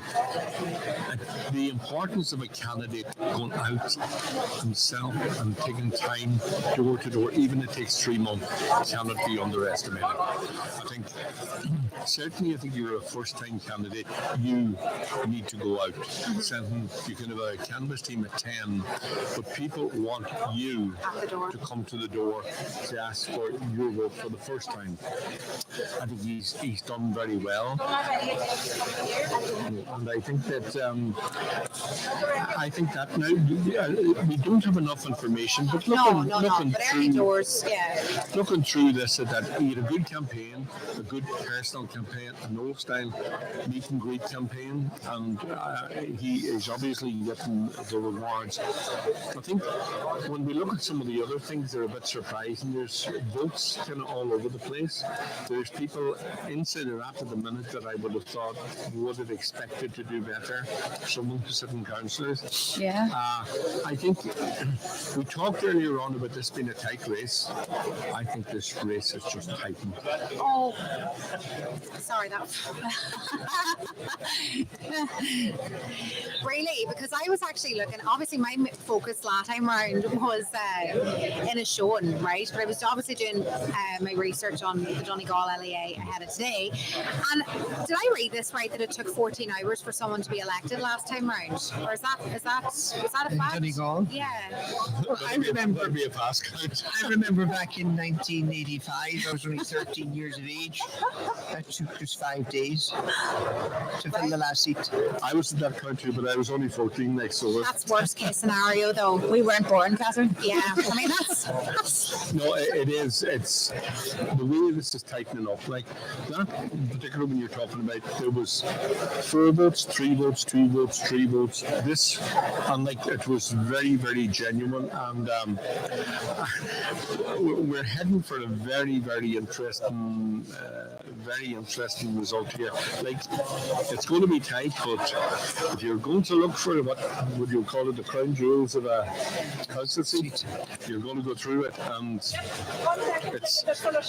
there's going to be somebody very disappointed at the very end of this, because it's going to be very, very tight by the time we finish tomorrow evening tomorrow evening. That's positive. or Monday morning Or or Tuesday morning. No, nobody's saying that now. So I don't know. We don't have enough information. It's certainly very, very interesting. I think your listeners at home and our area listening to that will be thinking, did we just get the right figures there? Yeah, it is very surprising. Can I ask a question, just one that's at the back of my mind here? I could be wrong, but didn't John Campbell come from the Thomas Pringle camp as well? Yeah. Would he have fared similar to Brogan in this instance? Not as strong as that in Cashel and Glen Columkill. That's a phenomenal vote. Okay. So what does that mean? Well, okay, in fairness to Jimmy Brogan, his mother is from there, so he's a strong family connection, but it's much more and beyond that. Obviously, the candidate has struck a chord with the people there. He's got broad appeal. We've seen it in terms of Drummerone and elsewhere and in the Commons. So this is an early trend, and bearing in mind, this is the raw data. It hasn't gone into the system yet. Yeah. We're just getting a preview of it. But if that is, we've done Ballyshannon, we've done the Commons in Killybegs, we did Drummerone and Cashel and Glen Columkill, I'd be satisfied to say I can't see Jimmy Brogan not getting elected. If those figures are right, there's not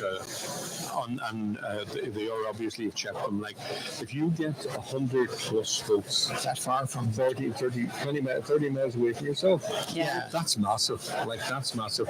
And he's obviously, I'm just looking at the figures you gave there, he's holding a good vote around Donegal Town. But does that mean he'll take the final seat, or will it be at the expense of somebody else? It probably means he can take any seat he wants.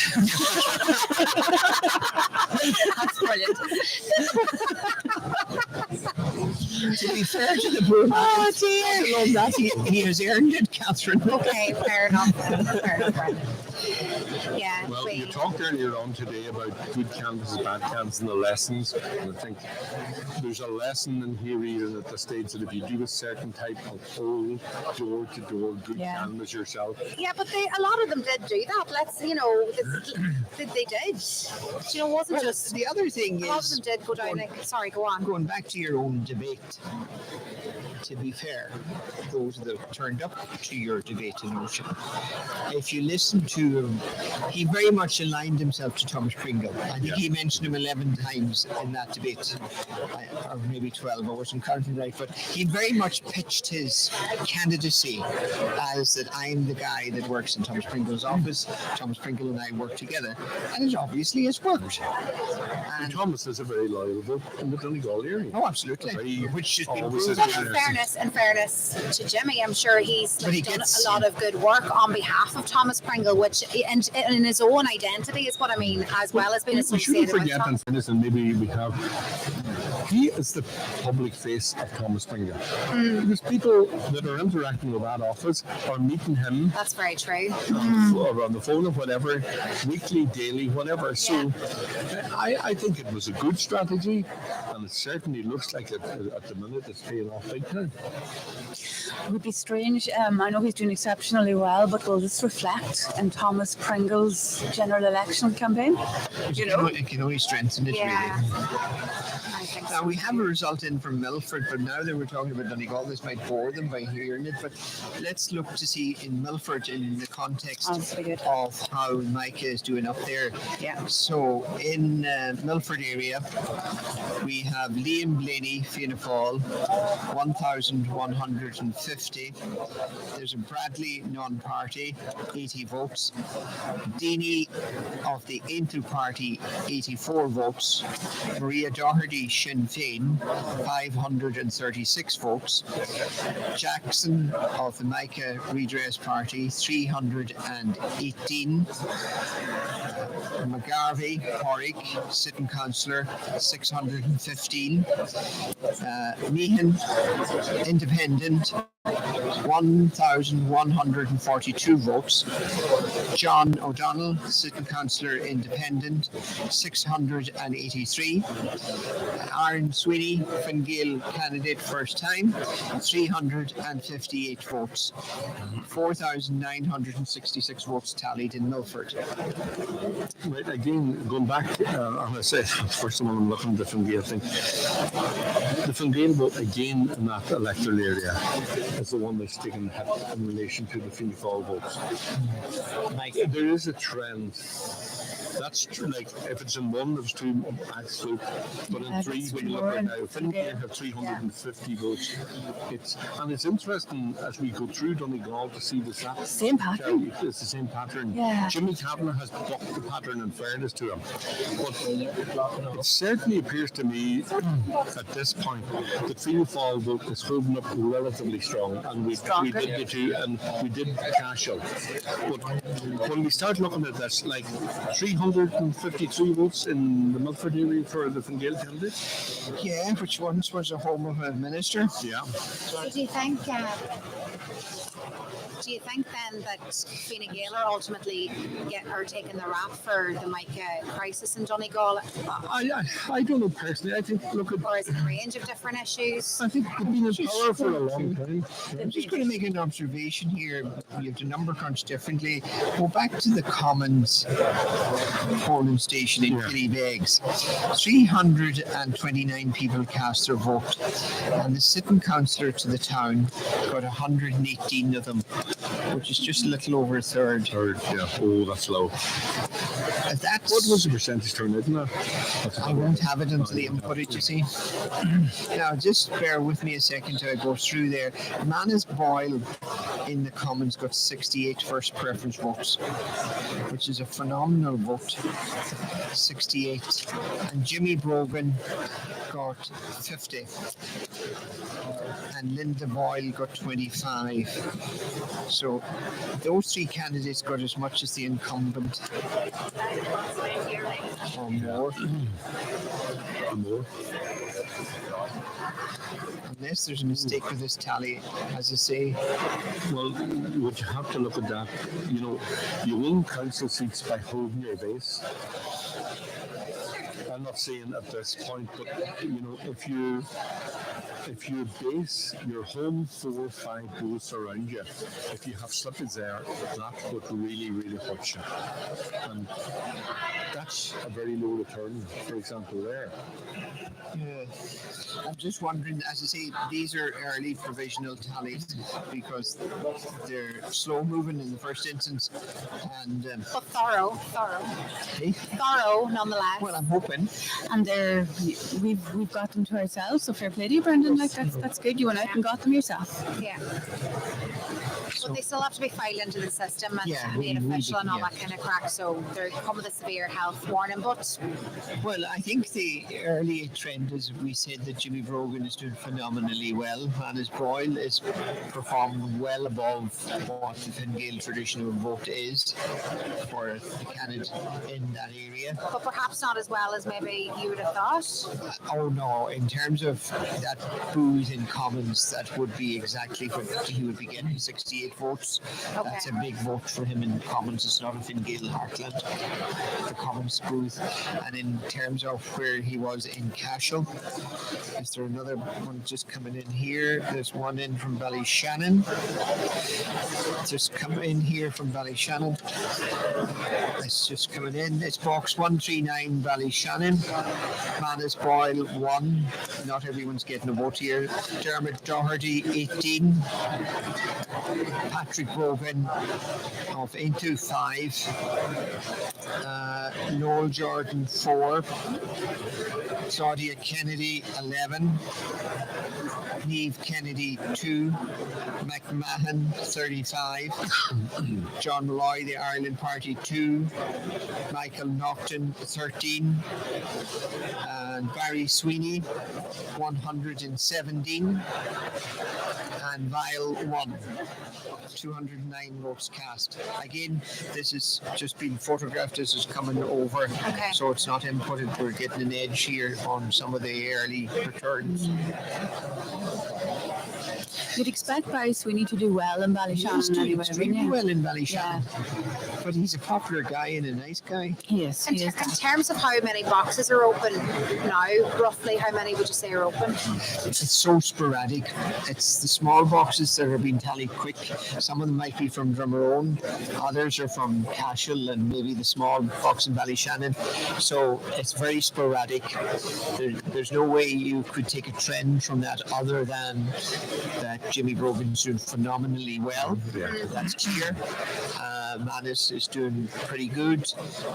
Neve Kennedy's vote's under pressure, but it's far too early to extrapolate anything else from that. The true vote for Kilcar, Carrick and Glen has fragmented to the 4 corners of the world, would be a fair assessment. And the vote in Donegal Town seems to have galvanised around initially Corey Kennedy, and well galvanised around him with good, reasonable showings for Jimmy Brogan and Michael Naughton. That's as much as you could extrapolate from that. I think what you're saying is that the 2 guys in the south of the county, yeah, they're doing fine. I think Naughton is pulling quite well. Donegal Town vote is staying in Donegal Town. I think that's the other thing. Now, I think when you come on down, it gets really interesting. Yeah, you McGill will certainly be on the figures we're looking at and say the Comets have just fallen back. But we're having initially with the figures inside, using the Carrick Glen, the vote is fragmenting so much that it's not of huge use to either of the 2 candidates from either party. The vote is fragmenting from basically Edinburgh Bridge to Glen Head, and it's how this vote's going to come back together again. Well, it's like that any vote that goes to another candidate, half of it doesn't come back to the geographical area that it left. You have what's called an unreturnable vote, whereby people go into the booth, including myself, and I'll vote 1, 2, and maybe 3. And then if I'm really eager to stay in there a while longer and not go down the town to buy a Mars bar or something, I might vote 5, 6, 7, and 8. Yeah. And but when you have a situation such as the Cashel Glencolmkill box, where it is really fragmented to the scale that it has, those transferable votes will either burn up or not come back into play again. I was watching the tallying off the Cashel Glencolmkill box for the second half of it, and the amount of people that voted 1, 2, or voted 1, or voted 1, 2, and 3 within a party, it was bizarre voting pattern, to be fair, in my time of following a council election, which goes back to the very first thing that we said here in Ocean FM this morning. When you do not have a proper debate on proper issue-led candidates around any election, your vote will decline and go all over the place. I think what you're saying is very true. I agree in this way. I think we have nobody dominating the situation at the minute. There's no one candidate who say through the vote he's dominating. Now, I think, but where we are, I think the chickens a wee bit are coming home to roost on that one. And I instantly this morning after 9 o'clock, and I was saying there was an issue inside for the issue, for example, of Filter Bridge. But it would have been very interesting if the candidates and the parties had rounded on that with the candidates inside. They would have had a much better response from the Brenton, in your opinion. Well, they certainly know about Filter Bridge since you sat there this morning, because I think that's the 20th time you mentioned it.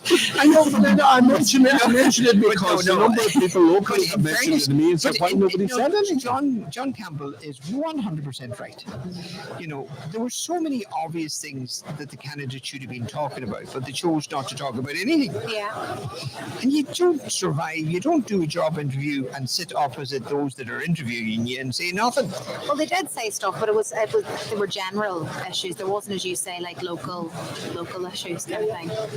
You're too generous, Catherine. Maybe that's how Jimmy Brogan profited. He was on the phone in the office talking to people dealing with issues. We had a text in here saying, ask your panel, is the Sinn Féin vote well down in Glencolmkill at the expense of Jimmy Brogan? That's a fair point. Let me look. Good point. Whoever texts you that knows politics better than I do. Let me check that. Yes, on first instinct, in a general election sense, it's down considerably. But I have to defend Sinn Féin here, not that I would, but in terms of the last council election, the Sinn Féin vote in Glencolmkill was quite poor. Okay. From memory. Let me not memorize it anymore. Let me go here. It was 19 votes they had in Glencolmkill the last time. So they tend to get a phenomenal good vote, Sinn Féin, in a general election, but in a council election in recent times they haven't been getting a very good vote. So there's a few more coming in here, hot off the press. We have Ballyshannon, St Anne's Hall, number 1, box 137. And the first is Linda Boyle, no vote. Anna's Boyle, no vote. Jimmy Brogan, no vote. Patrick Brogan, no vote. Dermot Doherty, 15. Who's after Dermot Doherty? The piece is missing. Martin Hegarty. Martin Hegarty, no vote. Next after that's Jordan, Sinn Féin, 3 votes. Claudia Kennedy, Fianna Fáil, 10 votes. Niamh Kennedy, no vote. Ori Kennedy, no vote. Michael McMahon, 30 votes. John Malloy, Ireland Party, 2. Michael Naughton, 7.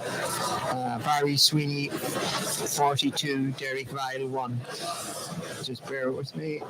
There's another one coming in here. I must tell you here. Ballantrae, box 136, box 136. I think it's box number 2 in Ballantrae. Linda Boyle, Sinn Féin, 3. Manus Boyle, Fine Gael, 2. Jimmy Brogan, Independent, 17. Patrick Brogan, into 5. Dermot Doherty, non-party, 3. Martin Hegarty, Fianna Fáil 1, Noel Jordan Sinn Féin 20, Claudia Kennedy Fianna Fáil 2, Niamh Kennedy non-party 9, Oric Kennedy non-party 26, Michael McMahon Sinn Féin 19, John Malloy the Ireland Party 1, Michael Naughton Fianna Fáil 103, Barry Sweeney, it's not tallied here but it's 24. So that is that box. Let's see, has anything else come hot off the press?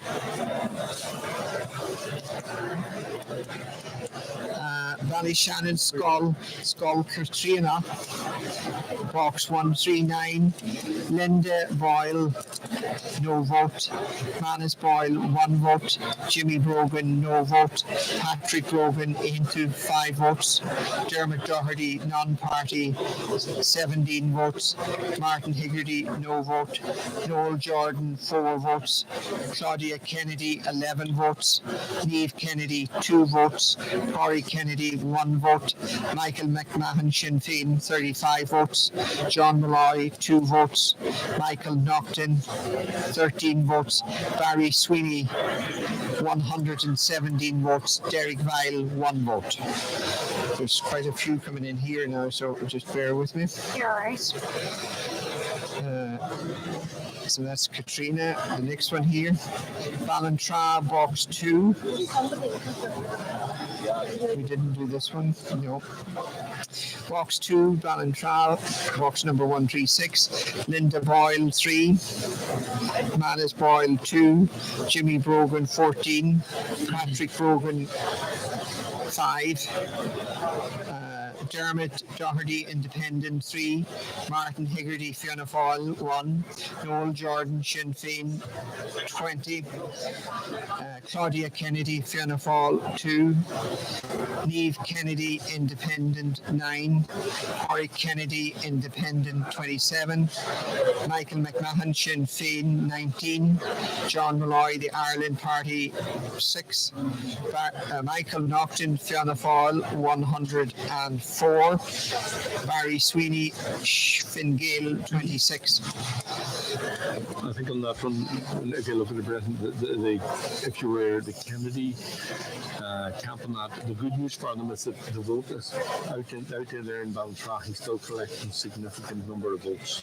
Naughton has done well, but you know he obviously canvassed the area very well.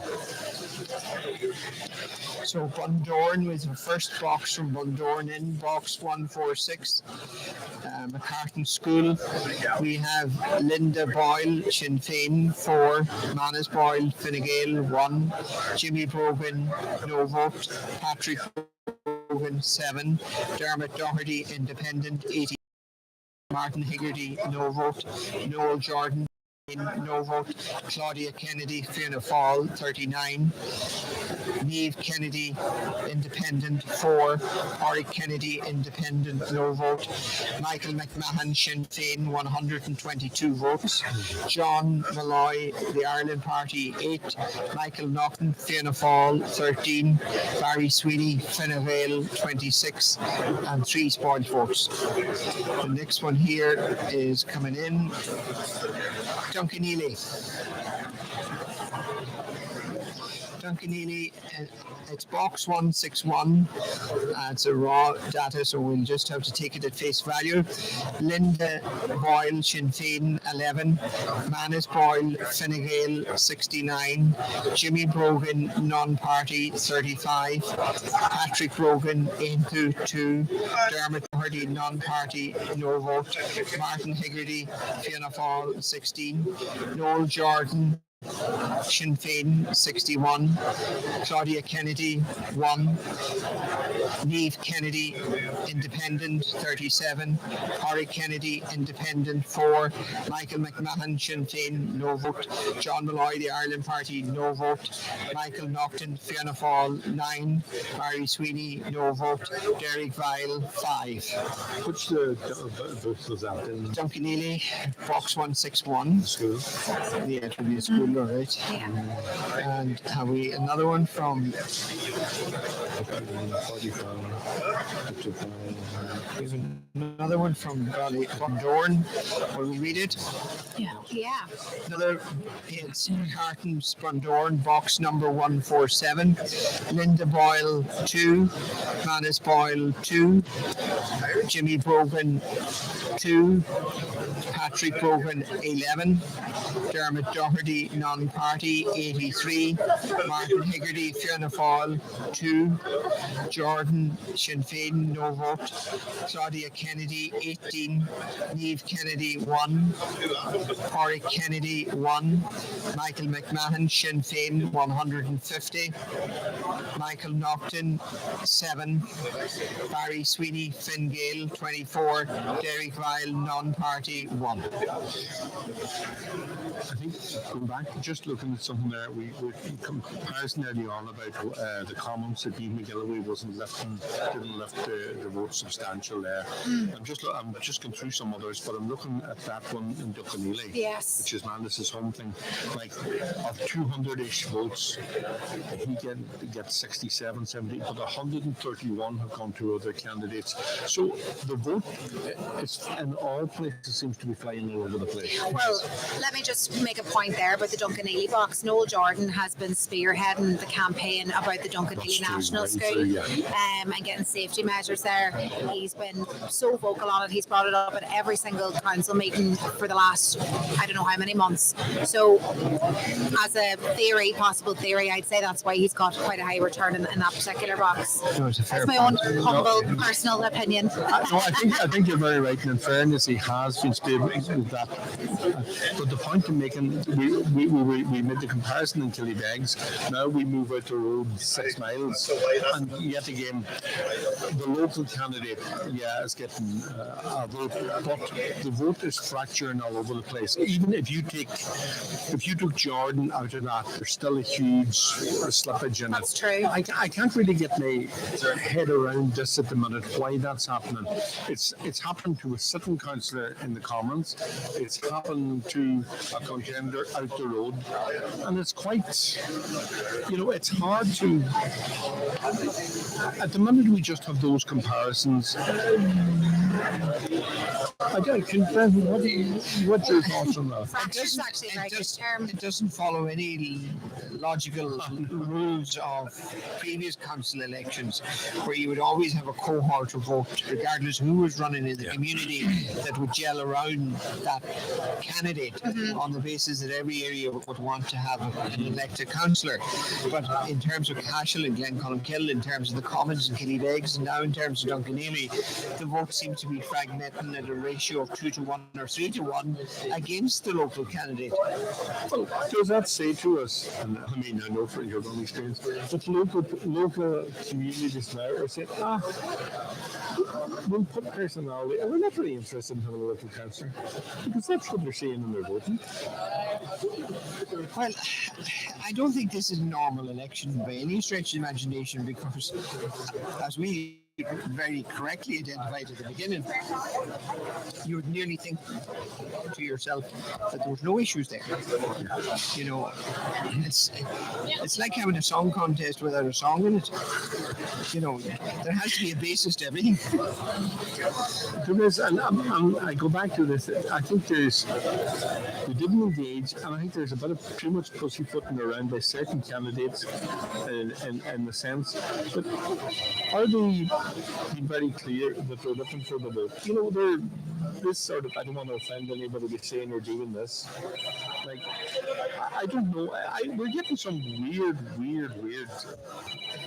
I guess coming back it's here. quite unprecedented, isn't it? I mean, if you went back to what you were kind of saying this morning, it's a far cry from what's unfolding right now. Yeah.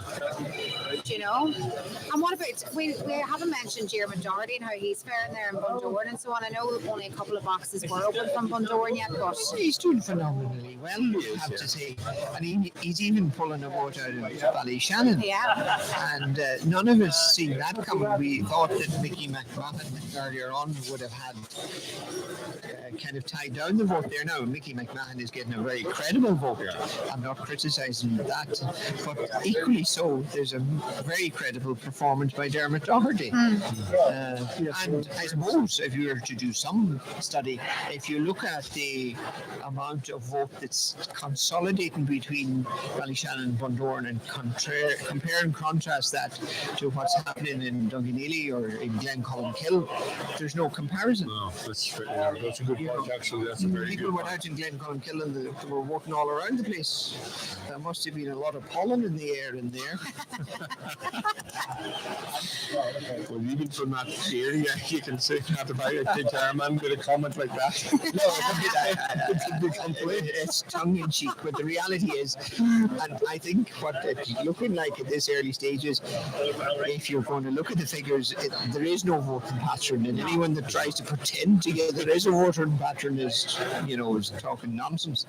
It's a very fragmented vote, and it was a very fragmented election. So we're getting what we saw over the last 4 months. And is this, do you think, really, are enough boxes open now to really paint that picture? No, you need more boxes from Donegal Town. It'll consolidate the fact that the seat stays there or not. And then beyond that, then you need to see the home base of Niamh Kennedy in terms of the 3 boxes in Killybegs, and which will be key then for the sequence of elimination. The boxes in Kilcar would need to come into play, and then you will have some degree of trend, but you won't make much sense of it, Catherine. Okay. You're sure now? You're sure Brendan will not make sense of it? Are you absolutely sure? I'm not sure. I'm intrigued about my own home area of how the Kilcar will come into this. Brendan might was just having we want to be careful.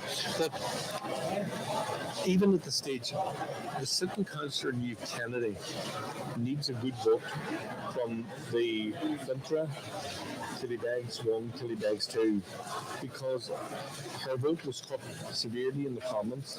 She can't afford a lot more slippage. Well, I suppose she can in many ways on the first count, because I think she'll be content enough to know that the other 2 candidates inside will be transferring to her at some stage. I don't see any upset that they'll not be, but that could be the last famous words I ever speak. But when you're dependent on transfers, as you well know, Brendan, in the lapse of the gods. Yeah. If somebody decide, on today I'll vote 1 or I'll vote 1 to 10, or the danger for the likes of Niamh Kennedy is really simple.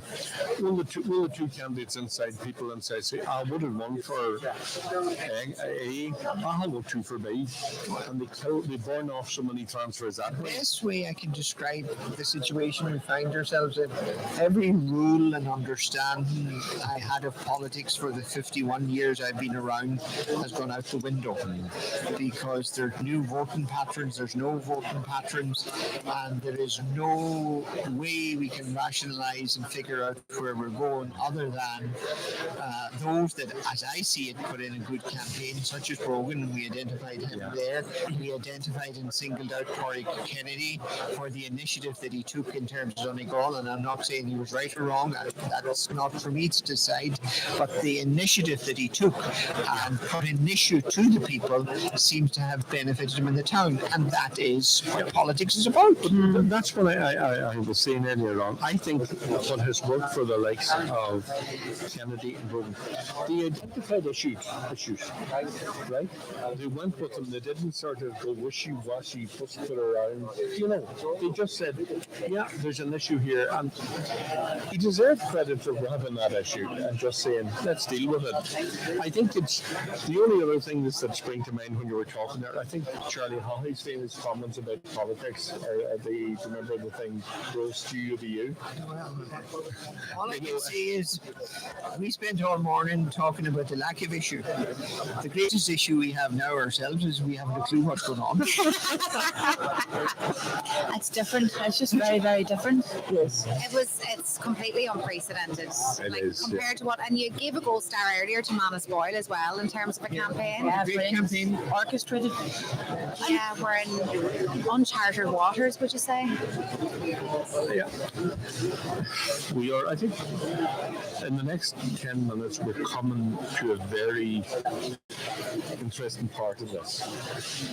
As we get, as the Killybegs ones, as we get the Uncharted, if we get the Glencar ones, and we should get them in the coming And Donegal. But even initially, immediately inside of that, there's two separate contests going on now. There's how the preference, how it's going to play out from Brookles, Killybegs, Glencar, Carriglen, and the sequence of those people end up in the first count, and obviously the Donegal Town one. But I think, as I say, we're going to see in the coming minutes what's happening here.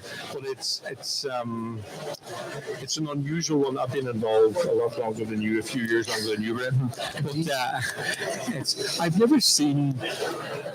I've talked to serious party people around there from all parties, and the answer is they don't know. They're hoping for the best, and in some cases they're expecting the worst. But I'm talking now to guys from the west of the county, the south of the county, Finn Valley area, that are experienced and have many air miles off, and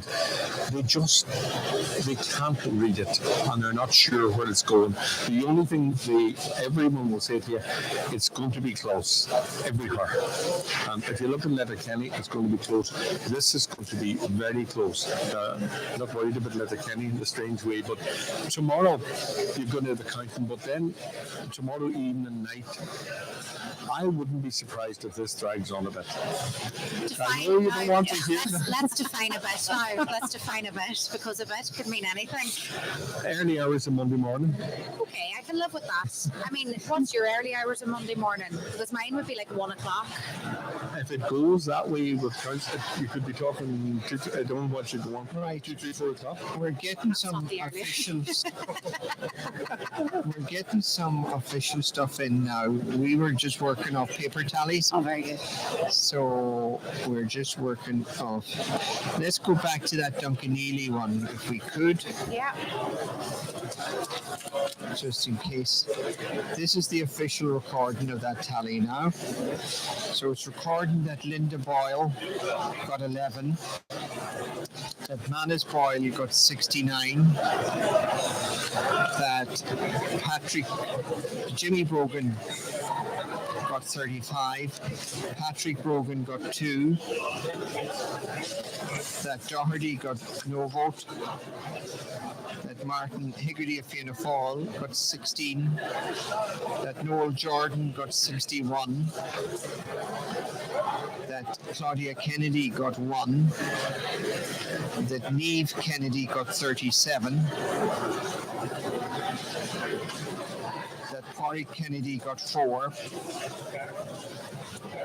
that McMahon Sinn Féin got no vote, that John Malloy got no vote, that Michael Naughton got 9 votes, and Barry Sweeney got no vote, and Vile got 5 votes, and there was 60% turnout and 250 votes cast.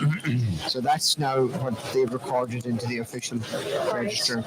So there is one issue I see here with the first box to be tallied, which is Ballantrae. It looks like they've lost half of it, which is not that they lost it, it's they didn't tally it. I'll correct myself. And It's hard to find good director of elections now, Brent. Absolutely. And then in terms of the second Ballantrae box, we'll read it out. These are the official tallies confirmed. Ballantrae box number 2, Linda Boyle 3, Manus Boyle 2, Jimmy Brogan 17, Patrick Brogan 5, Dermot Doherty 3, Martin Higgerty 1, Noel Jordan 20, Claudia Kennedy Fianna Fáil 2, Niamh Kennedy 9, Corey Kennedy 26, Michael McMahon 19, John Malloy Ireland Party 5, Michael Naughton 103, Barry Sweeney 24, 239 votes cast, 42% turnout. 42%? Yeah. So it's starting to fill in here now. And as I said earlier to that, we were just running off Tallies, Have we run the unofficial. total at the moment? No, it's no good really because the key boxes are not there. I can do an update. If we want to do a run-in total on the basis that 2,685 votes are cast, the run-in totals are as follows. Linda Boyle, 85 votes. Manus Boyle, 200 votes. Jimmy Brogan, 202 votes. This is on the basis of what's input into the system. Oh, yeah, sorry. Patrick Brogan, 46. Dermot Doherty, 233. Martin Higgerty, Fianna Fáil, 125. Noel Jordan, Sinn Féin, 117. Claudia Kennedy, Fianna Fáil, 101. Niamh Kennedy, Independent, 129. Corey Kennedy, Independent, 47. McMahon, Sinn Féin, 558. John Malloy, Ireland Party, 42. Michael Naughton, Fianna Fáil, 305. Barry Sweeney, Fine Gael, 479. Derek Vile, non-party, 16. That's out of 2,685 votes tallied. I think we've got another sheet in here, and we'll go to it. This is a raw data sheet. It hasn't been inputted to the system. But they're very accurate. And it's Bundorn box 148. In Bundorn box 148. Linda Boyle, Sinn Féin 4. Manus Boyle, Fine Gael 2. Jimmy Brogan, non-party, no vote. Patrick Brogan into 6 votes. Dermot Doherty, non-party, 71. Martin Higgerty, Fianna Fáil, 1 vote. Noel Jordan, Sinn Féin, no vote. Claudia Kennedy, Fianna Fáil, 8 votes. Niamh Kennedy, Independent, 1 vote. Corey Kennedy, Independent, 3 votes. Michael McMahon, Sinn Féin, 180 votes. John Malloy, the Ireland Party, 5. Michael Naughton, Fianna Fáil, 13. Barry Sweeney, Fine Gael, 22. So that's another of the boxes in Bundorn in the system. So Michael McMahon, as we said, is pulling strong. Yeah, very strong. And actually, when you look at it as well, at some of the, I know they're not inputted yet, Noel Jordan is pulling very strong as well. There's no doubt about that. Everything is taking us towards a very, very, very interesting climax. So it is very, very, very See if interesting. there's anything officially updated on the feed. I was looking at some of them.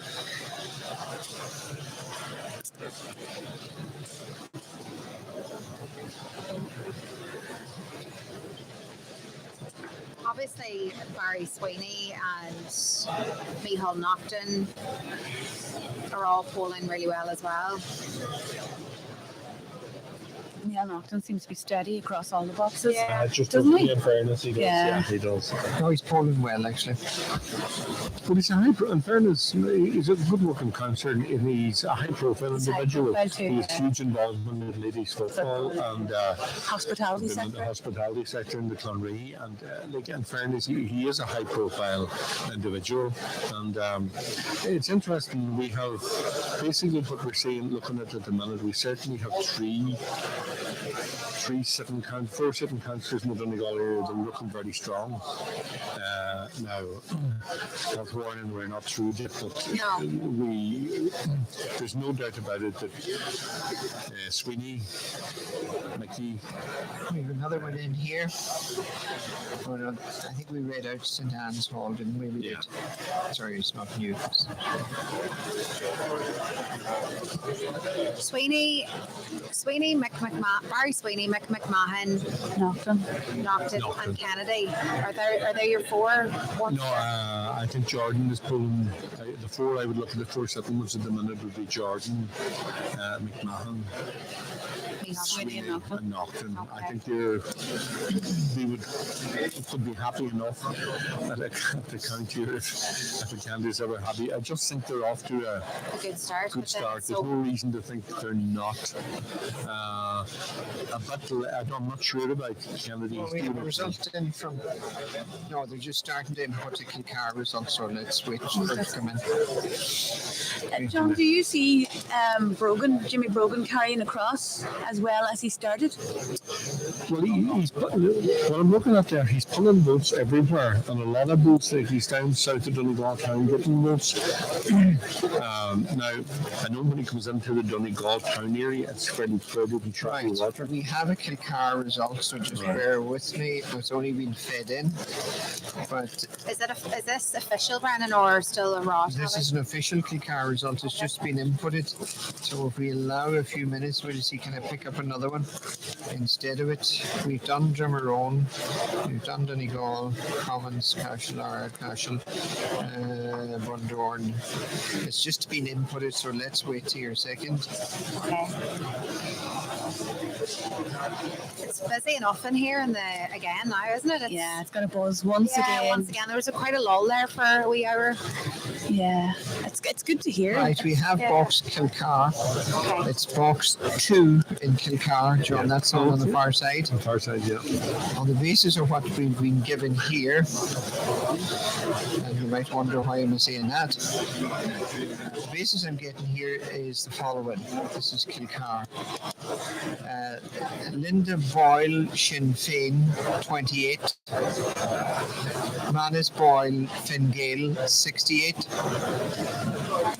Jimmy Brogan, non-party, 19. Patrick Brogan, into 6. Dermot Doherty, 0. Martin Higgerty, 150. Noel Jordan, 3. Claudia Kennedy, 0. Niamh Kennedy, 43. Corey Kennedy, 0. McMahon, 0. John Malloy, 0. Michael Naughton, 13. Barry Sweeney, 1. And Derek Vile, 2. 263 votes. Am I correct in that? No, sorry, my apologies. 333 votes, 69% turnout. That's what's inputted here into the data.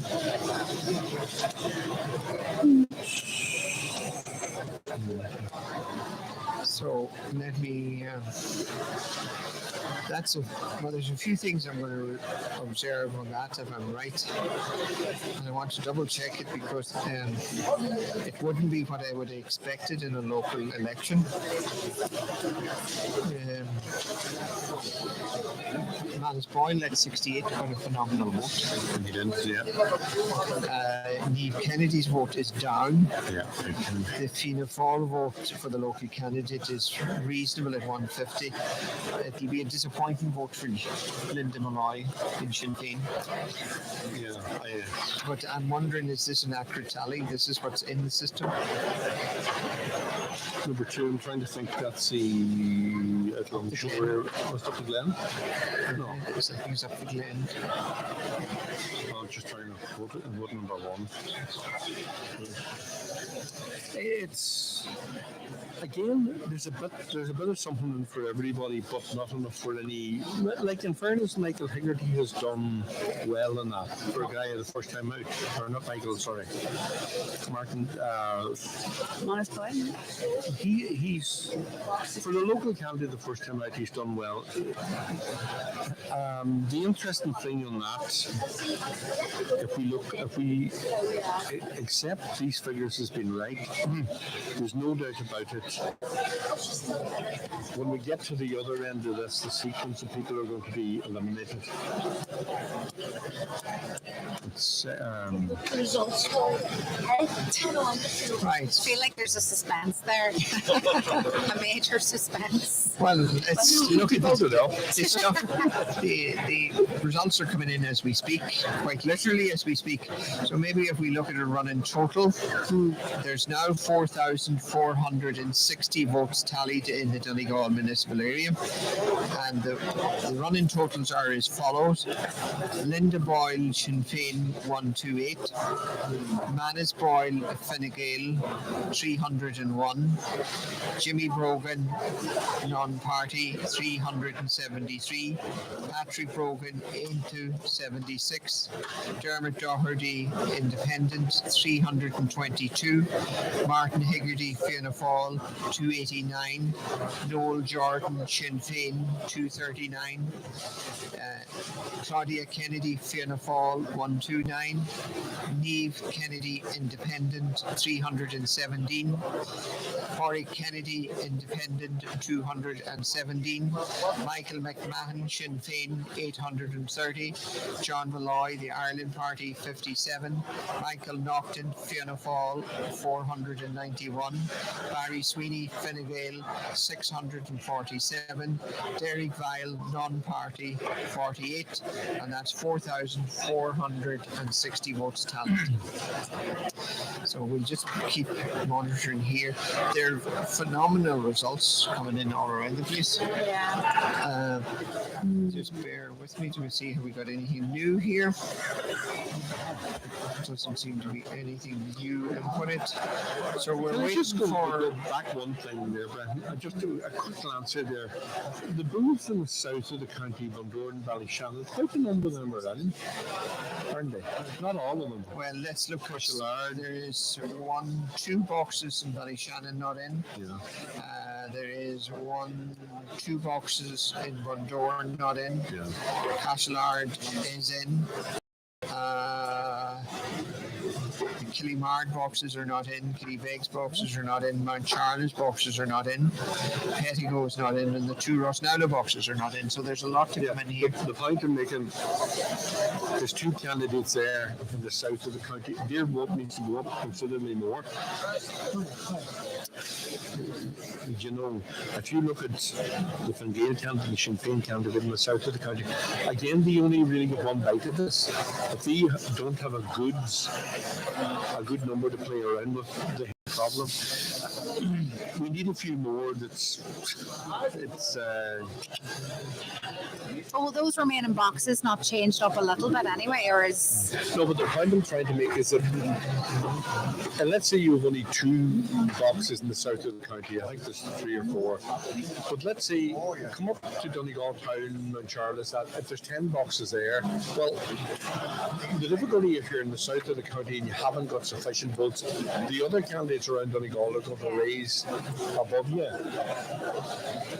They're not at that yet. But would you not expect Sweeney, the Fine Gael candidate, and the Sinn Féin candidate to have a better vote coming out of those Ballyshannon and Doran I suppose to defend the situation, Dermot Doherty has a lot of votes tied up there, and that'll probably benefit McMahon certainly without a doubt, and it'll also benefit Sweeney.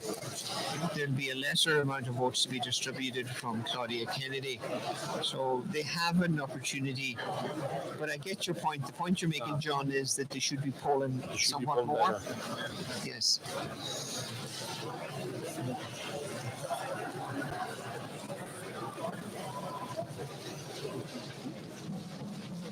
Let's see, have we anything further here? So,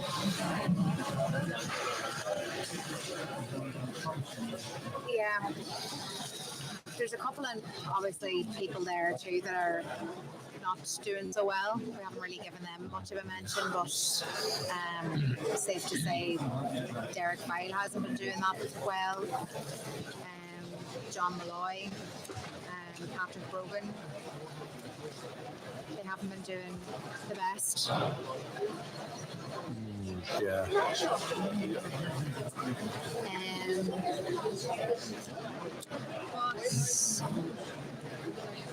Yeah, in terms of Manus Boyle,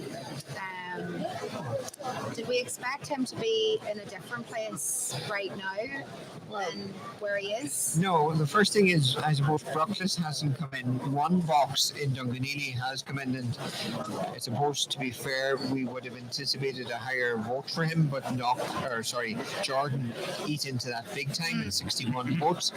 But if we look at what he did get elsewhere, and I think that's an important one too, he got 50 number ones in Cashel in Glenconkill, which is a phenomenal achievement. He got 68 votes in Kilcar, which is a strong polling. And so what it'll boil down to now for Manus Boyle is the second Dunganelly box, the Bruckles box, the Killybegs boxes, Frosses, which will be key to him, and kilos.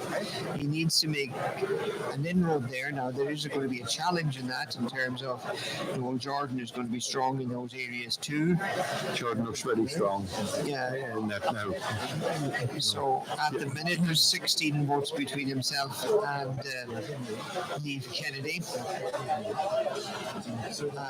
But that's all relative because their key boxes are not in the respective candidates' areas. Niamh Kennedy's vote isn't anywhere near where it was the last two times out. I think we touched on that in the beginning of the programme when we went backwards to the point of Killybegs, where I always felt there was going to be a problem. Yeah.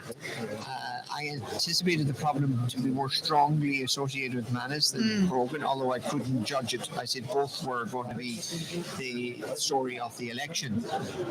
Now, how that plays out as the day goes on is a good question. We'll soon see. We have Fintra. Okay. Niamh Kennedy country, is it? Just bear with me and I'll put on the double glazing.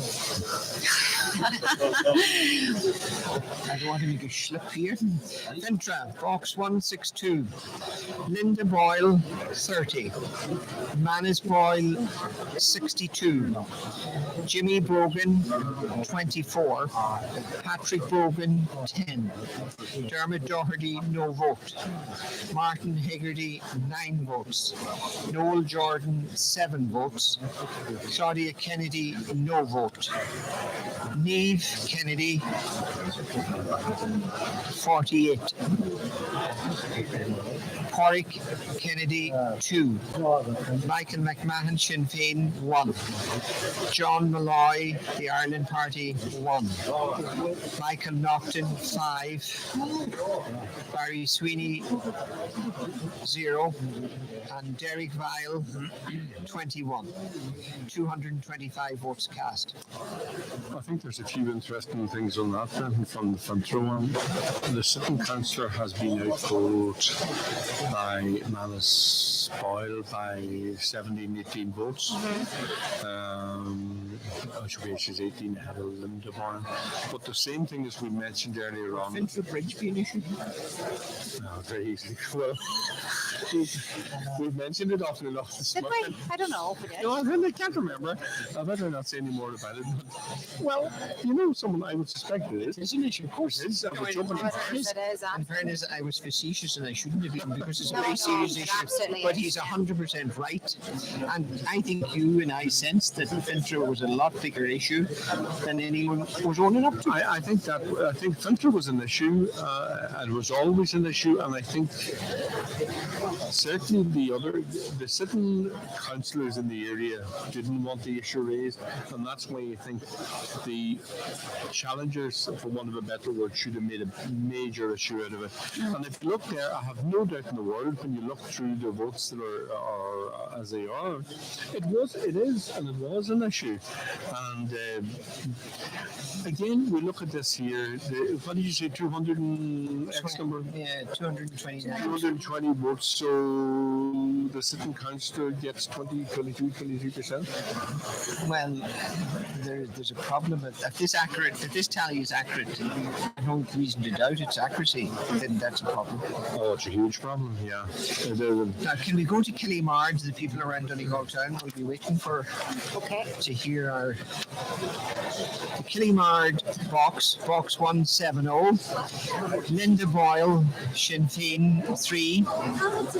Manus Boyle, Fine Gael 10.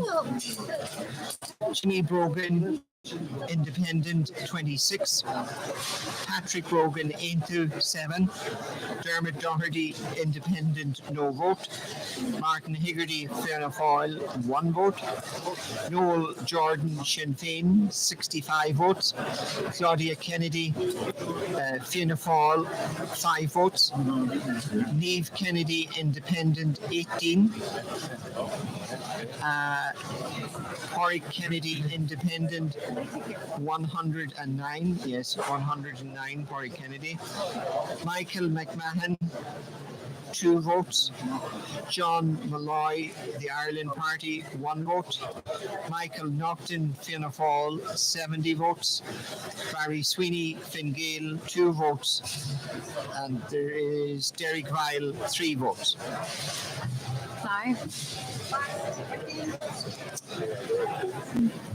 Now, let me go back into the live feed. These were the raw data that were coming in. We're getting them before anyone else, just by some coincidence. I don't know. Don't deny everything. And here we go for the live feed to see are they catching up with Ocean FM. And at the minute there is 4,757 votes in the system. So look at our raw feed is way ahead of that, so we'll wait for them. Yeah. It is. You would know on the figures as coming through that you're like years ahead of them. So, well, in terms of that Killybegs box, that was just that you just talked about, Pádraig Kennedy is well ahead of Micheál Naughton there. Yes. Now, it's early to call it, but we're with our raw data much ahead of the rest. Okay. And we're not adding up the raw data because we don't have the time to get all that done. But I'm wondering, is Pádraig Kennedy's accumulating a vote to come into contention? Well, we'll know about 2 or 3 more, but he's polling well. He is polling well. Brogan's polling. There's not a lot between all of them. Between the number of candidates, it's. I think in the next half an hour or so, with all of these totals and tallies, it's going to be clear picture will emerge. I think it will, and I think it's but clear to the extent it's going to be a very, very close, very, very. As I said earlier on, let's try to stand over. There's 3-4 councillors certain.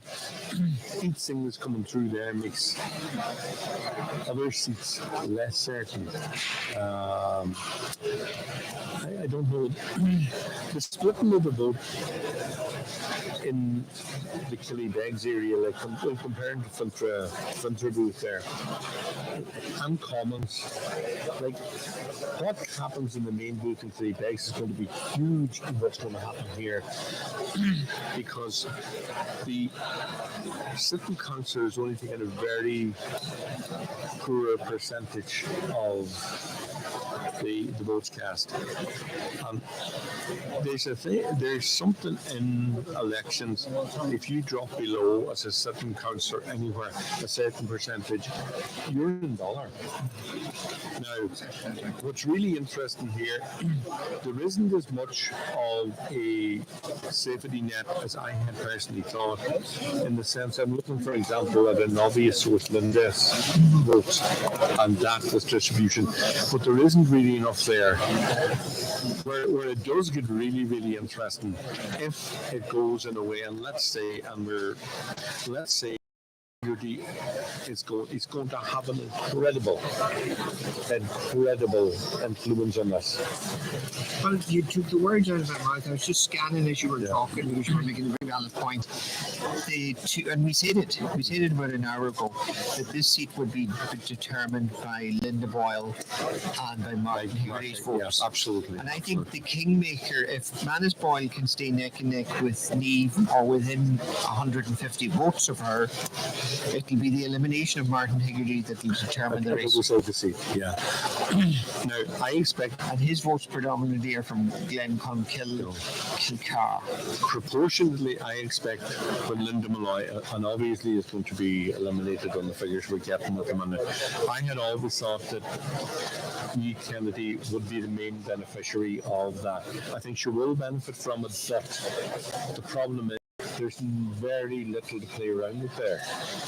Now, I think when Higgery goes eventually, this is where it's really... He certainly... If those two candidates are within a couple of hundred of each other,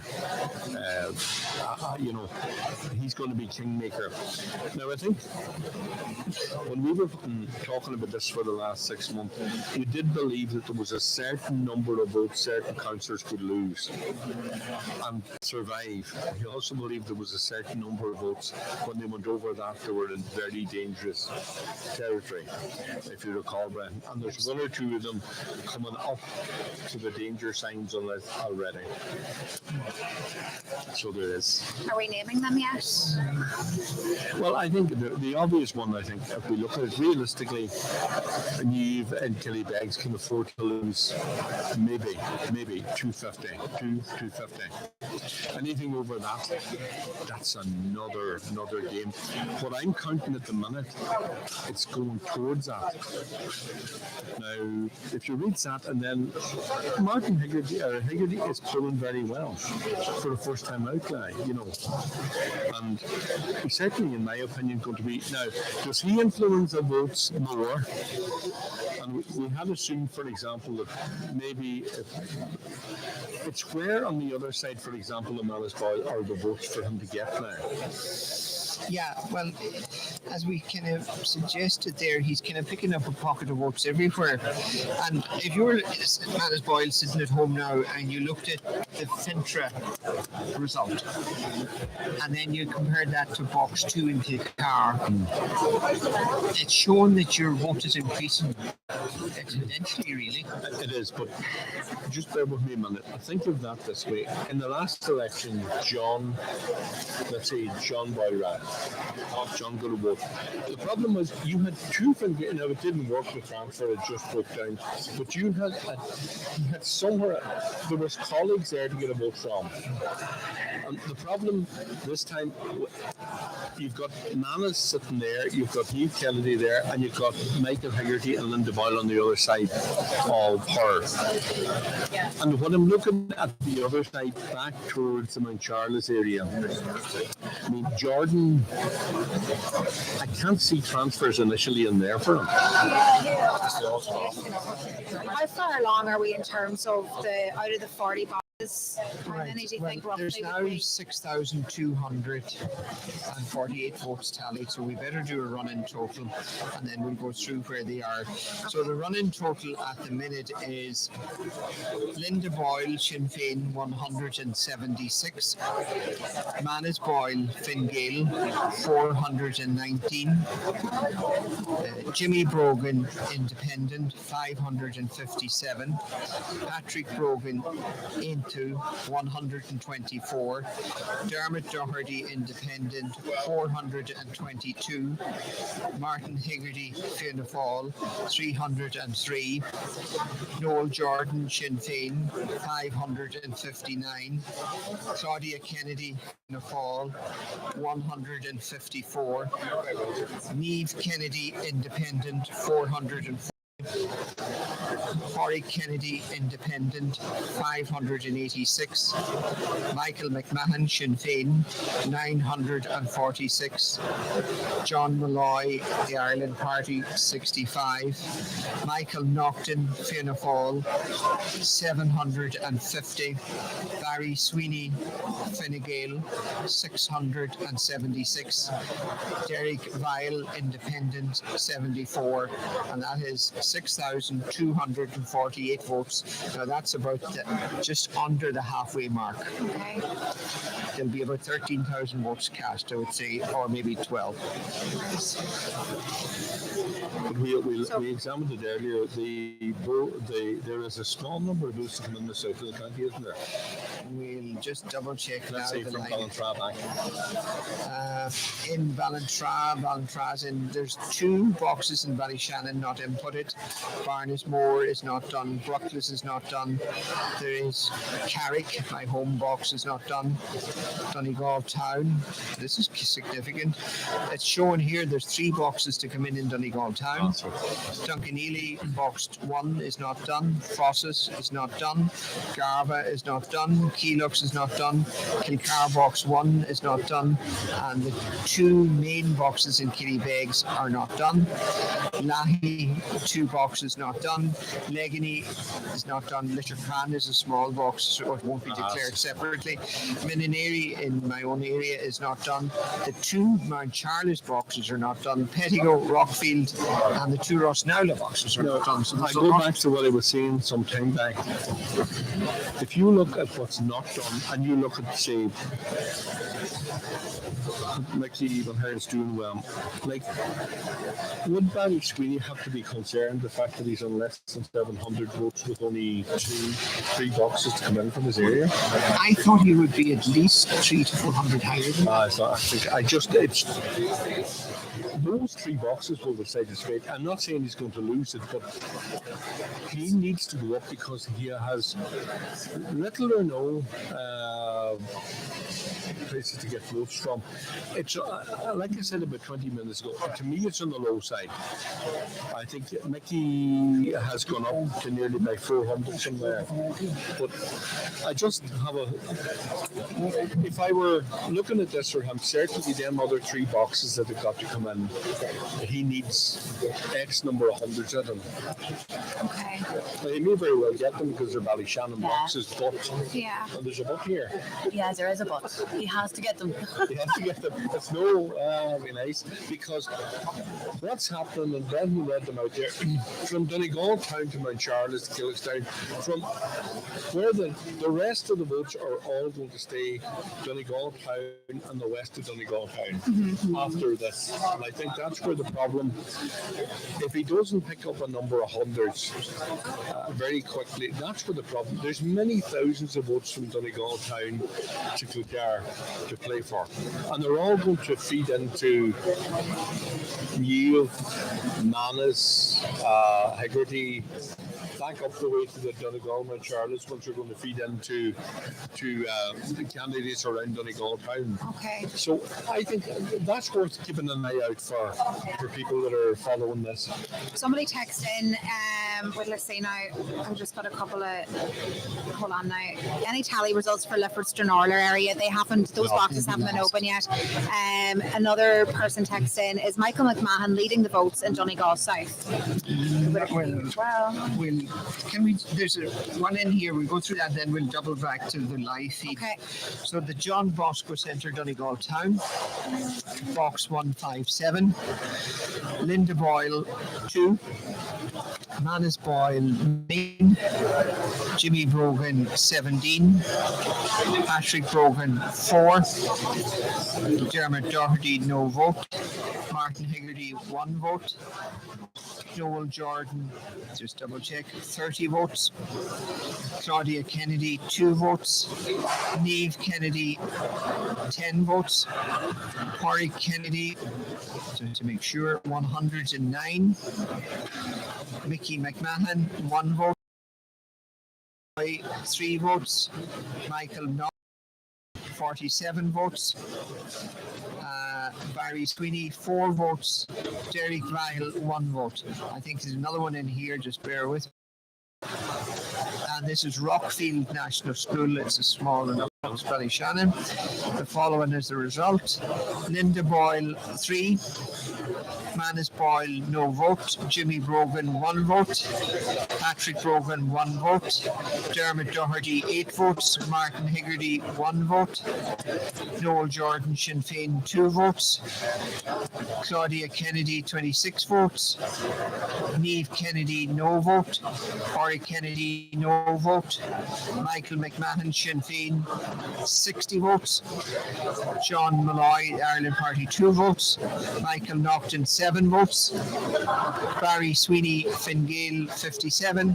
Derek Vile, 1 vote. So let's get a live feed to see who's leading who. Hot off the press, so that we don't make any mistake or we're not accused of being. Yeah, that was the text we got in about Michael McMahon. Is he leaving Donegal South? Well, we'll have it now in 1 second. Right, here we are. This is the police with 6,892 votes in. Live feed. The following is the result. Linda Boyle, Sinn Féin, 185 votes. Manus Boyle, Fine Gael, 443 votes. Jimmy Brogan, Independent, 614 votes. Patrick Brogan, Into, 154 votes. Dermot Doherty, Independent, 429 votes. Martin Hegarty, Fianna Fáil, 307 votes. Noel Jordan, Sinn Féin, 651. Fianna Fáil, 156. Niamh Kennedy, Independent, 471. Corey Kennedy, Independent, 718. Michael McMahon, Sinn Féin, 959 votes. John Malloy, the Ireland Party, 72. Michael Naughton, 967 votes. Barry Sweeney, Fine Gael, 691. Derek Vile, Independent, 75. So leading the poll at the minute is Michael Naughton by 8 votes. By 8 votes, yeah.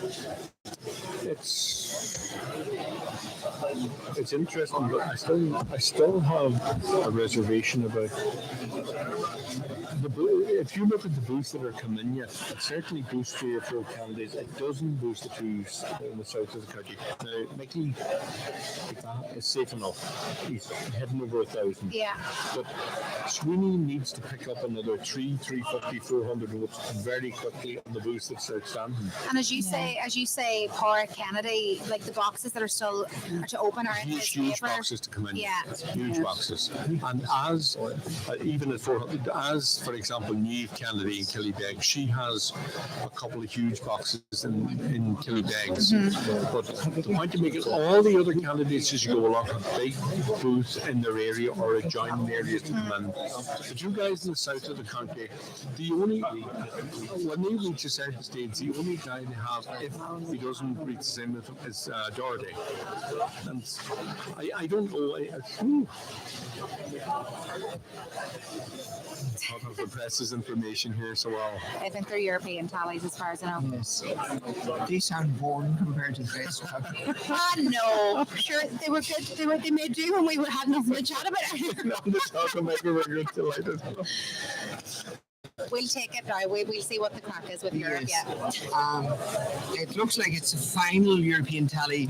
I won't do the other 2 because we've done them twice before, but the final European tally for the Letterkenny area is as follows. The Into candidate got 717 The combined three Fianna Fáil candidates got 2,974. The combined two Fine Gael candidates got 1,295. Sinn Féin combined two candidates got 1,893. Luke Ming Flanagan got 1,697. Kieran Mullooney got 159, and the remaining 21 other candidates between them got 2,193 votes. So, I'm just like, if you're the Fianna Fáil European candidate in the north of the constituency, you have to be very disappointed. Oh, that'd be a matter for Mary Coughlin.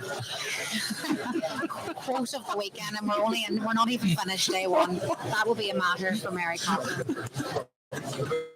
For Mary, see tomorrow when she gets properly settled into this, there'll be a list of my log. I think one of you should be taking a list of these questions. I was actually going to, I was actually going to. Yeah, and then we kind of fell by the wayside. But you know what you're saying An about hour for you tomorrow. I'll be doing notes all night. Where do we even start? I know what you're saying about if I was a North Donegal candidate, I'd be very disappointed and all. But again, it does feed into the whole three candidate strategy, and like he was just added as kind of a backup to Barry Cowan, And I think in fairness to him, and again, I can ask the former director, he certainly didn't feel that he had the support of the Fianna Fáil party behind him. Well, that's an understatement to say the least. I'm being diplomatic as a fair enough. director of elections. Certainly, as a former director of elections, Breton, how do you feel the party supports? He claimed, that Micheál Martin wasn't going out canvassing with him as much as he did with Lisa Chambers and Barry Cowan. Brendan, would you agree or disagree with that? Would you have any inside information? That'd be a matter for Mary Coughlin. No, seriously, no. Look at. He had a bona fide. Yeah, and that outburst was obviously last. I don't take from him that the fact that he had a very bona fide complaint, and in fairness, the perception was that he wasn't getting access onto the various debates on the national radios. Yeah. So I don't take from that. It's the method in which he made that complaint known, I think, is the issue. But then, obviously, I'm not privy to what was done previous to his outburst. Was he trying to get some degree of fairness? Was he trying to get the leadership of the party to listen to him? Was he trying to get assistants or headquarters? All those are unknown to me, so I don't know. No, so I interviewed him earlier that day, before the RT saga, but he alleges that he did make contact with the powers that be and had made several attempts to rectify the situation before he went public and very public with his There's views. no doubt about it, the level of frustration the man had to bring him to that stage. And you would feel sorry. Look, we're all in politics for different reasons, and he is genuinely motivated, and the level of frustration he had to go to that, you would feel sorry for anyone that were so felt so let down by their party. That was the last resort. Is it the party or is it the party leader they felt let down by? Well, I'm no longer a member of the party because of my employment, so I just quite honestly don't know. Okay. Well, I mean, it can be the first question you would have to look at. Is being endorsed or held publicly by Micheál Martin at the minute? Is the plus or minus? Yeah, that's Because beginning and end. he's a leader who doesn't really inspire, and the other thing about him, he's in his final days. There's an obvious split in the Fianna Fáil party over Micheál Martin in terms of whether they want him to be leader or not. Now, I mean, we see Leo Varadkar calling it a day there not so long ago. Is it time for Micheál Martin to do the same? You'd wonder. Right, we have a Killybegs result. Okay, yeah, I love how he just. There's a result from Killybegs, box It'll be interesting, 169. Okay. Box Killybegs 169. Linda Boyle, Sinn Féin 47. Manus Boyle, Fine Gael 72. Jimmy Brogan, Independent 58. Patrick Brogan, Aintu 6. Dermot Doherty, Independent, no vote. Martin Higgerty, Fianna Fáil 20. Noel Jordan, Sinn Féin 3. Claudia Kennedy, Fianna Fáil 2, Niamh Kennedy, just to double check, 129. Pádraig Kennedy, Independent 1, Michael McMahon, Sinn Féin 1, John Malloy of the Independent Ireland Party 1, Michael Naughton 3, Derek Weil, Independent 33, and it's shown that there was 376 votes tallied in that box. There's another one in here too, so we'll just keep with it. Brooklis.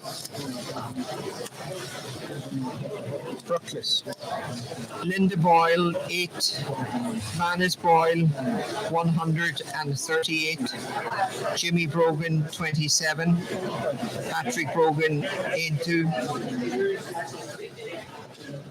11, Dermot Doherty 0, Martin Hegarty 13, Noel Jordan 39, Claudia Kennedy 3,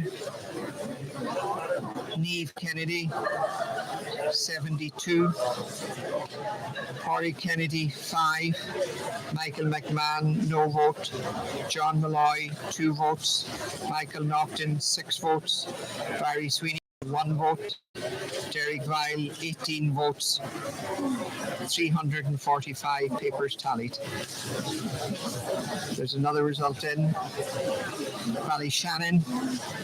It's box 140 in Ballyshannon, and Linda Boyle 5, Manus Boyle 3, Jimmy Brogan 4, Patrick Brogan 2, Dermot Doherty 26, Martin Hegarty 2, Noel Jordan Sinn Féin 2, Claudia Kennedy 34, Niamh Kennedy 6, Pádraig Kennedy 1, Michael McMahon 95, John Malloy Ireland Party 13, Michael Naughton 11, Barry Sweeney Fine Gael 141, and that is Ballyshannon box 140. There's no new votes in other than that. There was a significant one in, I thought, from Brooklis, was it, John? Yeah, and a couple of Brooklis. Brooklis was interesting. There's some other one there I was actually going to look at. Killybegs. Let's look at Killybegs. Yeah, sorry, that was the one. I think the same pattern continues for the sitting councillor, lifting a vote, but not a vote significant enough, in my opinion. I'm just looking then, in fairness, the Manus Boyle, obviously in Brooklis you would expect, sorry I've lost my sheet very well. I think what we're seeing, the vote effectively, the split of the vote between Manus Boyle and Niamh Kennedy, right? I'm not sure who will suffer the most from this, but to an extent it's nullifying itself, right? Now, each of them so much. In fairness, we talked about this earlier on this morning, and all things in low percentages like this would expect the sitting councillor to do very well. We have to be honest. So this vote is really, it's splitting very, very strangely. If you look at Brooklis and how it's split, yeah, Manus Boyle got a good vote, yeah, Niamh Kennedy got a significant vote, but, and there's a but here, if you look at Killybegs, you know, when we get this very shortly, we'll have to compare these to the last ones. The two votes are going up, but at the minute I have the gut feeling that neither of the two votes are going high enough to take anybody over the line. That's a fair point. I just, looking at the figures, when you're getting 60 out of 160 and somebody's getting 70, the great danger is then that the two candidates fall between the two. And I think this is sort of flagging itself at the minute. And it goes back to what we discussed here 20 minutes ago. If they are neck and neck, Linda Boyle and Higgerty will decide which of them is going over the top. Right, let's do a run-in total to see, because it's starting to heat up. Okay. Just bear, so I upload here. Now, the amount of votes tallied is 8,474. 8,474, and it's as follows. Linda Boyle, 252. Manus Boyle, Finn Gale, 660. Jimmy Brogan, Independent, 730. Patrick Brogan, Into, 174. Dermot Doherty, Independent, 463. Martin Higgerty, Fianna Fáil, 343. Noel Jordan, Sinn Féin, 718. Claudia Kennedy, Fianna Fáil, 221. Niamh Kennedy, Independent, 705. Pádraig Kennedy, Independent, 890. Michael McMahon, Sinn Féin, 1,116 votes. John Malloy, the Ireland Party, 93. Michael Naughton, Fianna Fáil, 1,086. Barry Sweeney, Fine Gael, 893. Derek Vile, Independent, 130, and that's 8,474 votes tallied. So what is the first outtake? Well, First outtake is... There's only a few votes the last time between McMahon and Noel Jordan, and now McKenna has pulled ahead. pulled ahead of it. So, looking at it, you couldn't put your money on any of them. No. Yeah. No. You're a betting person. But there's so many gaps in the tallies that have to come in. Yeah, it's. I think but I still make the point. I think in fairness, Sweeney has gone up a bit. He hasn't got to safety yet by a mile. There's another box in Ballyshannon yet, isn't there? There is. There is. Yeah, He needs the guts of Maybe if we look at 200 plus. for the listeners, the boxes that are not in. We have a box in Ballyshannon that has 540 on the register. We have a box in Barnesmore with 460 on the register. The box in Carrick, my hometown, has 665 on the register and is not in. In Donegal Town, there's an outing box that has 521 on the register. Duncanely, box 1 has 456. And Frosses has 672. It's not in and on the tally. Nor is Keelogs with 694 on the register. Kilcar main box has 609 votes and they're not tallied yet. And there is a box in Killybegs with 683 votes. It's not tallied. Lahey box 1 has 513 votes to be tallied. Letterkenny has 272 votes. Millinary 259. Mount Charles 2 boxes, which will help Noel Jordan, are not in here either. It will also help Jimmy Brogan. They're both from the one parish. Petticoat, and the final one, the 2 from Rosnowla, which should help Barry Sweeney. Should help Sweeney. McMahon. You know, we talked about all the day, the low percentages at the start, and it's just sort of something I'm thinking of. We talked about no while engagement, and as we look at I know there's things to come, but it would appear to me that in a lot of cases here, with the percentages that are coming through here, the electorate may have had something, but they didn't get it off their chest. Instead, they just said, "Ah, you know what? Don't bother coming out." And it's, you know, you can think of reasons why some of the candidates, but a lot of the council candidates around here, they're not going to remotely near the first preference vote the last time.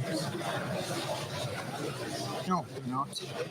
Did we read Garva? We didn't. No, we didn't read Garva. We've Garva. There's another one in. That's where we're across it. No, Garva out the back of Townawilly. Oh, I Fox 164 Garva. Linda Boyle 4. Manas Boyle 4. Jimmy Brogan Independent. Just bear with me. 26. Patrick Brogan into no vote.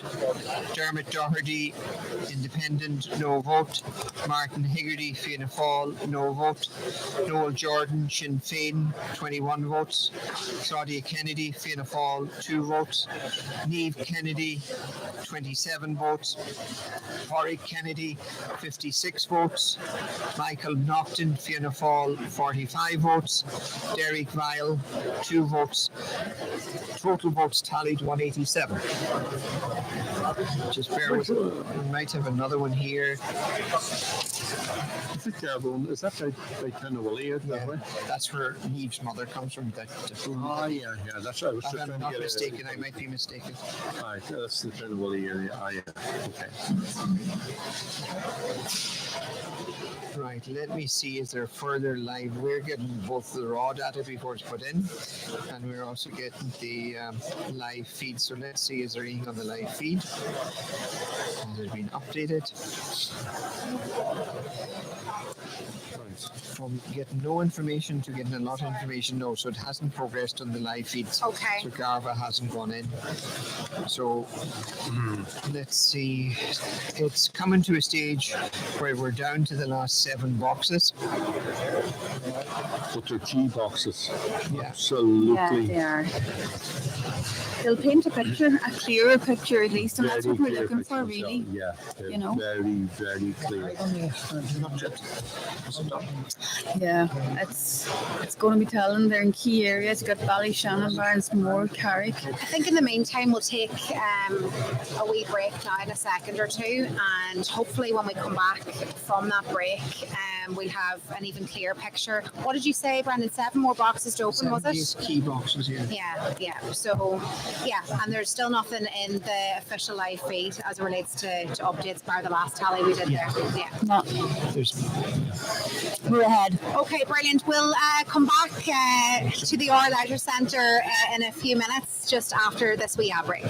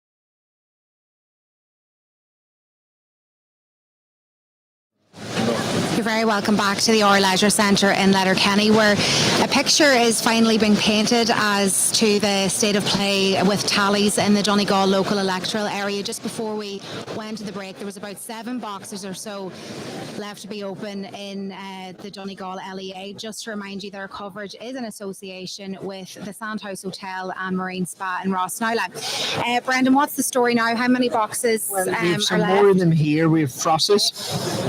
The Frosses box, Linda Boyle, Sinn Féin, 1 vote. Manus Boyle, Fine Gael, 52. Jimmy Brogan, non-independent, 73. Patrick Brogan, 826. Dermot Doherty, 0. Martin Higgerty, Fianna Fáil, 5. Who's after Martin Higgerty on the list? Martin Haggerty, Noel Jordan. Sinn Noel Féin. Jordan, Sinn Féin, 129. Claudia Kennedy, Fianna Fáil, 4. Niamh Kennedy, Independent, 11. Corey Kennedy, Independent, 41. Michael McMahon, no vote. John Malloy, Ireland Party, 2. Michael Naughton, Fianna Fáil, 63. Barry Sweeney, Fine Gael, 2. Derek Vile, 3. So bear with me, we have another one here too. Yeah. Moore St Francis out in Barnesmore Gap. Linda Boyle, 1. Manus Boyle, 10. Jimmy Brogan, 37, independent. Patrick Brogan, 8. Dermot Doherty, independent, no vote. Martin Higgerty, no vote. Noel Jordan, Sinn Féin, 49. Claudia Kennedy, 2. Niamh Kennedy, 5. Corey Kennedy, 69. Michael McMahon, Sinn Féin, 18. John Malloy, Ireland Party, no vote. Michael Naughton, 79. Barry Sweeney, 1 vote. Let's just see, is there anything further? There's the vote in from Carrick. Is there any official tallies in yet? No, nothing's been fed through officially yet. We go for Carrick in southwest Donegal. Linda Boyle, Sinn Féin, 27. Manus Boyle, Fine Gael, 9. Jimmy Brogan, Independent, 58. Patrick Brogan, 4. Dermot Doherty, no vote. Martin Higgerty, 97. Noel Jordan, 20.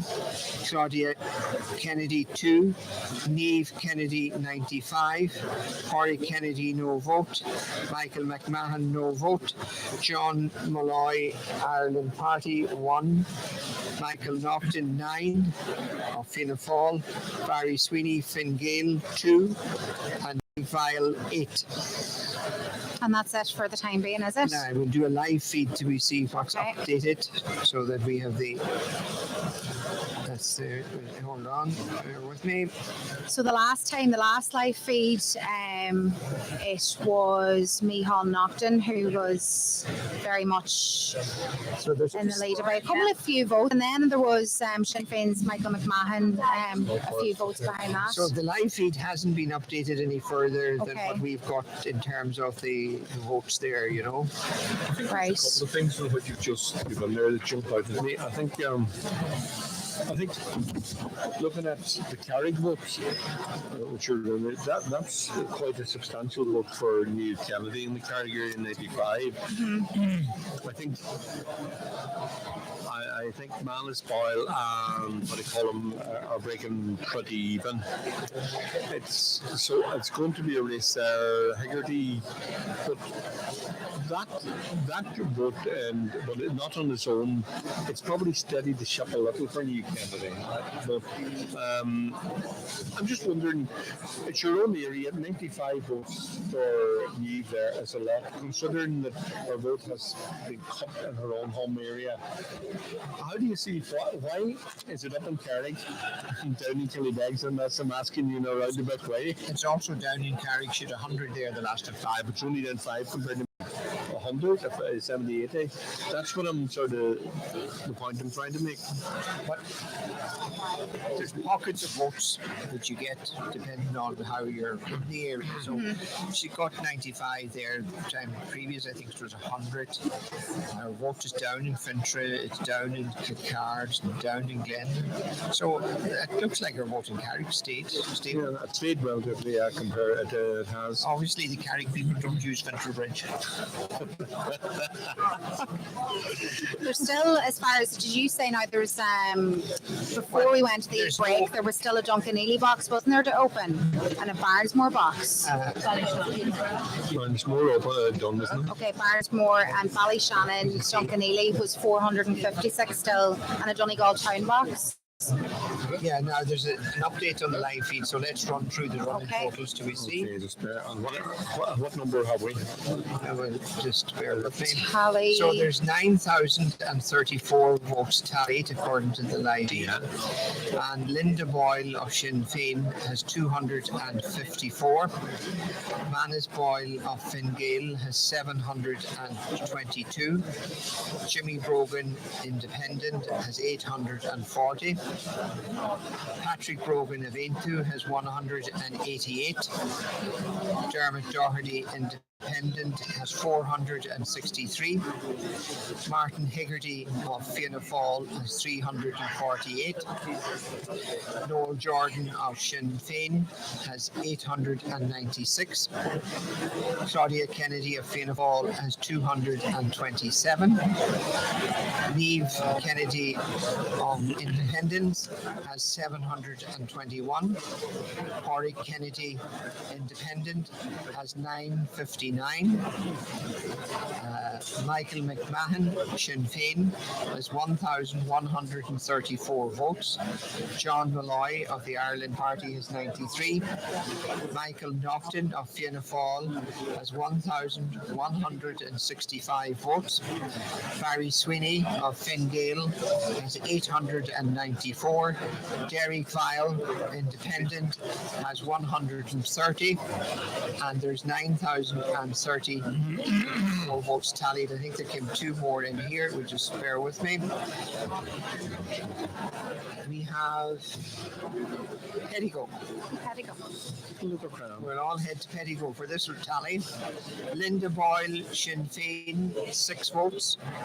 Manus Boyle, no vote. Jimmy Brogan, 10 votes. Patrick Brogan, 5 votes. Dermot Doherty, no vote. Martin Higgerty, 1 vote. Noel Jordan, 2 votes. Claudia Kennedy, 1 vote. Niamh Kennedy, 22 votes. Pádraig Kennedy, 3 votes. Michael McMahon, 42 votes. John Malloy, 2 votes. Michael Naughton, 137 votes. Barry Sweeney, 3 votes.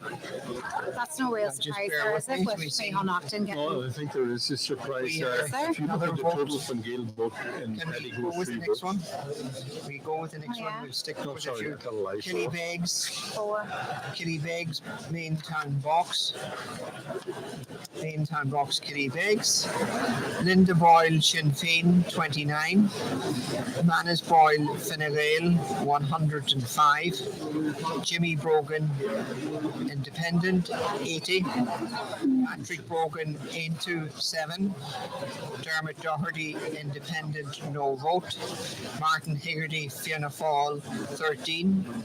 Noel Jordan, Sinn Féin, 6. Claudia Kennedy, Fianna Fáil, 4. Niamh Kennedy, Independent, 127. Pádraig Kennedy, 1. Michael McMahon, Sinn Féin, no vote. John Malloy, Ireland Party, 1 vote. Michael Naughton, Fianna Fáil, 10 votes. Barry Sweeney, 2 votes. Derek Vile, independent, 17 votes. And that's a complete tally for Killybegs. And when we are coming, I think there's one further, and we might as well do it. Letterkenny Hall, I'm really sure it is. And we are Linda Boyle, 1 vote. Manus Boyle, 7 votes. Jimmy Brogan, 7 votes. Patrick Brogan, 4 votes. Dermot Doherty, independent, 1 vote. Martin Higgerty, no vote. Noel Jordan, 15 votes. Claudia Kennedy, Fianna Fáil, no vote. Niamh Kennedy, independent, 3 votes. Warwick Kennedy, independent, 65 votes. Michael McMahon, no vote. John Malloy, no vote. Michael Nocton, 55 votes. Barry Sweeney, 3 votes. And Derek Vile, 2 votes. So this is nearly filling in. Sorry, John, I interrupted you. Yeah, we were talking about the Pedigo box. I find it, if you look at the Pedigo, what was it, 3-4 votes from Galen Pedigo? 3.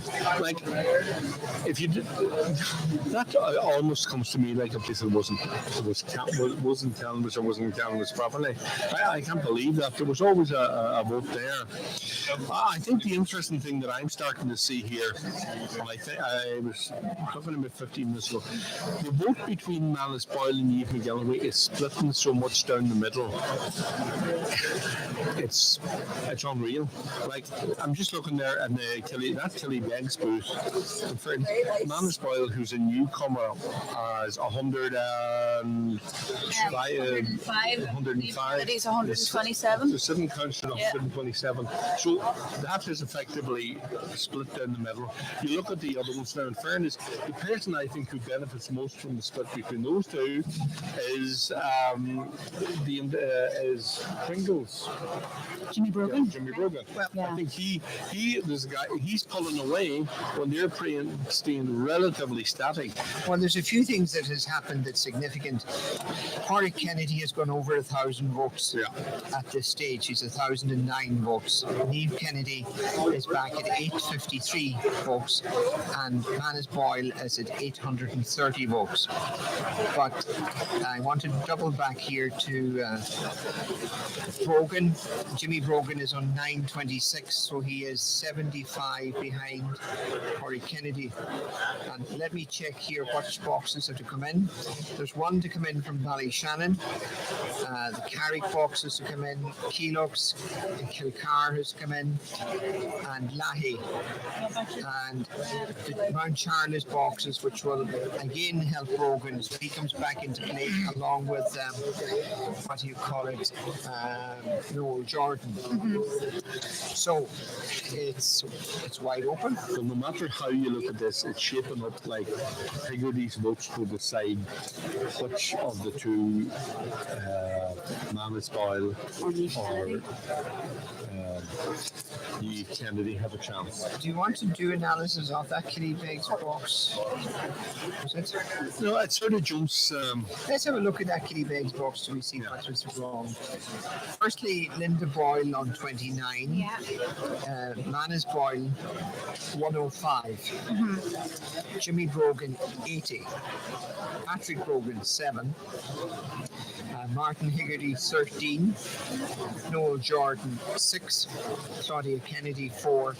And the sitting councillor said 127. Right, and then we have 1 vote for Warwick Kennedy, 10 for Michael Nocton, 17 for Vile.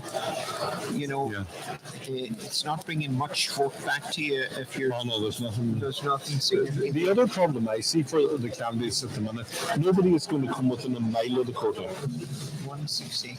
So there's not, which means that it's going to be straight into eliminations to move us thing forward. There's no way about 6, 7, only was 12, 7 divides 12, 13,000 by 7. So I can't see, there's nobody here that has a chance to come near the quota, which probably would have taken the pressure off some people. And in the same breath, a lot of people are very catchable through eliminations, and a lot of it will still go down to the sequence of eliminations. for example, if we look at, I'm just looking at the figure there, if we look at, say, the likes of Linda Boyle, Well, which the running total, it's gone over 10,000 now, Yeah. the automatic feed, and I think we're supposed to we stick to the official tally. Yeah. So there's now 10,634 votes tallied. So we're within 1,800 votes of completion, or thereabouts. So here we are, and I'll go slow. Linda Boyle, Sinn Féin, 372. Manus Boyle, Fine Gael, 927. Jimmy Brogan, Independent, 979. Patrick Brogan, into 215. Dermot Doherty, Independent, 473. Martin Higgerty, Fianna Fáil, 541. Noel Jordan, Sinn Féin, 936. Claudia Kennedy, Fianna Fáil, 250. Niamh Kennedy, Independent, 885. Corey Kennedy, Independent, 1,147 votes. Michael McMahon, Sinn Féin, 1,201 votes. John Malloy, the Irish Party, 105. Michael Naughton, Fianna Fáil, 1,370 votes. Barry Sweeney, Fine Gael, 1,074 votes. Derek Weil, Independent, 159. That's 10,634 votes tallied. And you say it's about 1,800 left to go, there or thereabouts? Yes. And then the boxes that's left to go is Boxes that are not tallied into this here are Ballyshannon. There's a box in Ballyshannon with 550 on the registered, not tallied. There is the Carrick box is to go into it yet. We read it out earlier, but it's not on the system. Yeah. Donegal Town has one box with 521 votes. The Duncanini box is not on the system yet. And the Killybegs box is not on the system yet. And after Killybegs, we're down to the two Mount Charles boxes and the Pettigo box that we know the result of because we read it out. And the Mount Charles and the Rosnella boxes are in there. So the Mount Charles ones are going to have like that will benefit maybe two candidates. Brogan has to benefit big time from the Mount Charles and will Jordan. So where do we see now? We'll just there's 95 votes between Barry Sweeney and Manus Boyle. Yeah. Is that? If I were a betting person, that means I think he gets caught. Unless he gets a huge result in Rosnella. Let me check here the Rosnella boxes. You'd imagine though he would get a good return on Rosnella. They're in. There's only one box in Ballyshannon. Not great. At 540 that has come in here that can help him. But it can help him significantly. But if he can get a couple of hundred, that takes him away. But he needs to get a good. We said it for the last hour. He needs to get a good vote out of it. Otherwise, he has huge problems. Yeah. Is he catchable? Well, we've got to look at that. When those two candidates reach a final, Mickey and John Sweeney, whatever the final figure is, the only hope of transfers they have is from Doherty, who is about 400 votes. And 473. The problem is, if there's other people neck and neck with them further down the district, they have loads of people who will go with 6,000-7,000 votes a time, and that's where the problem comes in for them guys. Okay. Like, no matter how you do it. In terms of where Niamh Kennedy's situation lies, where do we think that is now at this point? Well, she's After banking the on Linda Boyle with 372 votes and Martin Higgerty of Fianna Fáil with 541 votes. Often, by the time that Martin Higgerty will be eliminated eventually, may not still be at the quota. Well, I think what you're saying there, if Michael Naughton gets over the quota in one way, shape, or form before Higgerty and then go, then that affects how New Kennedy will get on. So it does. It has to. But there's another Duncanelli box to be open yet. Yeah. You know, and we do know that the last, We'll yeah, come into it that way. the last Duncanelli box, Noel Jordan did quite well in. Depends now whether he'll do as well again in this box. Well, we shouldn't underestimate the fact Jordan will get votes from Linda because that's effectively her vote now is a very solid Sinn Féin vote. Yeah. So he's going to benefit from that vote. So Jordan looks to be in a better place because he's got Linda Boyle, he's got the Mount Charles And his box yet open. his home boxes are not in here. Yeah. So if you look at the two Mount Charles boxes, there is 987 votes to come in. That's what's on the register. So if there's a 60% turnout, you're talking about 600 votes or 580. So in terms of then we have the Duncanelli main box has to come in, the big box in Duncanelli with 456 votes in it, which should benefit Manus Boyle, who's sitting on 927. Yeah. Yeah. That should lift him. Yes. And the one Ballyshannon box is the last opportunity for Barry Sweeney to increase. if he doesn't get a vote, How many is on the in that box On the ballot? Ballyshannon box, there's 540 on the register. On the register, yeah. And just looking at the turnouts in Ballyshannon, they're about 50%. Okay. looking at two, yeah. No, 270. But Sweeney, even he were to get All number ones in that box. one number ones in yeah. that box, he's still very low. I think Yeah. he's so low he's catchable. I think he will get caught. He's not going to get over the line, in my opinion, with the vote he has at the minute, unless he gets something major out of the Ballyshannon box and the another. I think he's just too low. Okay. What do you think, Ben? Well, he's low, and he only has Dermot Doherty, who's a Bundoran-based candidate. There's Claudia Kennedy is there. There's going to be votes in terms of Manus Boyle from the Fianna Fáil candidate in Cloncar, from Linda. So he has better opportunity. There's only 94 votes between them, is that correct? Yeah. 94 votes between them. And Manus still has Duncanelli to come in. Yeah. It's interesting. We kind of said it earlier on in the day. You know, Sweeney needs to gain traction quickly, and it's coming to the point where we're going to know very soon. Yeah, and it's come down to one box. If this box doesn't go right for him, then I can't see any way he survives. He just doesn't have the votes. Realistically, Doherty's votes in the main, I think, will go to Mickey down there. That's where they would be their natural home.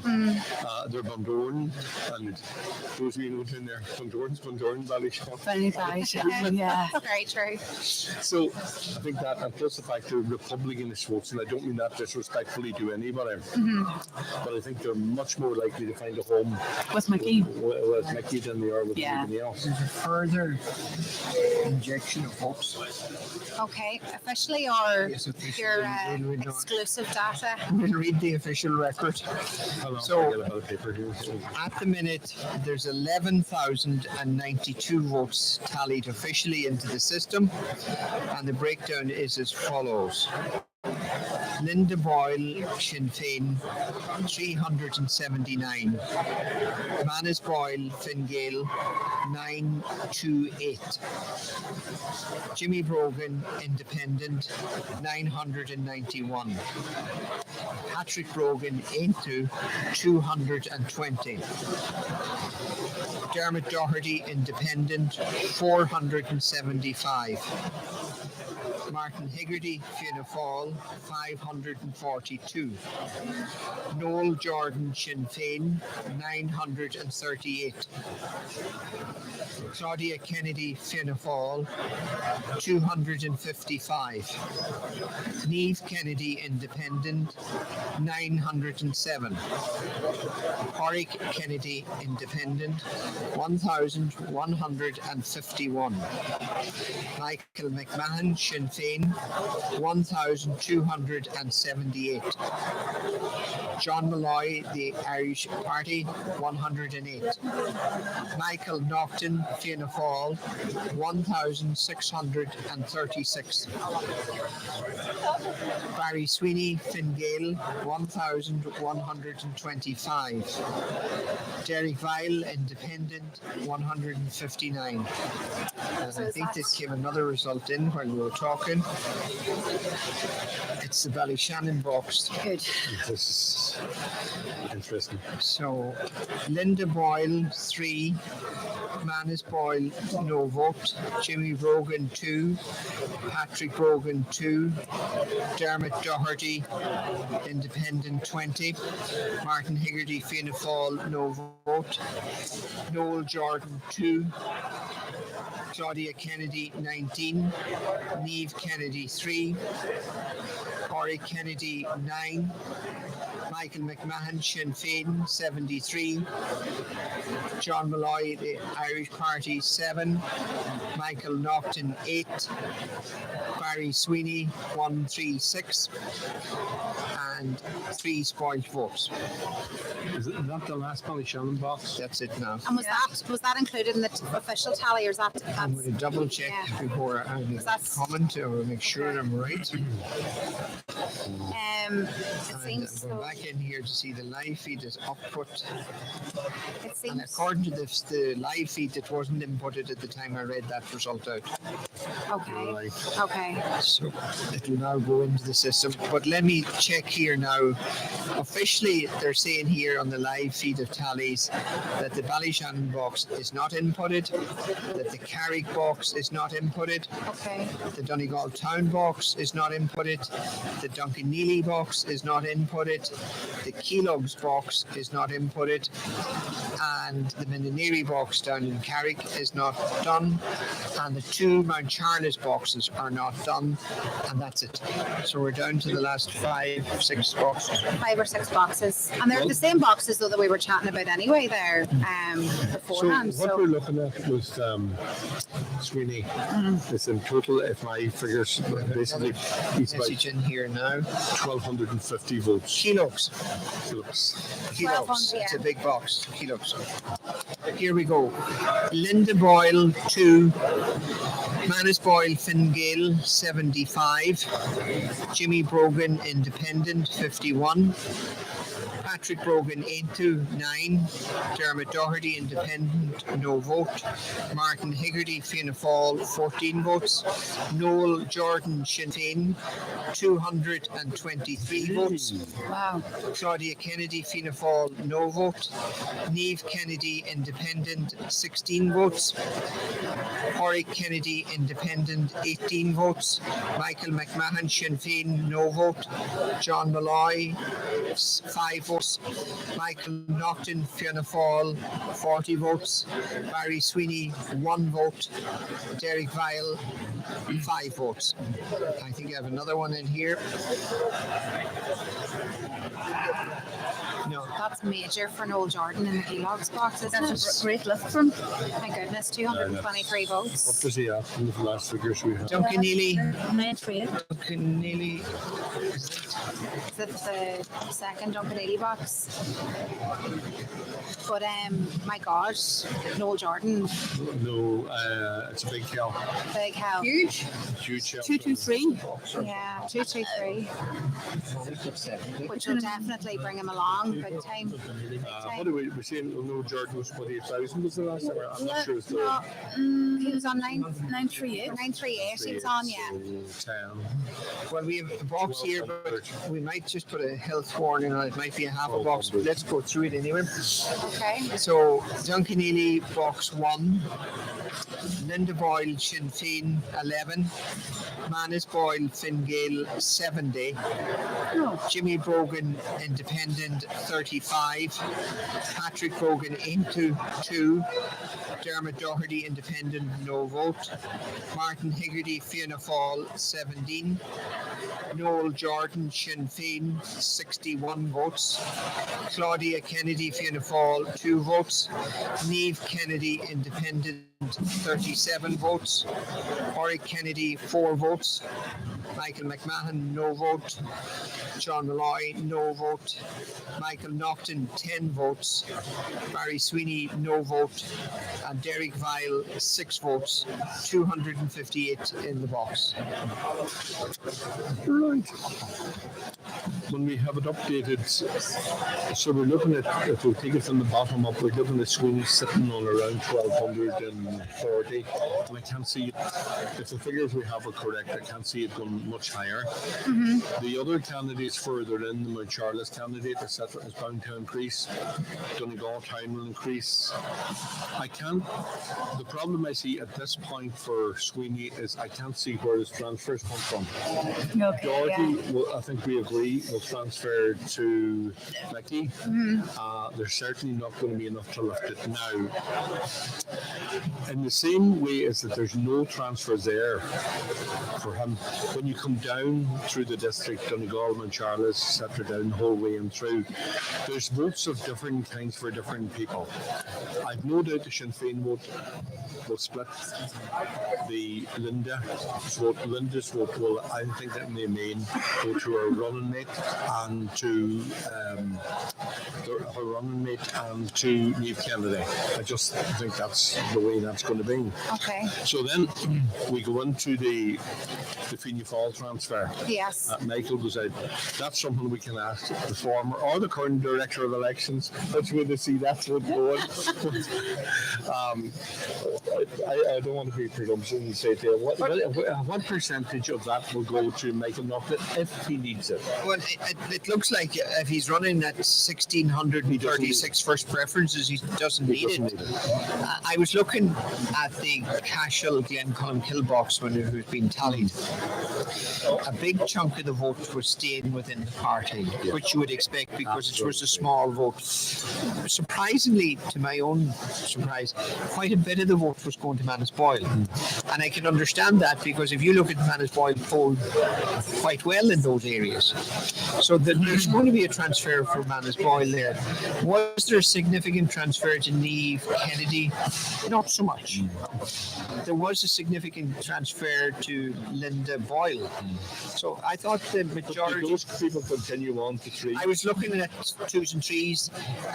It was burning up after 3 and 4, but it was in the majority tended to go back to either a running mate or Linda Boyle or Manus Boyle. There was, don't get me wrong, there was a percentage, this is only one box I tallied, but there was a percentage of them going to Claudia or to Niamh Kennedy. But no, I'm just trying to figure out what I think it's reasonable to assume that when that because of the vote, the percent, the vote you're at, that the Sinn Féin vote, be it from Linda, will stay in the means of the party inside of Sinn Féin. It's because of the figures on the vote. I think the same, there's a big percentage of the Higgerty vote will stay. Now, the health warning here is Michael Naughton may not need, and probably won't need it at that stage. We can work out roughly what the quota is. So that will have an impact on it. But it's only when we get the Mount Charles figures, and it looks like there's 2 or 3 of the candidates pulling away the safe of it. Like Michael Naughton's safe. Oh, yeah. Yeah. Actually, could be in the first count. It could be in the first count. And you've got to hand it to him. That's a good performance. And across the board, he was nicely kind of gathering up votes everywhere. He's picking up votes everywhere. Jordan looks quite. Michael McMahon's on 1,351. Yeah. Noel Jordan is at a disadvantage because the Mount Charles boxes are not in. Yeah. So that'll be significant. And just let me bear with me. The Helix box isn't tallied in this either. So those will all favour him. Yeah, Noel. And the Mount Charles boxes. So Noel at the minute is sitting on an artificially low figure of 940, but that doesn't reflect where he is. He's at least 400 more than that, based on the early tallies we were getting. And he also will have, even what we're talking about, Brendan, he also will have a significant transfer when Linda Boyle is eliminated. Should he need it? I don't think he will need it actually. But it's. I still want to go back to the two candidates. Mickey will be grand because what's going to happen there, I think, is that Doherty, when he eliminated, at least half of the Doherty vote will go to Mickey McMahon. I can't see any way it won't happen. In terms of the position of Councillor Fine Gael candidate, Barry Sweeney, and independent candidate Niamh Kennedy, it's kind of 6 to 1, half a dozen very, very close. The advantages if they're within striking distance of each other. So what are they? Like, who is kind of more more safe? Sweeney has only one bite of the cherry after the first count, and that's what Doherty's votes. Now, and we did sort of give the health warning on that. He's in Bundoran, and he's in that would be naturally seen as closer to the Sinn Féin candidate. Kennedy, on the other hand, probably has more options. It'll depend there how much is between Kennedy and what do we call it? Kennedy and Sweeney at that stage. We start to look at this slightly differently now. We were looking at who maybe down the way, who could be the casualties. Yeah. But the south of the county has the same problem as say Kilcar, Carrick, Glen area, in that when your votes are spent, your votes are spent. There's nothing. I mean, there's an update here on the live feed. Let's go through it. Okay. Right, the situation is as follows. There's now 11,845 votes tallied, and it's as follows. Linda Boyle, Sinn Féin, 384 votes. Manus Boyle, Fine Gael, 1,003 votes. Jimmy Brogan, Independent, 1,044 votes. Patrick Brogan, Aintu, 231. Dermot Doherty, Independent, 495. Martin Higgerty, Fianna Fáil, 556. Noel Jordan, Sinn Féin, 1,163. Claudia Kennedy, Fianna Fáil, 278. Niamh Kennedy, Independent, 926. Warwick Kennedy, Independent, 1,178. Michael McMahon, Sinn Féin, 1,351. John Malloy, the Irish Party, 120. Michael Naughton, Fianna Fáil, 1,690. Barry Sweeney, Fine Gael, 1,262. Derek Vile, Independent, 164, and that was 11,845 papers tallied. The box is not in the system are Carrick, Donegal box, Okay. Millinary outside of Carrick, the two Mount Charles boxes. boxes, and that's it. So, That's it. sorry, can I go back and give me Mallisboil and what do you call them? The second one, Mannisboil. 1003. But which was the next one? Was Mannisboil is 1003. Jimmy Brogan 1044. 1040? Yeah, sorry, 44. And which ones do you say are left? And outstanding boxes, and we have the result of it here ourselves, is Carrick. Yeah, we have that. Yeah. Donegal Town box 3. It's not in the system. Duncan box 1 is not in this system. Minineri outside. Oh, here's box 2. Oh, yeah. Minineri box is not in, and the 2 Mount Charles boxes, which will be significant. Very significant. For Jordan. That's huge. Yeah, and broken. So what? That's 5 boxes still, just only 5. Just 5. left. That should push, looking at it from the top down, that should push Brogan and Jordan to safety along with Michael Naughton. And I suppose Mickey, you have to fancy. You have to fancy he'll get in. You Yeah, have he's to doing fancy well. at that point. That's definitely foregone. Yeah. It's getting tight. That's now. easy part now, figure out to the other two. Trying to see is there any further in here? So there's no real. Well, there's a few there at the bottom that'll be, like we mentioned, Barry Sweeney and Neve Kennedy will get it tight, but those Neve will be more prone to pick up a few votes now in the next couple of months. But she's than more Barry. options. You'd imagine. Well, she has what's in Carrick. She has a 40 vote advantage over Manus and Carrick. You would expect in Duncanilly that Manus would be ahead of her, so I think that's like Carrick. Minineri probably will break even between the two of them if Manus doesn't get an advantage. And when we go to Mount Charles, well, there's a Fingale vote in Mount Charles for Manus. There's the Have to come out and vote. and we've been looking at that the whole day, and Inishowen and that, the Gale ones basically haven't They haven't come out to vote, no. The same. See if we have anything else here. Is that like a bit of a surprise that people didn't come out to vote as much? No, I personally go back to what we talked about this morning. I don't think a lot of the candidates nailed the issues, because what I was hearing from people about issues, and I won't mention the obvious one, but what I was hearing from people talking about. I'm not saying anything about duties. But when I was talking to people in my own area, and I go around the country a fair bit talking to other people, there was a misconnect between the candidates and the electorate they were talking about. And I think the missed opportunity for me, if your candidate loses a seat here by a margin, I'd have to go back and say, well, when you were on radio, did you push the issues? Because if you were expecting the councillor to raise many, many issues, they're not going to do it, because somebody would say, well, what have you done on it? So a sitting councillor will always play the thing down. And with that ultimately you genuinely believe have a knock-on effect on people like, oh, sure, I'm not bothered going out to I vote. think people are saying, sure, they're not listening. That's my, I talked to the canvassers of all parties, and were saying they were getting one message that was very clear. They were saying, Would it be 540? Fianna Fáil and Fine Gael are all the same, right? That was coming across to the guys who canvassed. And others were saying, someone Sinn Féin's going the same way. That was what Joe Public was saying.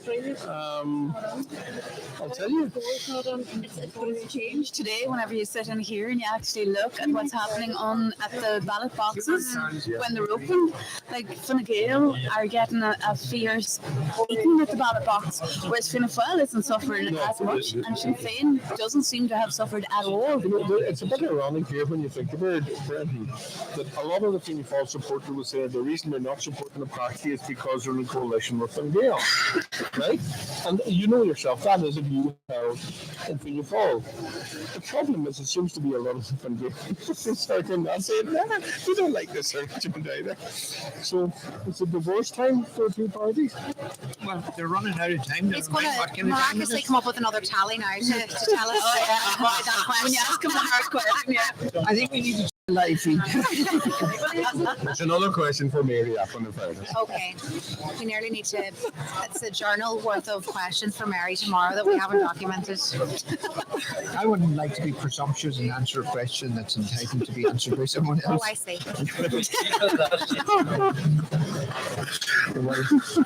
The last 2 6 maybe. So anything from the live feed as of yet, Brandon? No, joined by former Councillor John Boyle. John, how are you? We'll get a wee mic on for you, will we? No? How are you today? Not too bad. Are we on live? Are you in since this morning? No, I'm only after coming. Okay. How are you think things are faring? I'm struggling to put words together now. Man, this is my son. Yes, That's why you've been of course. Somebody's biscuits in there. We'll let you move closer there to that mic, John. And how did you, like, were you out in the campaign much with Manus? I was every evening, yeah. Yeah. And what was the... Oh, very good. Yeah. No, We were given... with no major problems whatsoever. Yeah. Well, our panel here were giving Manus and yourselves a gold star this morning for the campaign that you did. Oh, you do your best. Myself and Brendan used to be John and I were on council together for 10 years. Okay. And that time we had 3 councils since West of Edinburgh Bridge. You had John and We're Brocklis. only a third of the vote too. Yeah. And it was unusual. There were so many councillors in that one area. But in fairness, John put in a massive campaign, as we said earlier, and it was a very positive based campaign. And the results are there. Manus is sitting at over 1,000 votes. Now we have something here, Mount Charles. Okay. This will be good. St. Peter's, Mount Charles, box 179. Linda Boyle, 2 votes. Manus Boyle, 22. Jimmy Brogan, 73. Patrick Brogan, 18. Dermot Doherty, 1 vote. Martin Higgerty, 3 votes. Noel Jordan, 150 votes. Claudia Kennedy, Fianna Fáil, no vote. Niamh Kennedy, 7 votes. Warwick Kennedy, 17 votes. Michael McMahon, 1 vote. John Malloy, 1 vote. Michael Naughton, 31 votes. Barry Sweeney, 1 vote. Derek Vile, no vote. That's Mount Charles. So that was one of the missing boxes. So that puts Jordan up. It narrows the gap between Manus and Barry Sweeney by 21 votes. And Manus gets an extra 15 votes over Niamh Kennedy because it's 22-7. In terms of that, at this stage we're going to be nearly counting every vote to see what's the differential in who's getting what, tight. because it's getting very tight. I think there's one thing. I'm just doing figures on here. Brendan, if you have a look at the figures, I think we've reached the stage now where Michael Naughton doesn't need transfers. It looks that way. I think Michael Naughton. 1690. Yeah, I think working on an average, I think Naughton is now going to be elected on the first count, proceeding with quota. That will have a knockdown effect when you get to the likes of Michael Higgerty. Yeah, it'll make a difference there down A there. huge difference, and it's going to take a lot more votes into play down there because of that. So I think that's the first significant step. And my figures are right now, and we have wording with them, but I think Naughton as a coach, and I have to hand a wee bit of an award to Brendan here because he did say this morning about 9:10 that he thought Michael Naughton would top the poll. That's right, actually. You did say that. Well, then he kind of backtracked a bit. You had a You're couple hammering the living daylights out of me. You're hammering me since I sat here. I'm elected. That's down to the hard work of it.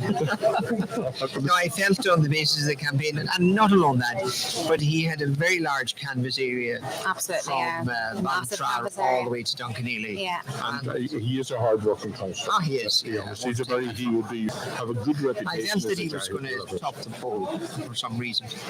Right, Um, we still have one more Mount Charles box. What about Michael McMahon? He seems to be safe enough as well, wouldn't I he? think he's pulling into safety. Yeah. Because I think Michael McMahon, unless we're completely wrong, he has the votes from Doherty and the main that will go to him. Yeah.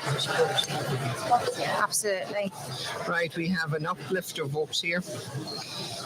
It's now standing at 12,491 votes tallied, which would give you a quota of 1,785, and that's significant. So we'll start here. The following is Linda Boyle, Sinn Féin, 413 votes. Manus Boyle, Fine Gael, 1,084. Jimmy Brogan, Independent, 1,175 votes. Patrick Brogan, Aintu, 251. Dermot Doherty, Independent, 496. Martin Higgerty, Fianna Fáil, 656 votes. Noel Jordan, Sinn Féin, 1,323 votes. Claudia Kennedy, Fianna Fáil, 280. Niamh Kennedy, Independent, 1,028.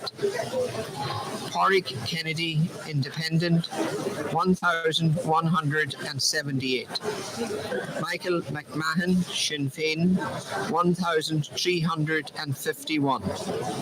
John Malloy, the Irish Party, 121.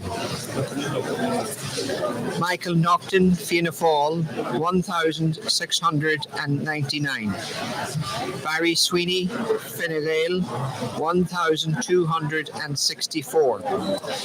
Derek Vile, Independent, 172. On the basis of that being an accurate tally, the quota would be 1,785 votes. Let me check what's not in the system. We are missing a Donegal Town box. We're missing the box in Menaniri, and we're missing one box in Mount Charles. We're down to 3 boxes. 3 boxes. So Would you imagine that the next tally would be the final one? Yeah, the next upload should be the final. Yeah. I noticed there too, there's literally just 3 votes between Jimmy Brogan and Pádraig Kennedy. Is that right? That's correct. Yeah, they'll come up very level there, which is will be interesting down the line.